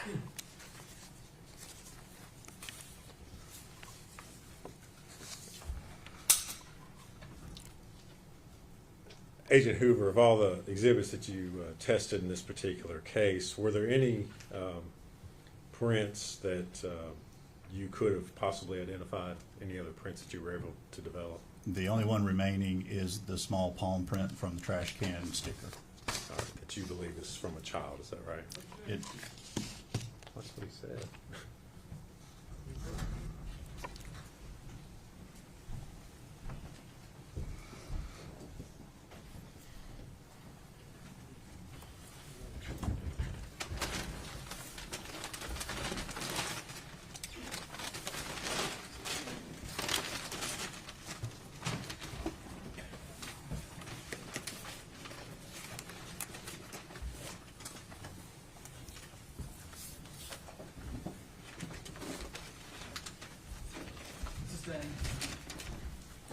So, again, Agent Hoover, the only print that you developed that you were not able to identify was the small print from the side of the trash can. Is that correct? on the sticker, correct. And based on your training and experience, did you have an opinion as to whether that was from an adult or a child? My opinion would be that it would be from a child. However, I can't discount a small individual. But I do not believe it's from a normal-sized adult. All right. Thank you, Agent Hoover. If you would answer any questions. Mr. Scott. Yeah. Ladies and gentlemen, we'll take about 15-minute break. Everyone stand, please. During the break, please do not.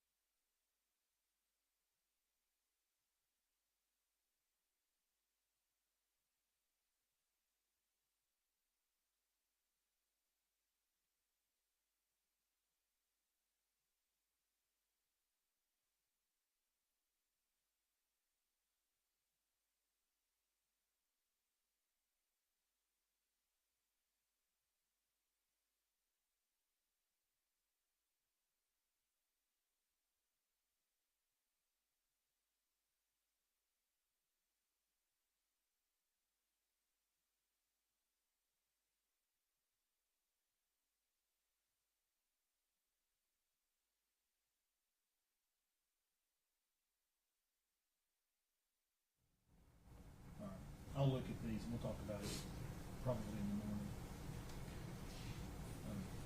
Just so you know, there are 2 resources that I use when in addition to the Burns test. There's a lesser included offense list on the AOC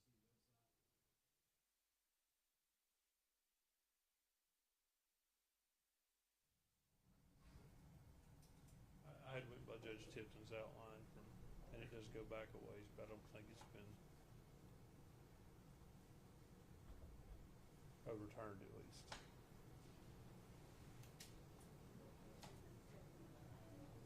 I'll look at those. And as it relates to child abuse and child neglect, they're not necessarily lessers under the Burns test. They are lessers by statute, and I cited the subsection of the statute that makes them lessers.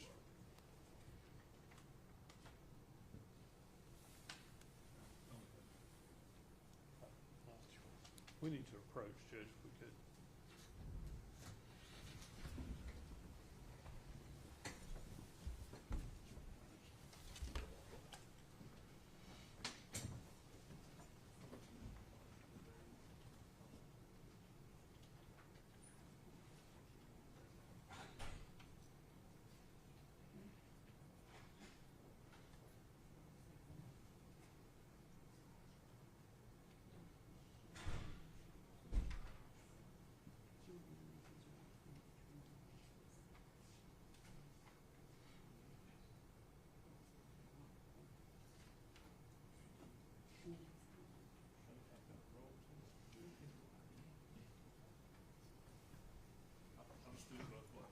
I mean, I don't know if it matters. I don't know what you're using it for exactly.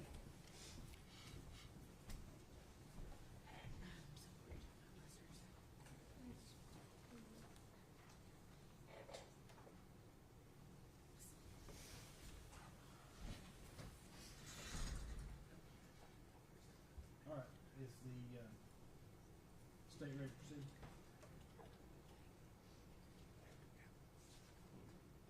State's ready, yes, Judge. Sorry. State's ready to proceed? Yes, sir. You agree?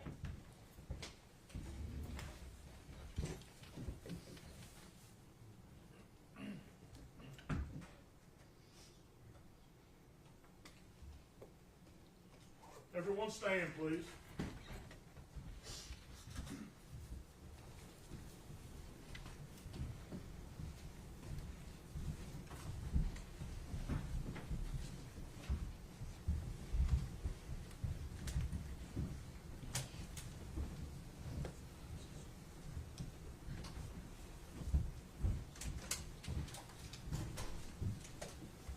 You may be seated. Thank you.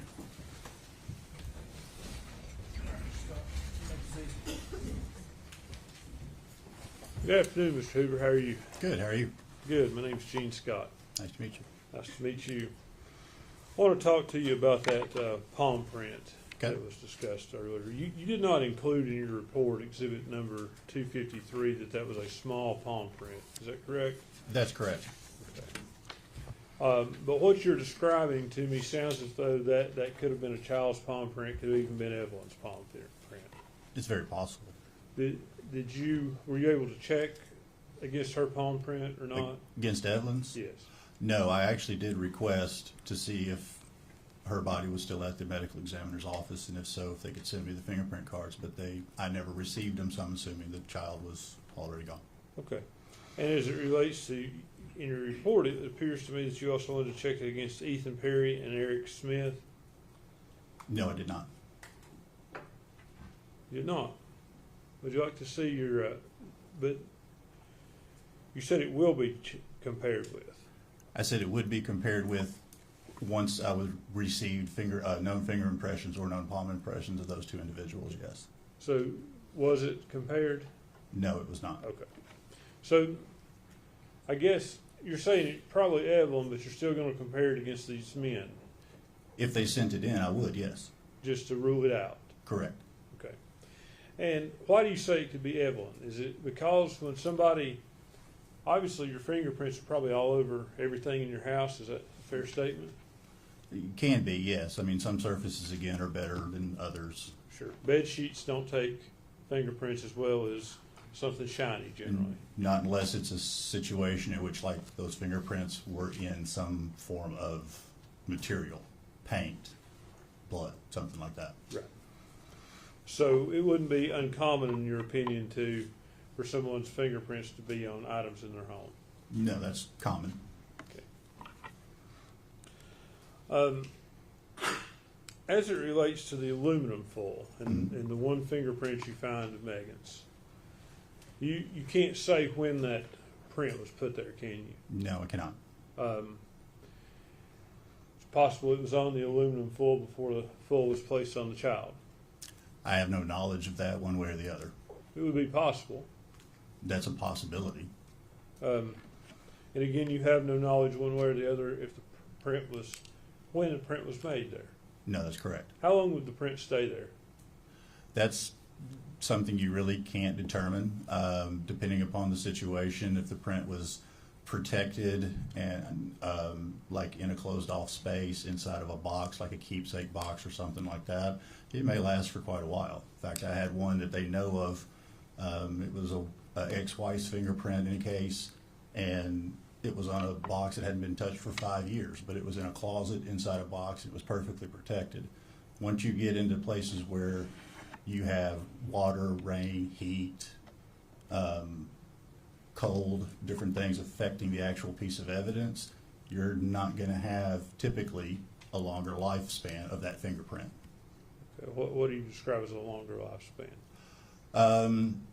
If I left a fingerprint here and then immediately did that, I could wipe it away right there and it would be gone.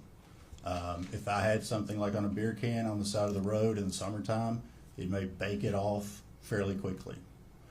If it's not raining or anything, but it's cooler, it may last a little longer. That's what I'm saying. There's no real evidence that shows us how long one will stay on a surface of something in a specific amount of time. It sounds to me like you're saying cool and dry preserves it better than hot and wet. Yes. Typically.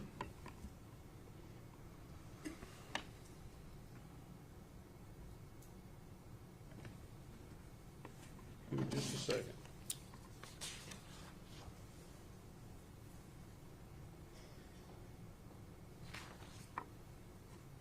Let me ask you about latex gloves. Latex gloves, will they prevent the leaving of fingerprints?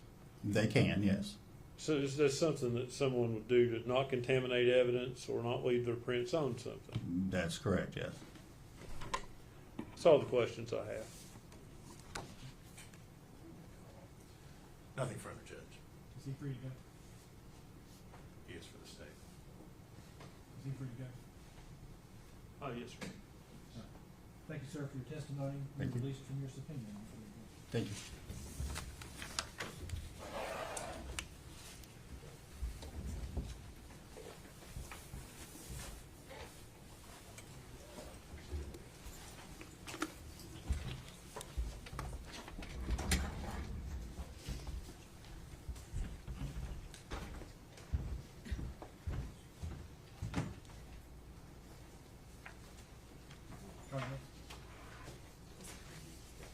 Dr. Matrina Schmidt.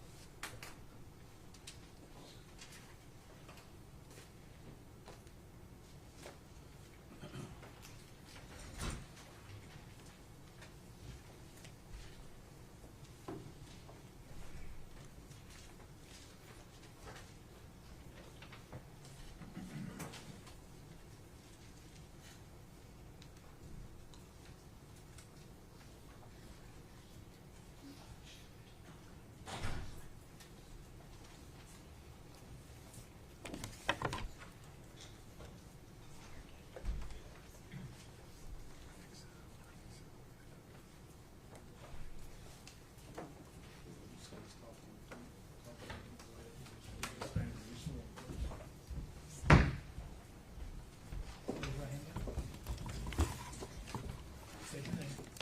Dr. Matrina Schmidt. You solemnly swear or affirm the testimony you're about to give will be the truth, the whole truth, and nothing but the truth. Yes. Have a seat.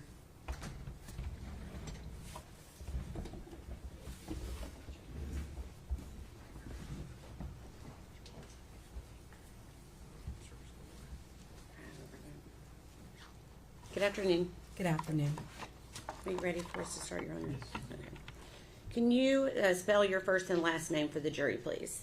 My first name is Matrina, M-A-T-R-I-N-A. Last name is Schmidt, S-C-H-M-I-D-T.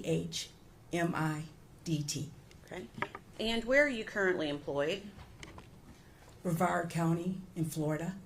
Okay. And what is your official title there? I'm an associate medical examiner. Okay. And how long have you been there? March of 2023. Okay. And until present, I'm assuming? Yes. Yes. Okay. And can you give us a background of your education, please? I have a bachelor's in biology. Got it at Aquinas College in Grand Rapids, Michigan, 4 years. Then I went to medical school at Medical College of Ohio in Toledo, Ohio for 4 years. Then I did a residency in anatomic and clinical pathology at West Virginia University Department of Pathology. I did that for 4 years. I did a 1-year fellowship in forensic pathology at Bexar County Medical Examiner's Office in San Antonio, Texas. I returned to West Virginia and did another year of residency, and then I started practicing as a medical examiner. Okay. And where did you first start practicing as a medical examiner? West Virginia. Okay. And where are you licensed? Which states are you licensed to practice medicine in currently? West Virginia, California, Tennessee, Hawaii, and Florida. Okay. And so that would go to say that in 2020, were you also licensed to practice medicine in the state of Tennessee? Yes. Okay. And are you board certified in the field of forensic pathology? Yes. Okay. Do you maintain memberships in any medically related societies? Yes. Okay. Can you, have you published any scholarly materials in the field of forensic pathology? No. Okay. And you stated that you're currently employed as a forensic pathologist, correct? Yes. Okay. Can you tell the jury what you do as a forensic pathologist? I perform medical legal autopsies to determine the cause and the manner of death. Okay. Have you previously been qualified as an expert in the field of pathology and in your role as a forensic pathologist? Yes. Have you been so qualified here in the state of Tennessee? Yes. Okay. Your Honor, at this time we would ask to qualify Dr. Schmidt as an expert in the field of forensic pathology. No objection. Should be declared to be an expert in the field of forensic pathology. Dr. Schmidt, where were you employed in March of 2020?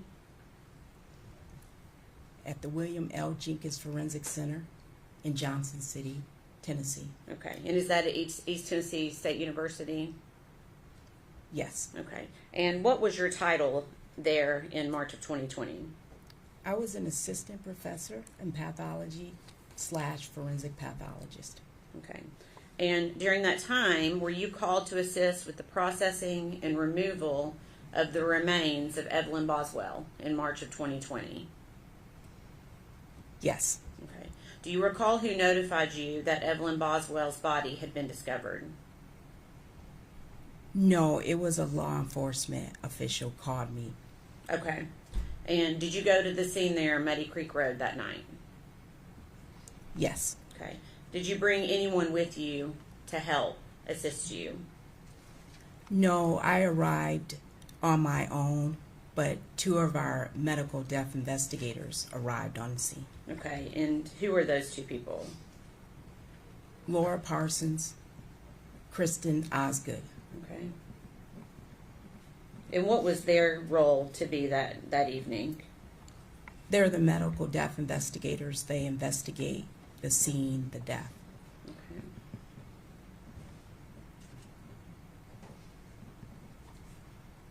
And was law enforcement present when you arrived that evening? Yes. Okay. Do you recall what time of day you arrived? I do not. It was evening. It was Okay. dark. Dark outside. Okay. Where was Evelyn's body located at the time of your arrival? It was in a playhouse shed and inside a trash can. Okay. So her body was still within the trash can when you arrived? Yes. Okay. And did you observe or assist in the removal of Evelyn's body from the trash can? Yes. Okay. Can you please describe to the jury what that process looked like? We removed the trash can from the shed.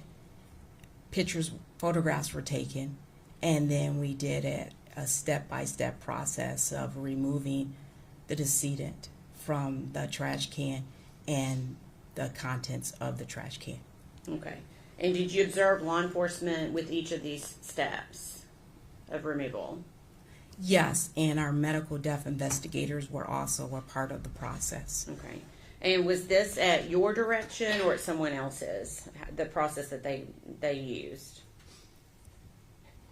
We had discussed the direction we were going to take prior to removing the trash can from the shed.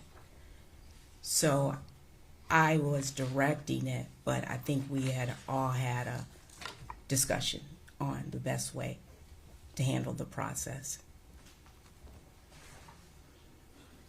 Give me just a second.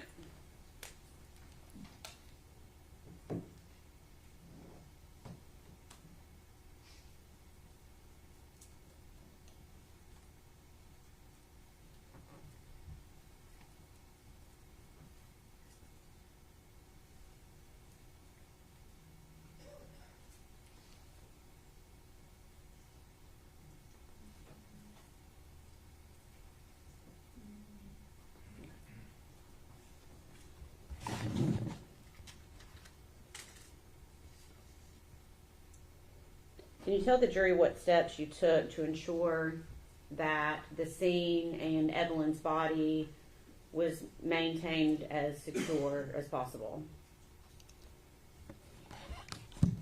TBI was present, our medical death investigators, and everything that we removed from the trash can, in addition to the decedent, was photographed and it was written down as evidence. Okay, and how did you protect the body from contamination? I don't remember, but we always have a sheet and the body bag ready and prepared. Okay. 1 moment.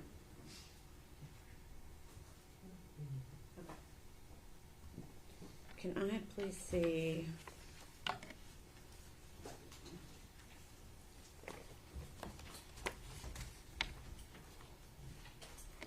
Exhibits number 20 through 38, please.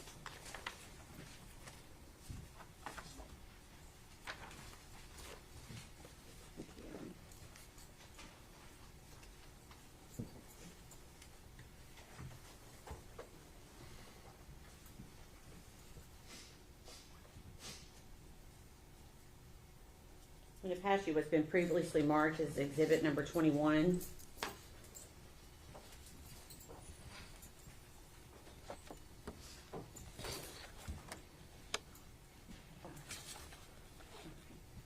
Does that help refresh your memory on how the body was placed at the time that at the time Evelyn was removed from the trash can? Yes. Okay. Can you describe to the jury what you recall about how her body was protected from contamination? The body bag was placed on top of, looks like paper, and then she was removed from the trash can directly into the clean body bag. Okay. All right. We can pass that back. I'm just going to show it to the jury quickly so the jury can see what we are referencing. It's been previously marked as exhibit number 21. Is this what you were referring to with the butcher paper and the body bag? Yes. Okay.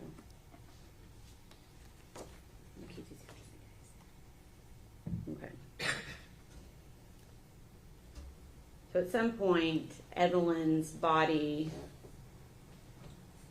was going to be transported to a different location, I'm assuming. Is that right? Yes. Okay.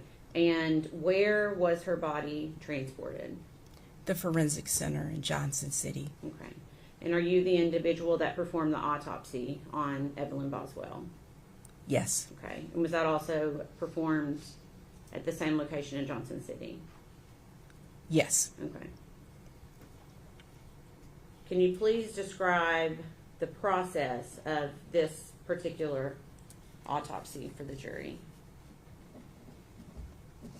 We re-photographed the body. We collected evidence from the body, and we removed the clothing, and I performed the autopsy, starting with an external examination, then an internal examination. Okay. Was it more difficult due to the state of Evelyn's remains?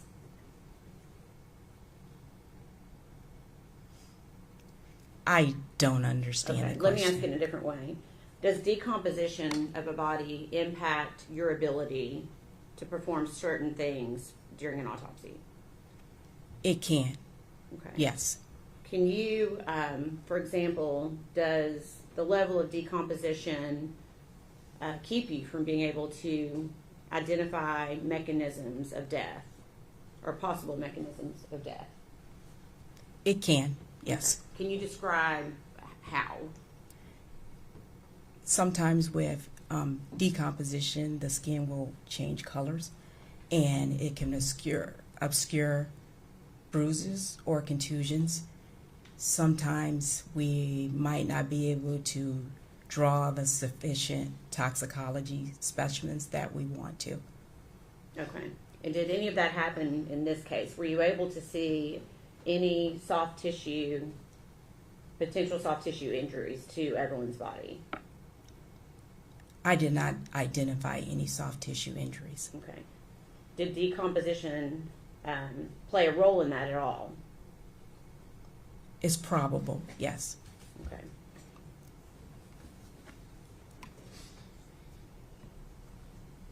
I know you stated in your report that there were leaves in Evelyn's hair. Is that correct? Yes. Okay. And you were also at the scene. Did you observe leaves at the scene that night? Yes, there were numerous leaves inside the shed playhouse. Okay.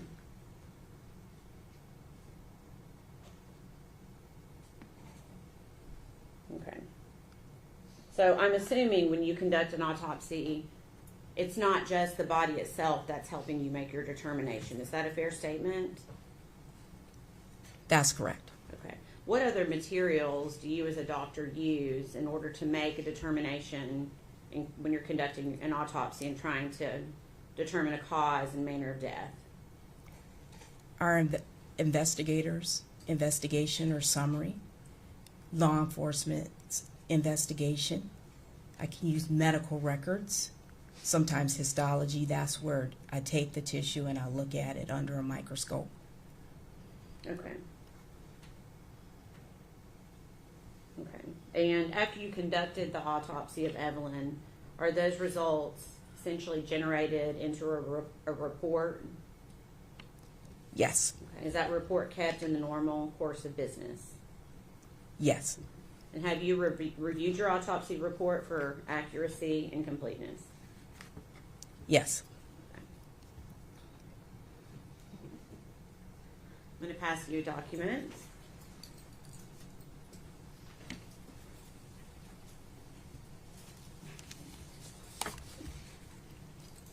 I'm going to give you a second to look and see if you recognize that.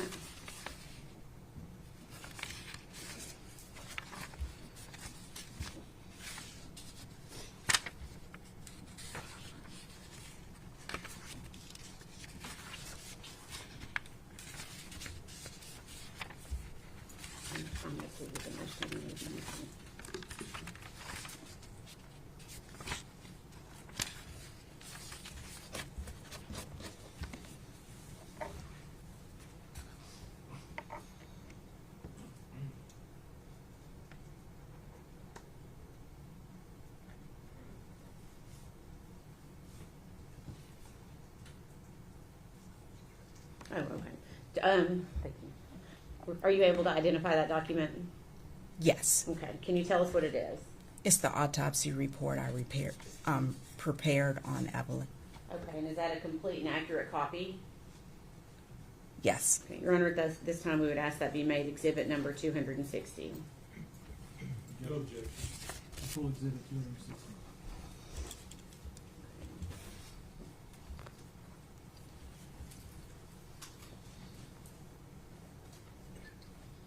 Dr. Schmidt, did you form an opinion as to the cause and manner of death of Evelyn Boswell? Yes. Okay. What is your opinion? The cause of death, homicidal violence. Okay. And can you explain that for the jury? What did you base that finding on? I based it on the autopsy findings, the investigative summary, the investigators that went to the scene, and law enforcement investigation. Okay.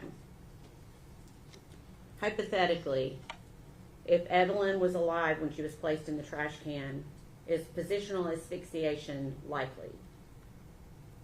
Yes. Okay. Can you tell the jury what positional asphyxiation is? It's your body's in a position that compromises your breathing.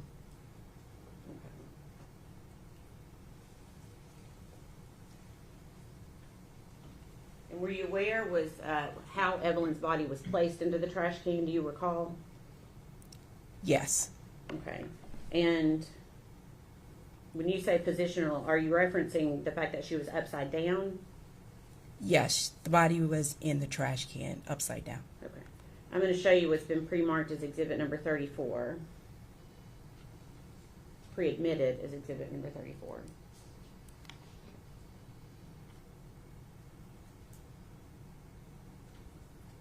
Okay. Okay. So hypothetically, if a blanket is pulled up over the face of a child who's then placed into a trash can upside down, could the blanket itself cause some type of asphyxiation? Yes. Okay. What about the trash bag that Evelyn's body was in? Could the trash bag itself cause some type of asphyxiation? Yes, if it covered the airways, the nose and the mouth. Okay.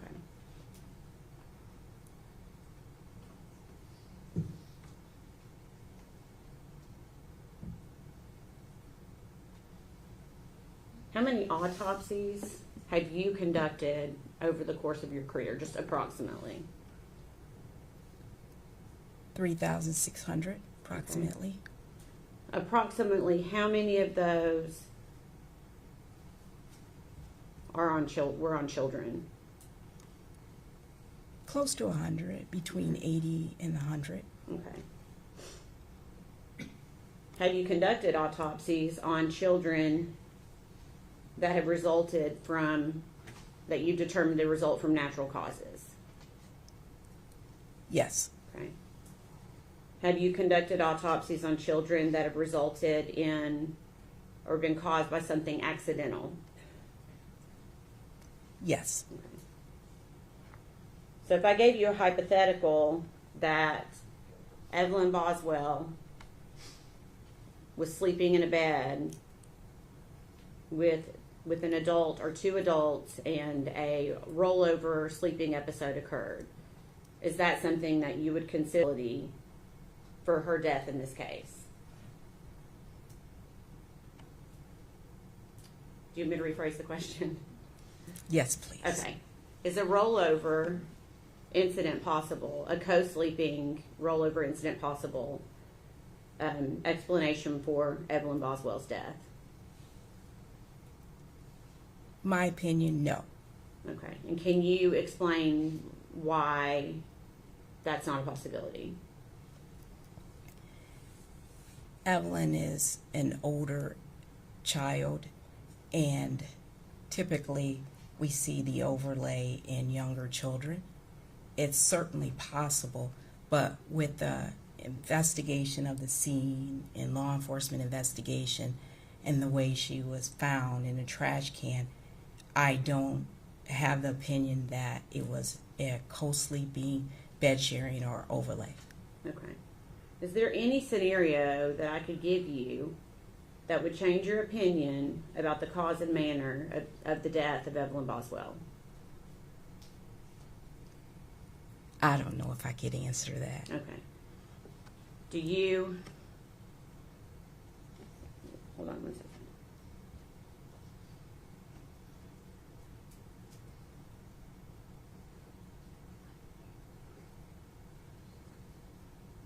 Let me ask it a different way. Anything about the autopsy as well as the other things that you had said that you used to come to your conclusion that led you to believe that Evelyn Boswell died from natural causes? No. Okay. Same question. Anything based upon the history that you were given from law enforcement, the scene itself, plus your autopsy of Evelyn's body that led you to believe that Evelyn died from something accidental? No. Okay. Please answer any questions that the defense has for you.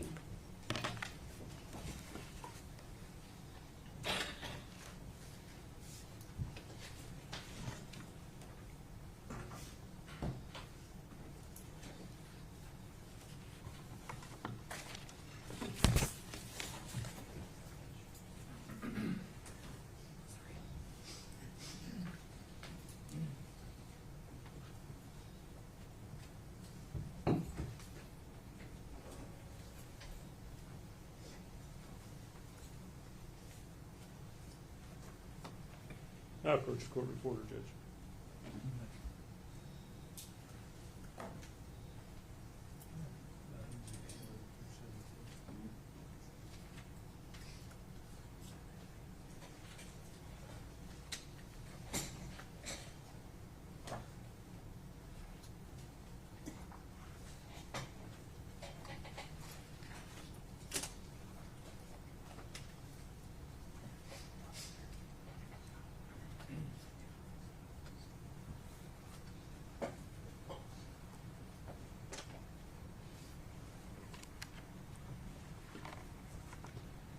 Good afternoon, Dr. Smith. I'm Gene Scott. How are you?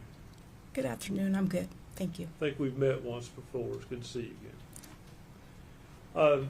I do have some questions about your report and your conclusions. And I guess I'd like to know what you relied on in forming your report. You talked about the investigations of law enforcement. Obviously, you did an autopsy on the body. Did you go through Evelyn's medical records, the OB records from when her mom was pregnant with her, and her pediatrician records? I routinely go through the medical records. I remember going through the pediatric records, but I don't remember the OB/GYN, but I might have went through them. Do you think it would have been helpful to have done that? Yes, I always review the medical records on Okay. children.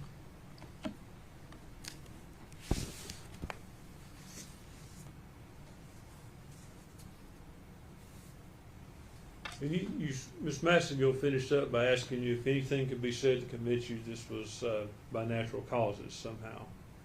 And it's your opinion it could not be, I assume. Based on my autopsy examination, no. Okay. Let's talk about your autopsy examination. Are there any medical findings of a cause of death, or is it simply the way the body was placed? There are no natural medical disease processes to support her death. Yet there are no medical bases for her death based on your autopsy, are there? For instance, give me a hypothetical. If the child were found laying on a table as opposed to in a trash can, would anything have changed about the findings you found in your autopsy report about her medical conditions?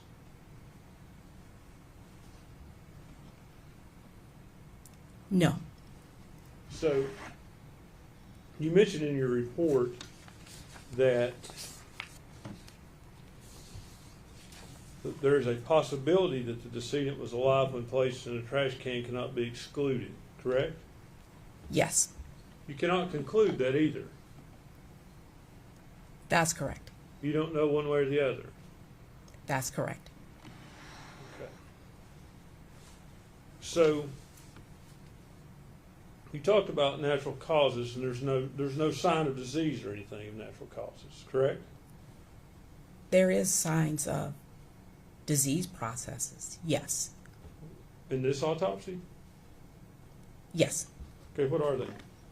There is a patent foraminal valve, which is just the septum between the atria and the heart, did not close properly.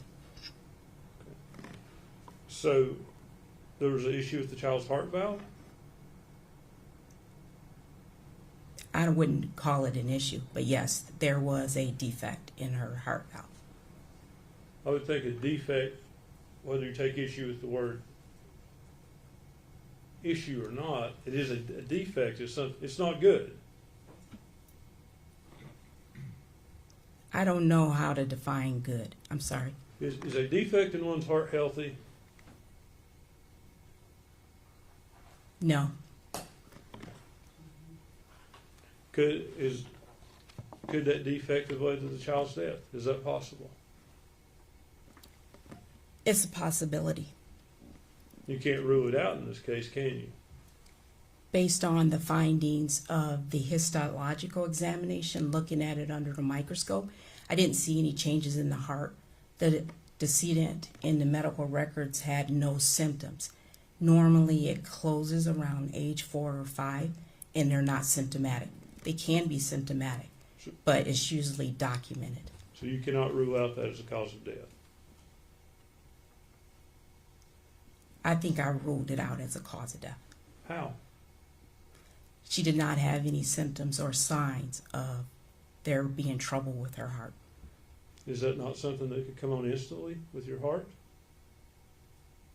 Yes. So how do you rule out that that didn't happen? There were no changes to that show the effect of that. It's common to see it. Okay. How did you rule out sudden infant death syndrome? Sudden infant death syndrome is a diagnosis of exclusion. If you're found in the manner that the decedent was, upside down in the trash can, it's not sudden infant death syndrome. You can't say that, doctor. If the child died of sudden infant death syndrome and then was placed in the trash can, that is possible, isn't it?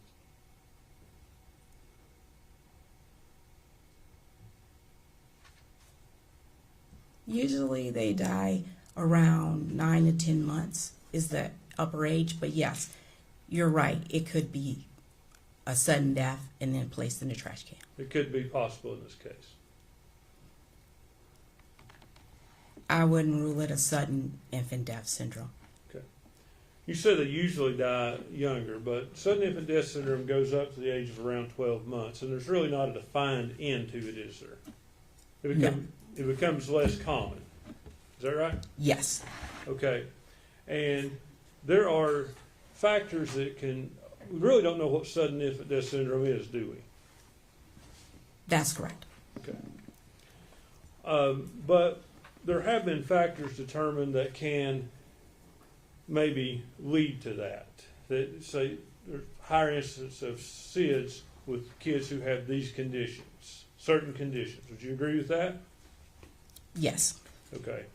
Were you aware that there was an intrauterine growth restriction when Megan was pregnant with Evelyn?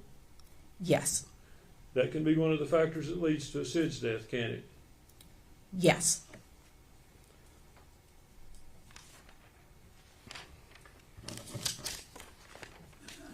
Were you also aware that as of her 10-4 visit, Evelyn suffered from acute pharyngitis?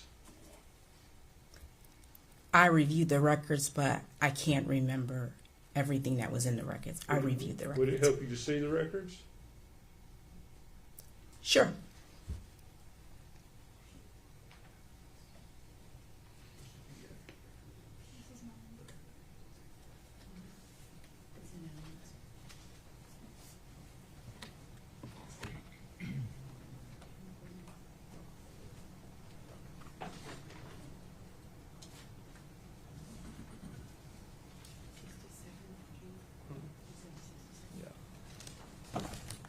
Withdraw item 67, please.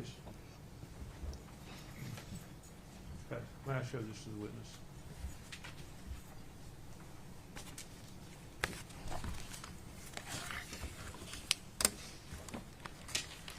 Doctor, I would direct you to her October the 4th visit.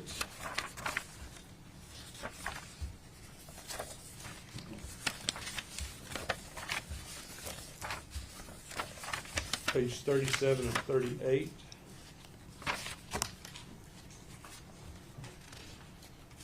I'm sorry. Hold on.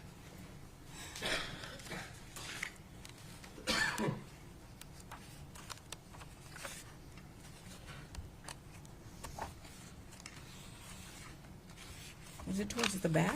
I'm sorry. It's 37 of 38, if you look at the page numbers at the top. Oh, of the I see. I'm sorry. It's, hold on, clip. Okay.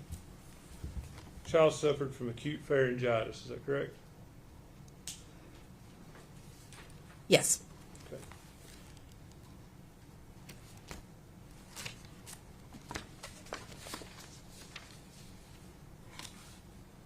Acute pharyngitis is an infection? Yes. Okay. And it's a virus, is that right? A viral infection? It can be. Okay. And that infection can progress toward the respiratory system, can it not?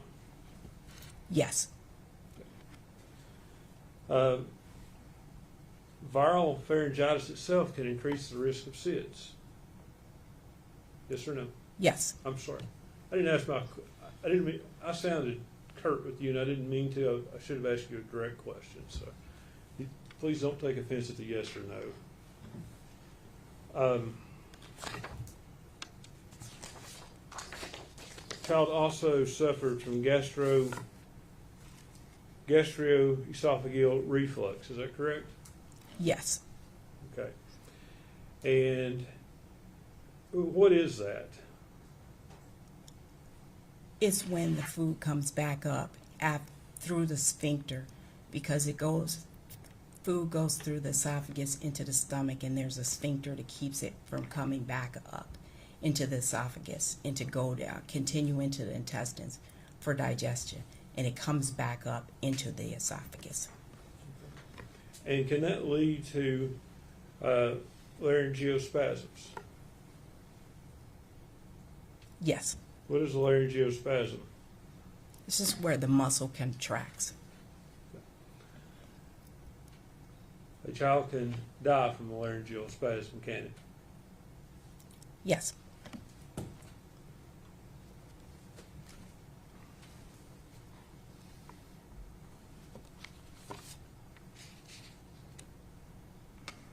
Child also suffered from ankyglossia. I may not be saying that right, but you know what I mean? It sounded good. Yes. Okay. What is that? They call it tongue tie. Your lower frenulum is not long, it's short. And so they really can't poke their tongue out very far. Okay. The research shows that can lead to an increased cause of sudden infant death syndrome, doesn't it? I don't know. Okay. You don't know one way or the other? I don't know one way or the other. So, with all that said, this child is in a state of the body's in a state of decomposition. That's correct. You can't rule these things I've asked you about out as the cause of death, can you? I ruled them out as the cause of death. But how? Based on what? Based on the autopsy examination and the circumstances surrounding the death. Please tell me what medical evidence in the autopsy report that rules them out. I'm not talking about that the child is found in a trash can. What medical evidence in that report rules those things out? You can't rule out SIDS with an autopsy, can you? I'm going to ask that he asks only one question at a time. Yeah, sustain. One Sorry. question at a time. No, you cannot. So you can't rule that out in this case, can you?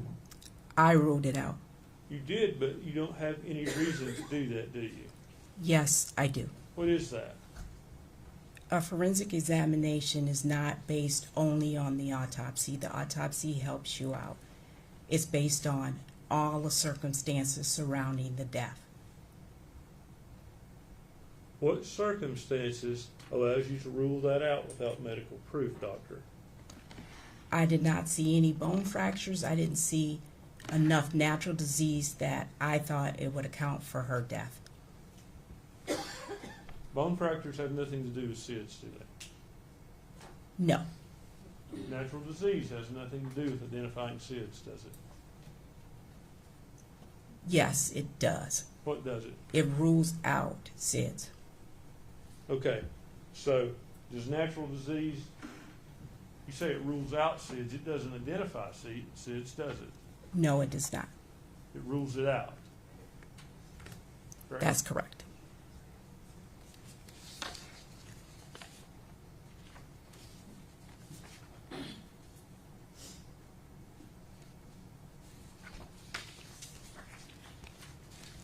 How did you rule out co-sleeping and being rolled on in the bed as a cause of death? I used it based on the circumstances surrounding the death. Okay. Again, if the body were found laying on a table, not in that trash can, you couldn't rule out co-sleeping as a cause of death either, could you? I would review everything, the circumstances surrounding the death. Hypothetically, if that happened, could you rule that out? I would have to know why the baby was on the table. So it is possible that a child that size and that age could die from co-sleeping. Yes, it's possible.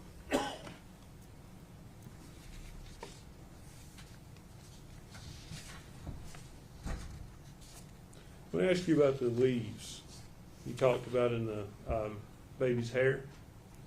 Yes. Okay. Was that wrapped up under the blanket in the tinfoil? Yes. Okay. So you testified that there were leaves in the shed. Yes. Are you saying inside of the shed? Yes.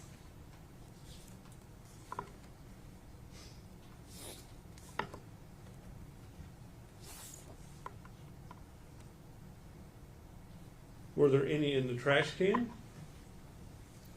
I don't remember that. I don't recall that. I'm sorry. Okay. So, But yes, I'm sorry. They were in her hair inside the trash can. I think I followed your logic there, but my question was more specific than that, doctor. There were leaves inside of Evelyn's hair wrapped in a blanket, wrapped in tinfoil in the trash can, in a bag, correct? Yes. Other than that, were there other leaves in the trash can? I don't recall.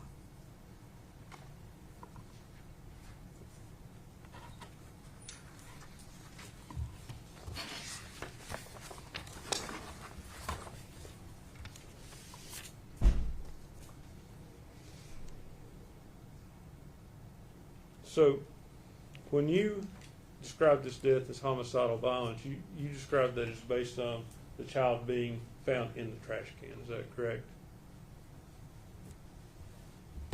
And the investigation, yes. Okay, but not your medical findings. Yes, my medical findings in There were- addition. There were no findings of violence in your autopsy, were there?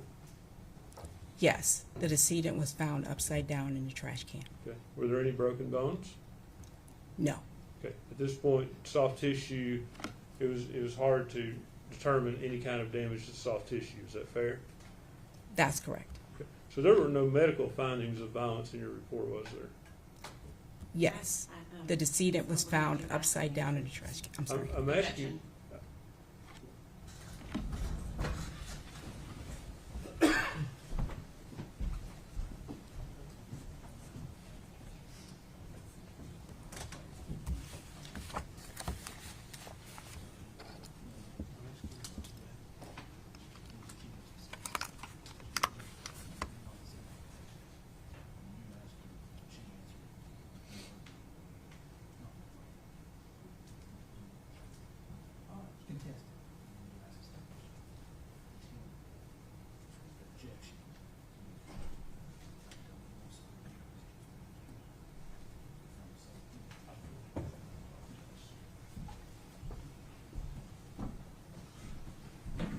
Doctor, let's make sure we're on the same page.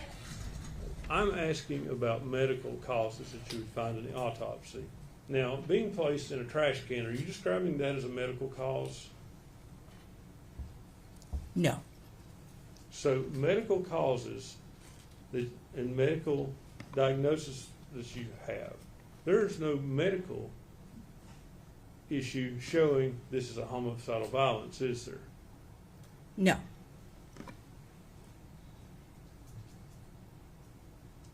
And you can't say that the child was dead or alive when it went in the trash can you?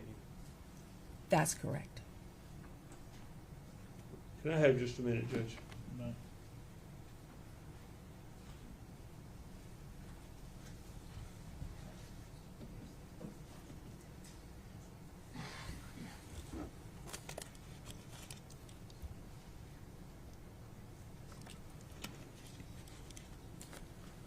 Let me ask you this, Doctor. You talked about leaves in the shed.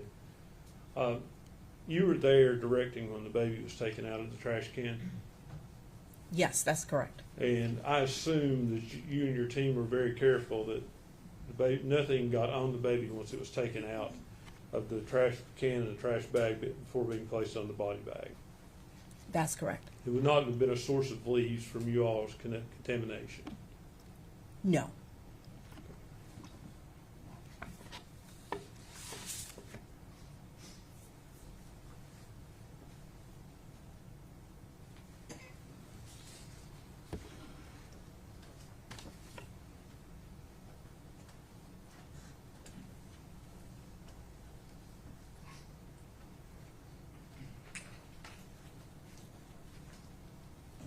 So, Doctor, based on your medical findings, not based on the baby being found in the trash can, but based on medical findings, is there anything to support abuse as a cause of her death?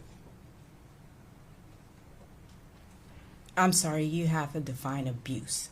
Physical abuse. I still don't understand what you mean by that. Any broken bones? No. Well, I'm trying to.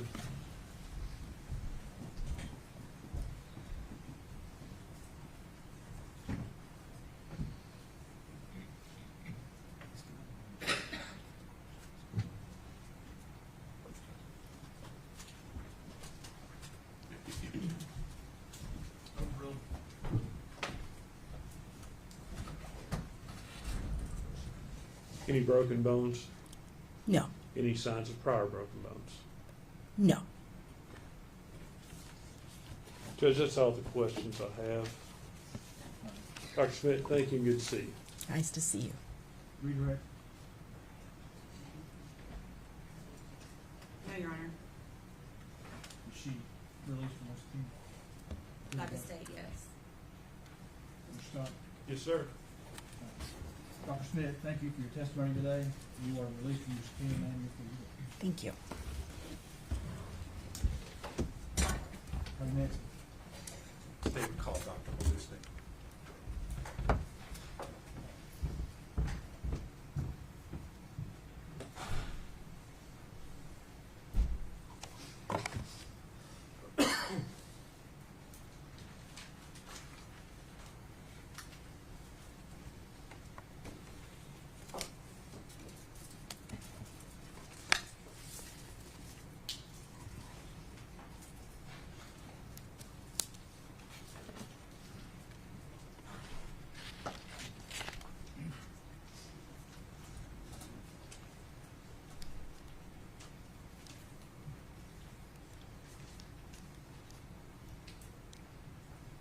Why don't you say her whole name for the record? Dr. Darinka Malusnik Polchong.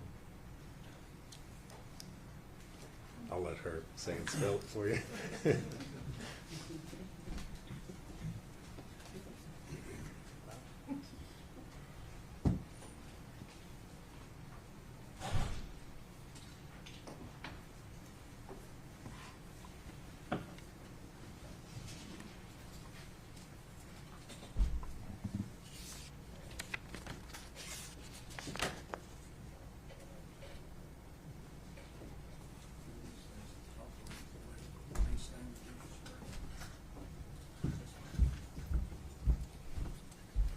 Raise your right hand. State your name.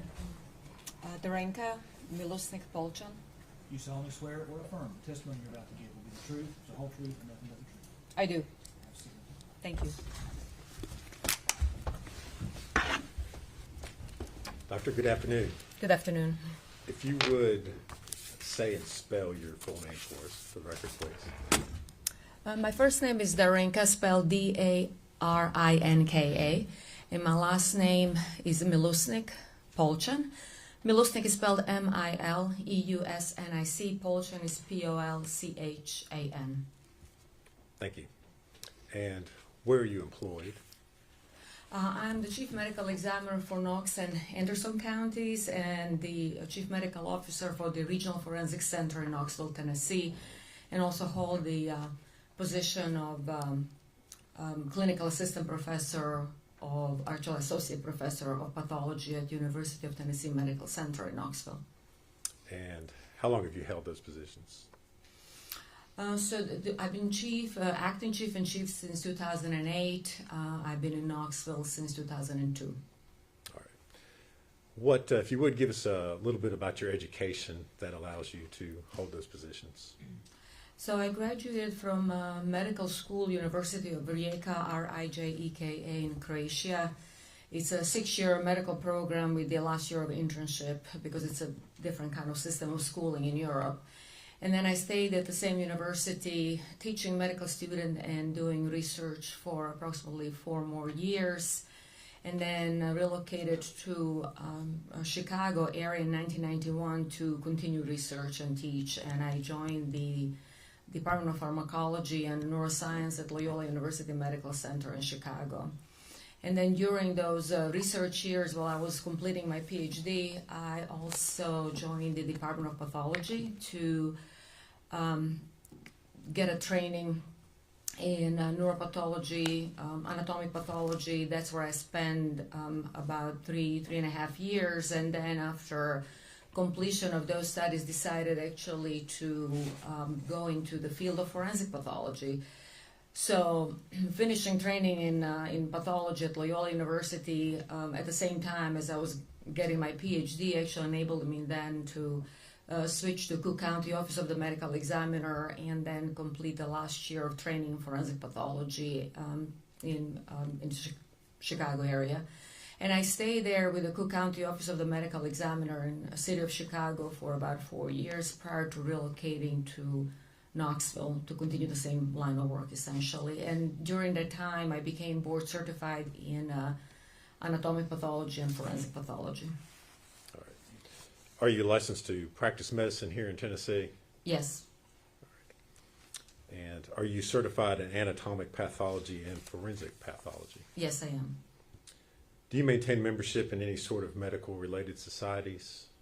Yes, there are a number of societies such as American Academy of Forensic Sciences, the National Association of Medical Examiners, and then just the regular pathology groups that College of American Pathologists and American Society of Clinical Pathologists. The membership in the name, actually, National Association of Medical Examiners is important because actually that's the accrediting body for the forensic centers in the state of Tennessee, and then of course we are accredited by the name, by the National Association of Medical Examiners. All right. Have you published any scholarly materials in the field of forensic pathology? Yes, I've published some papers and platform presentations and book chapters with the main interest in intersection of forensic pathology and anthropology, and then those mainly book chapters. And as far as the publications, I have a special interest in toxicology and child abuse. All right. And have you done any presentations on asphyxia in children and strangulation? That was actually one of the old presentations at the National Association of Medical Examiner meetings. It was a platform presentation. All right. Now, you are currently employed as a forensic pathologist, correct? Yes. And are you board certified in the area of forensic pathology? Yes, the anatomic pathology and forensic pathology is kind of dual certification. All right. And so, what is it that you do as a forensic pathologist? So in the state of Tennessee, actually, the forensic pathologists are medical examiners, and so because we don't have a coroner system, we have a medical examiner system. We are appointed to perform the duties of a medical legal death investigation on a county level.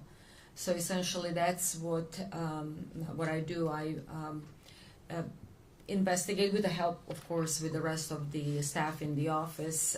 We investigate all the sudden deaths that happen, as I said, suddenly without medical attendance or due to violence. And our main obligation is to work not for any particular organization or the law enforcement. We work with the law enforcement to come up with an answer to what really happened and what the cause, manner, and mechanism of that in these situations where that happens suddenly, unexpectedly, without medical attendance or due to violence.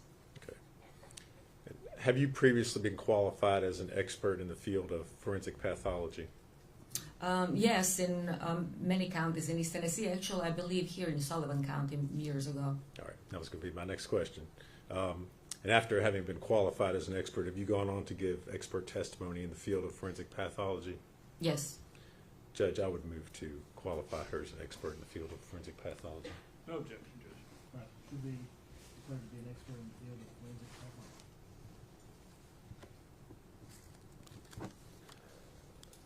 Dr. Malusnik, at the request of the District Attorney's Office here in Sullivan County, did you review an autopsy that had been performed by Dr. Matrina Schmidt, as well as other case materials involving the death of Evelyn Boswell? Yes. And if you would, tell us what materials you reviewed.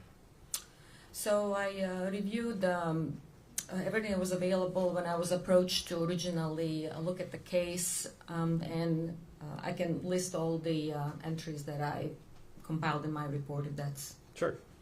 Acceptable. So what was available to me at the time of review and writing of my report is a birth certificate for Evelyn Boswell, Indian Path Medical Center birth records, Premier Pediatrics medical records, Mountain States Medical Group Urgent Care medical records, Bristol Regional Medical Center medical records, then autopsy report performed and signed by Dr. Schmidt, autopsy photographs, scene photographs, TBI forensic biology reports, several of them.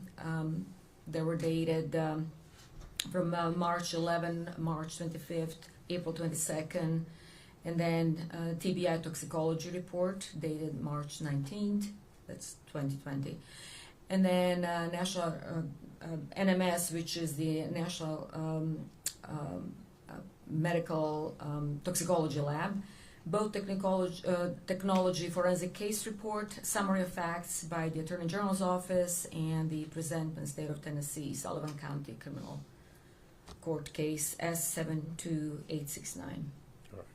And these materials, are they typical of what you would normally review in preparing an autopsy? Yes. All right. And based upon your review of those materials, did you form an opinion as to the cause and manner of death of Evelyn Boswell? Yes. And what was that opinion? So my opinion was that Evelyn died of asphyxial death, and that the manner of death was homicide. All right. And again, you reviewed the autopsy that had been done by Dr. Schmidt. How, if anything, did your opinion differ from what she had concluded? In essence, actually, our opinion did not really differ much, except that in my report, and that's the kind of luxury of writing kind of expert review report versus the just regular autopsy report, is that I specify several different ways of asphyxial death or different mechanisms of it. Okay. And when you say different mechanisms of asphyxia, what are you talking about? Can you explain that to the jury a little bit? So asphyxia essentially means that the inability of a person to breathe or for the oxygen to be supplied to the cells in the body. And the different ways how that can occur is either by preventing the circulation to the brain or other organs and tissues in the body, or preventing the breathing, or putting a person in such a position that essentially compromises both circulation and breathing at the same time, with the end result of essentially depriving the tissues and organs of oxygen. And then in with that respect, actual asphyxial death in general are very complex deaths, and if there is any compromise in the integrity of the person, such as decomposition, then they have to be really described in such a manner, these mechanisms, that are understandable, because in the end, the asphyxial death is what we call diagnosis of exclusion, meaning when everything else is excluded, what we are left with essentially is that the findings in the body and the finding of the body within the scene that are going to come to essentially explain what really happened to an individual. What I'm essentially saying is that there's the asphyxial mechanism such as positional, mechanical, traumatic, or actually can be also the consequence of the positioning in the scene, and that information comes strictly from the scene investigation. All right, and let's talk about each type of mechanism in regards to this particular case. What about the scene or the body would relate to positional asphyxiation? So the forensic autopsy, just like any other autopsy, which is a major procedure, kind of cross-section and dissection procedure in the body, almost like a complex surgery, cannot be done in a vacuum. It has to be done in the context of the scene investigation. So that's why we have medical legal death investigation, and that's why medical examiner and representative goes to the scene in order to create a context in which this individual was found. And that's why I always say that the forensic autopsy cannot be performed in vacuum. It has to be performed in the context of the scene. And then that's how essentially we approach this particular case, whether it's Dr. Schmidt or me reviewing it, is that in the context of the case, we have an individual who is now wrapped in multiple layers, so we can talk about it in a minute, who is positioned upside down in a confined space and in a position that prevents essentially breathing. And that's why I say the components of positional asphyxia, that's being upside down in a contorted kind of letter S position, mechanical asphyxia with the different objects essentially covering the individual's face or the body, and then traumatic asphyxia because of the positioning that is going to prevent the movement of diaphragm and breathing. And then, as I said, finding the individual in a trash can essentially creates a confined space, which is going to lead to confined space asphyxia. And that's why essentially, that's where I listed all these 4 different categories of or mechanisms of asphyxia. All right. Could I see exhibits 19 through 38, please?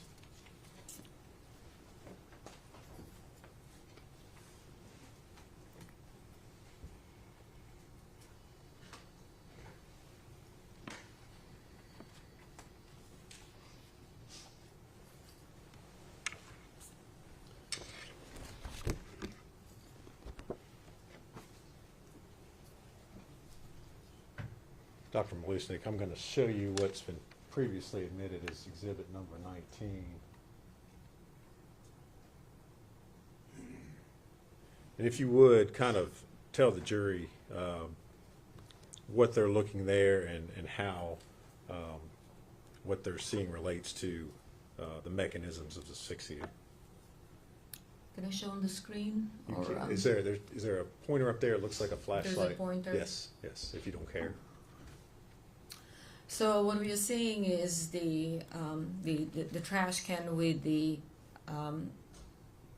child in trash bag with the several layers on top of her, one of them being a blanket. That's essentially when, and that's how we all approach the scenes, is we go layer by layer, slight kind of uncovering the individual, whether it's adult or a child, in a similar fashion, because we don't want to lose any evidence, number one, and number two, we want to show all the kind of components of that asphyxia by approaching it in this layered fashion. And then we can see the body of the child in an unzipped kind of onesie in an upside down position with some of her body parts showing up. So essentially, when I was telling you originally positional asphyxia, she's upside down, and we humans cannot breathe like that. There is a confined space asphyxia because of the trash can and her head being all the way down. Mechanical asphyxia because several different layers covering her face, which we'll analyze in a minute.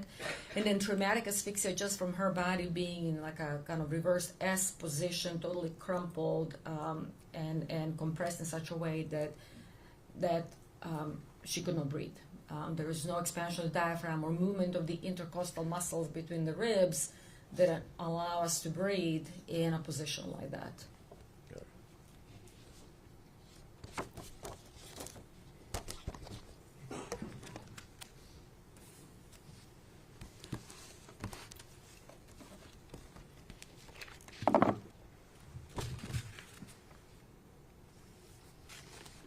Now I'm going to show you exhibit number, previously admitted as exhibit number 30.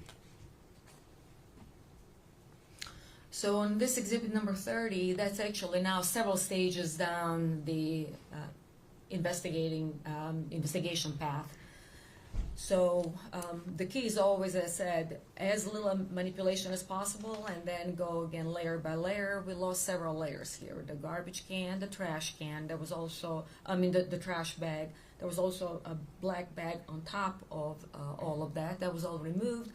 And now the child is in the blanket, and there is a foil, which is actually a very curious piece of evidence because it was so tightly applied to the child's face and upper body that looked like a wrapped, almost like a part of the kind of mechanism that prevents her from breathing, because that would be another kind of example of mechanical asphyxia because the object is covering the face and preventing her from breathing. And the other thing that can be also seen is that the body is actually contorted, and usually that would happen, with kind of force applied because we know now she's upside down, and the force applied for her body actually to kind of fit in the bottom of the garbage can, and that would be part of the traumatic asphyxia component. Now I'm going to show you exhibit 31. This exhibit 31 actually is kind of process of removal of the foil, because it was very voluminous and it was tightly applied to her face and her hair. One thing that actually happens with the decomposition of the body following a prolonged time interval after that is that a lot of our tissues start to actually break down and detach. So the hair starts detaching, the epidermis, first layer of skin, starts detaching. And so removing foil like this that is tightly applied actually takes a lot of time and a lot of effort to preserve the child and the facial features. And part of the problem was not just the tight application, of course, of the foil, but also all the composition fluid that kind of almost created a glue between the foil and the face of the child. And we can see her head starting to emerge in this particular area. All right. Doctor, if you could talk a little bit about the decomposition. Is there anything as far as what you see there that would show you how long the child had been in that position, or anything based upon the amount of decomposition? So the only thing that we can say really that it was advanced decomposition, and there were two types of decomposition that happened in this particular situation because of the position that Evelyn was in. The upper body, which was actually head first in the trash can, actually changed in form of so-called wet decomposition. That's why there is a lot of staining and the decomposition fluid kind of staining the blanket and the foil, because all the fluids and everything that accumulated after that are now creating the environment for so-called wet decomposition. But then the rest of her body, which we'll see later, that were kind of up, the feet and legs, they underwent so-called dry decomposition, or actually more kind of mummification. So the only thing that we can say it's advanced, but how long really it took, it really just depends on many factors such as temperatures that were around that body, and of course on the layers applied on the body surface, because that will prevent some of the flies or some other predators from coming to the body and expediting, fastening the decomposition. Okay. And did you notice that in this particular case? You mentioned the flies and the larvae. Yeah, there were some pupae, but did not really have like a direct access necessarily to the body, so there was not a lot of the maggot or activity at the time of her discovery. Now I'm going to show you Exhibit 32.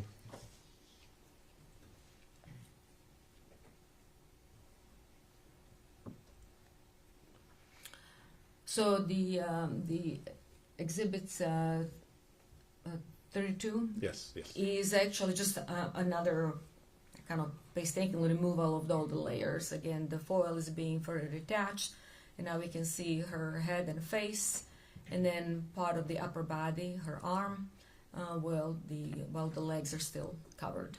Does this photo show anything in regards to the positioning of her head as it relates to asphyxia? So one thing that was becoming evident as the body was being uncovered is that her face was flattened because it was pressed against the foil and the blanket and side of the trash can. And then, of course, it was also kind of a little bit contorted because the face is pointing in this direction, and then her neck was kind of slightly contorted, and the head actually is almost at the level of her buttocks. Essentially, her feet, buttocks, and head, they're all kind of compressed almost at the same level now.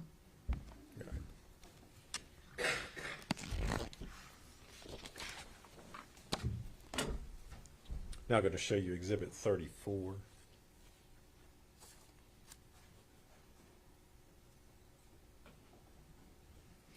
So the Exhibit 34 now shows it's kind of similar phase after the foil is removed. The blanket is covering the face, so the face is in this particular orientation. And again, the difference between all the fluids and wet decomposition staining the blanket versus just dry desiccation of the arm and then feet. So two kind of different processes happening at the same time, wet decomposition and dry decomposition or mummification. Anything that you could tell in regards to, I know the foil's been taken off in this particular photograph, but in regards to the positioning of the foil and the blanket as well, is there anything you could tell as far as whether that was haphazard or intentional? Well, the child appeared to be wrapped, so that would show intentionality, because it's not that she was just put in a garbage and then a blanket on top of her. She was definitely wrapped in a blanket, and it took a while to actually remove all the layers and unwrap her. So the way how she was found shows intentionality. As far as the changes on the blanket, one thing that happens with the wet decomposition and the fluids kind of creating, things do become kind of slippery in a way. So there was definitely some shift in the layers from the wet decomposition. Wasn't a lot of it, but there was some. And then we will see when the blanket is removed, actually, that her face was pressed against the garbage can because the pattern of the blanket actually remains on the face. Next, I'm going to show you Exhibit 35.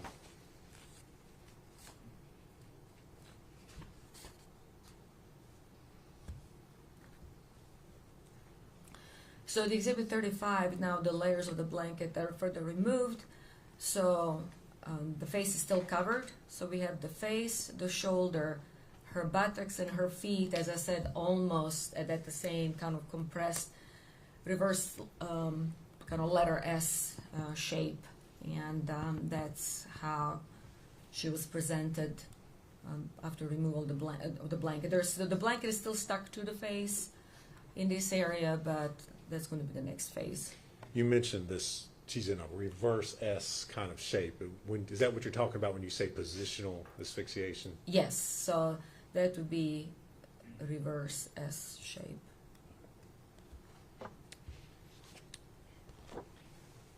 Next, I'm going to show you Exhibit 36.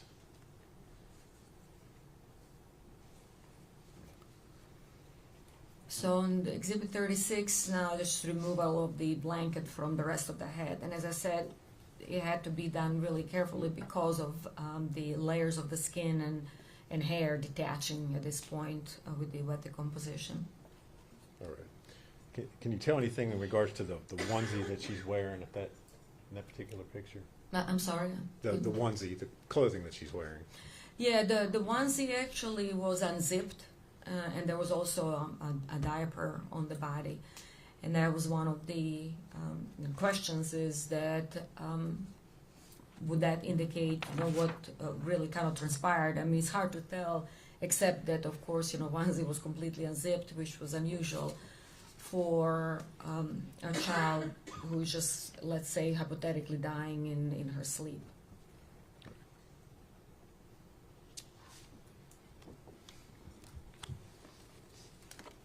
Now showing you Exhibit 37.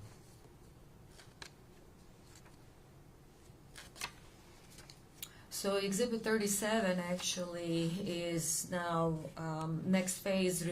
The blankets, the covering, the foil, everything is removed. The onesie is unopened. And then actually this is her kind of side in the front of the face. The facial feature actually can almost completely disappear because they're so flattened against the side of the trash can. And there was a lot of kind of pupae. There was no maggot activity, which would essentially help potentially with some timing of the postmortem interval, because from what I reviewed and from what Dr. Schmidt described, we didn't really see direct maggot activity, so they did not injure or damage the body to that extent yet.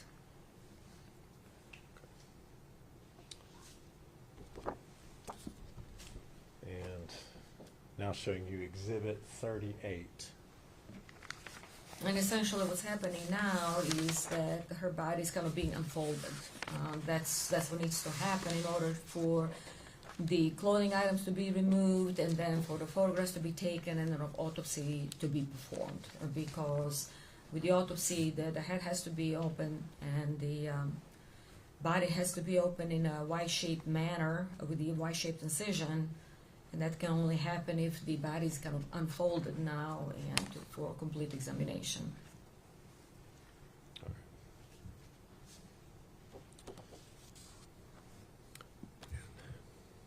Dr. Malusnik, did you,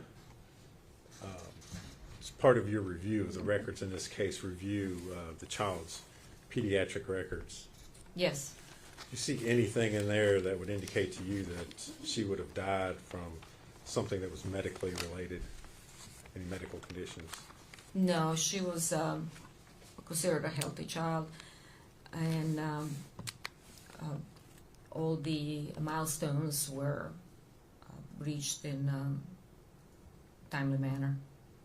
All right. And what about the possibility of her dying from some sort of rollover death?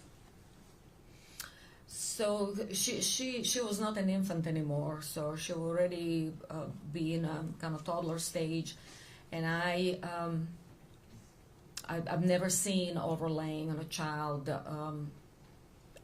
older than 8 months. Actually, 6 months is even pushing it, because it's just not easy to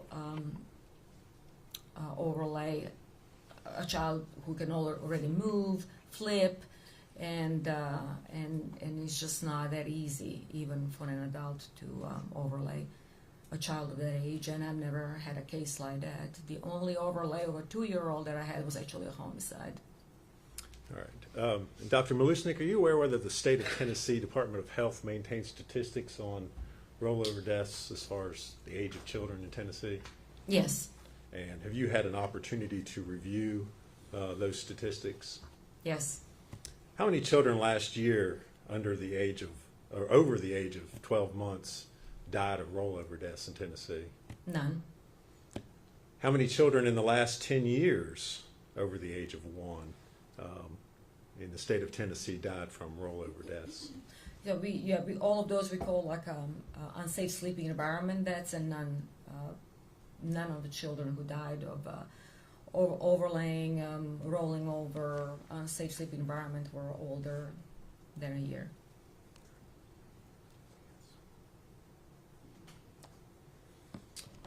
Thank you very much. If you would answer any questions Mr. Scott has for you.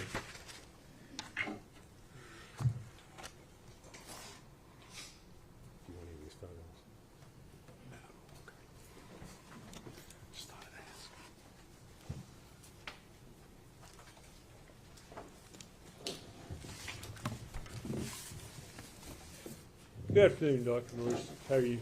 Good afternoon.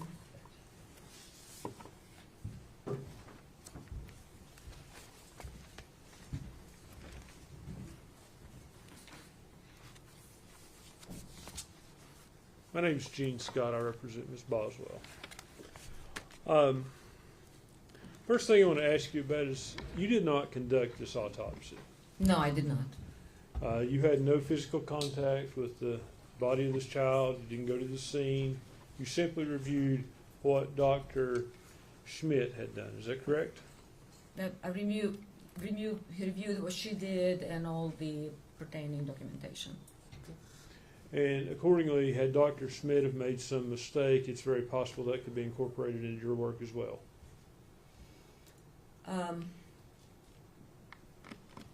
That's a very complex question. I cannot answer yes or no. May I explain? Sure. So the point of having an autopsy report is to objectively describe the findings. And then the only subjective part of the autopsy report, the conclusion as to what happened, that's essentially Dr. Schmidt, in this case, conclusion as to what the child died of, cause and manner of death. So the objective findings, such as photograph, tissue sampling, should be part of the description of the case that should not be influenced by one's opinion. Now, my opinion is going to be based on those facts plus the scene investigation. So the question was, if Dr. Schmidt made a mistake, she made objective observations and put them in her report that are corroborated with photography and tissue sampling. So anyone reviewing the case can come up with his or her own conclusion as to cause and manner of death. So if she made some wrong observations that are mismatched with the photographs, autopsy photographs, scene photographs, then I should be able to notice that and comment on that, but I haven't noticed any mismatches. So essentially, her conclusion as to the cause and manner of that is that's her subjective thing. I followed my own kind of line of reasoning and conclusion reviewing based on not just her report, but the scene photographs and autopsy photographs, which are documented for posterity, and anyone can review them and come up with the objective kind of a conclusion as to cause and manner of death. So the short answer would be, if she made mistake with observations, I should be able to identify that in the photographs, and I didn't. Were there photographs of the internal organs? The photographs of the internal organs were not available. We frequently don't take those during autopsies, but we do sample organs to look under the microscope, and that was done. Okay. Now, you described this was a diagnosis of exclusion. Can you explain what that means? So by saying asphyxial deaths are frequently diagnosed exclusion means that we found an individual in a position that prevents breathing, but there is no mark on the body. And I've done thorough investigation.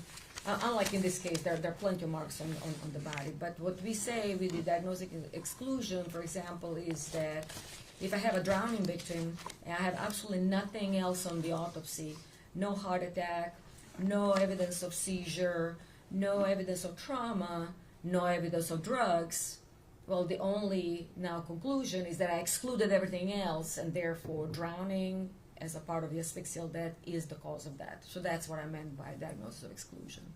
Okay. In this case, as it relates to the medical reasons contained in the autopsy, and I'm not talking about where the child is found at the scene, but the medical conclusions, were you able to come up with a cause of death? So there was no other reason for this child to be dead because there was no evidence of infection or any or tumor or anything like that was identified at the time of the autopsy. And review of the medical records, which is always mandatory for forensic pathologists to review medical records, birth records, pediatric records, did not indicate that anything was wrong with the child, such as seizures or anything of that sort. So this child had no objective way or reason to be dead. And as I said, the tissues were sampled, and even with decomposition that sets in the organs, if there is some major infection in the body, it would have been identifiable, and it was not there. Okay. What is sudden infant death syndrome? Sudden infant death syndrome is actually an abandoned, antiquated term that was used to describe sudden death in a child that essentially had negative autopsy findings and negative scene investigation, which means that we don't use that term anymore. That was antiquated because it was never a syndrome. It always, syndrome means that there is a constellation of symptoms, findings, and signs that would kind of create this entity that one can actually have the reason for this person to be sick or dead for that matter. So there was never a syndrome.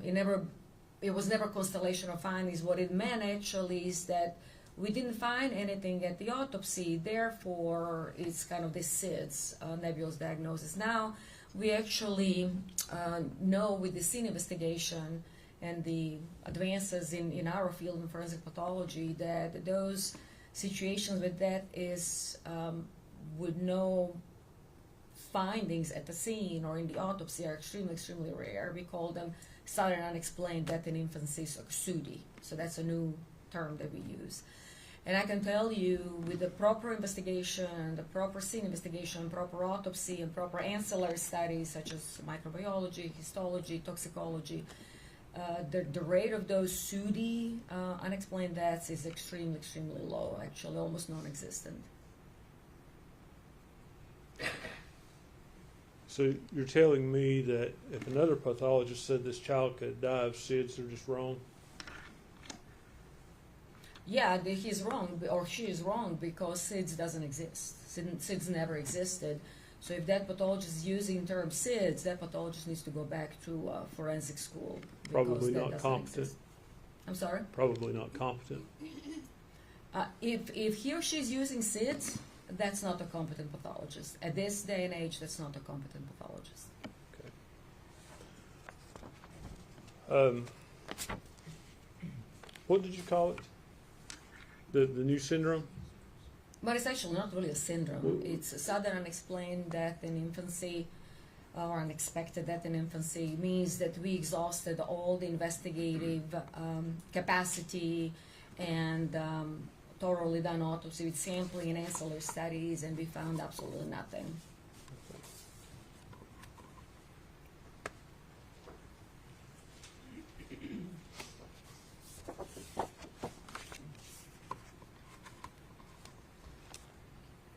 So how do you rule out that this child couldn't have died from a laryngeal spasm?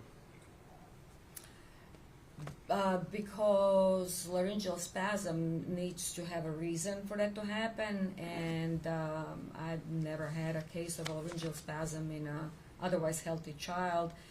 And laryngeal spasm is basically something that somebody would give a diagnosis or the reason for a child to be dead when they're really trying to kind of come up with stuff and create some new category. That's pretty much it. Gastroesophageal reflux, that can lead to a laryngeal spasm, can it not? But that would not... Yes or no, can it lead to that? And then explain. That's actually not something that is described in the forensic pathology field. Laryngeal spasm would not necessarily kill a child. But could it kill a child? No, I've never seen it. Could it? I've never seen it.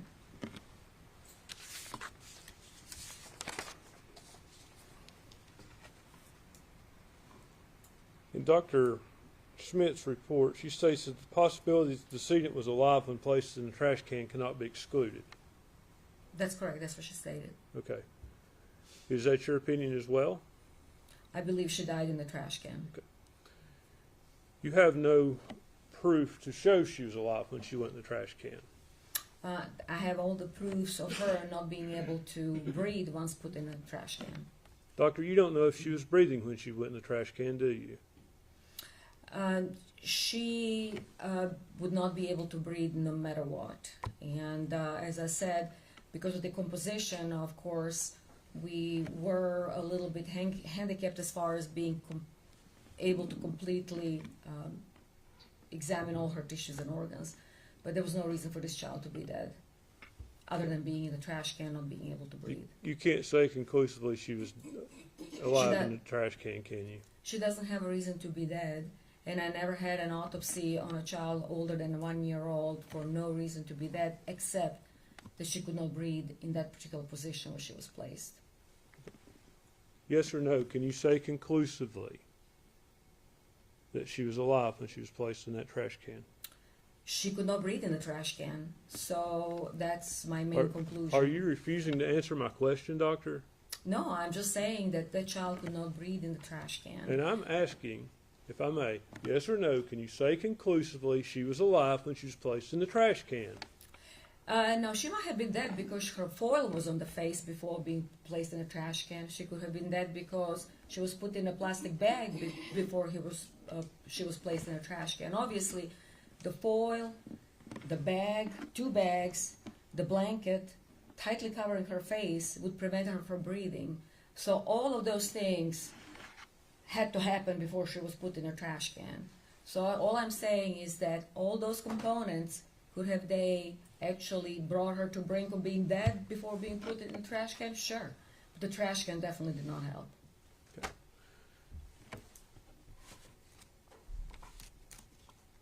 You can't say conclusively she was alive while she was wrapped in that blanket or tinfoil, can you?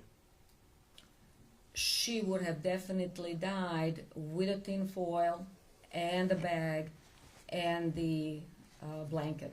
And there was no reason to put all of those things and tightly apply to her face and her body unless she was alive. You can't say conclusively that she was alive when she was wrapped, yes or no? All I can say is that she cannot breathe. With a foil, Judge, I would ask with you a bag, to ask the witness to and answer with my the blanket. question, yes or no. Doctor, you need to answer his questions. He's asking yes or no questions. You can explain afterwards if you want to, if you feel the need to. But you do have to answer his questions directly. So I'm sorry, what was the question? You can't say conclusively that that child was alive when it was wrapped in the blanket and when it was wrapped in tinfoil. I have no reason for this child to be dead. Yes or no, doctor? Nobody can tell exactly of the state of her body except that she cannot breathe with the foil and the bag. Judge, I would ask the court to instruct the witness to answer the question yes or no and then explain.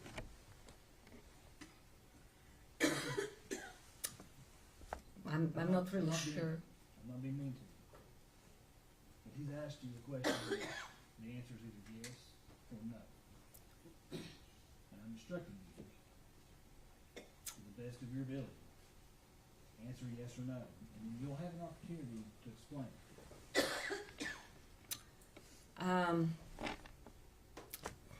For a forensic pathologist, it's hard to answer that question, yes or no, but nobody can guarantee or say with certainty what really happened to this child prior to the foil being put on her face. So you can't say whether she was alive or dead, can you? She has no reason to be dead, other than Judge, that. this witness is being evasive. May we approach?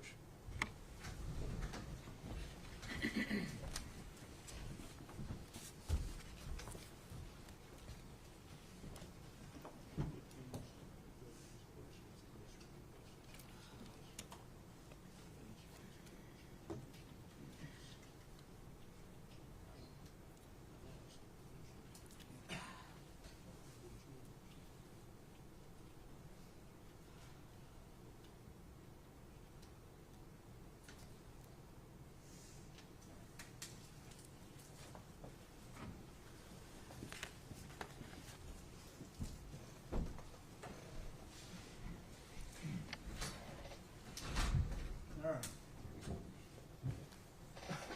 Let me see if I can boil this down to the lowest common denominator. He's going to ask you this question one more time. And I understand this case and this situation. But ma'am, I'm telling you, if the answer is not yes or no, you'll be facing contempt of court. Can I be more clear? Yes, sir. Ask your question. Ma'am, yes or no, can you say conclusively that this child was alive or dead when it was placed in the blanket and the tinfoil?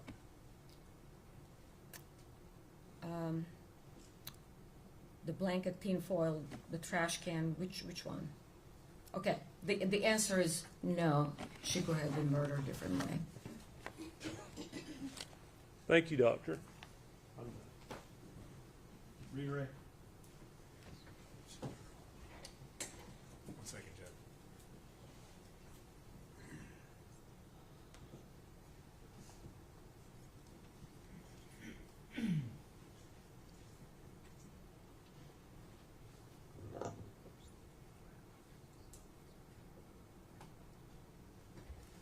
Nothing further, Judge.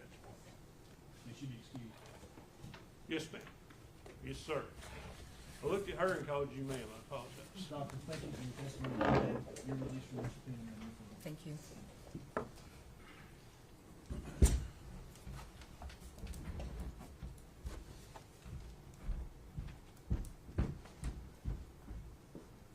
Any other?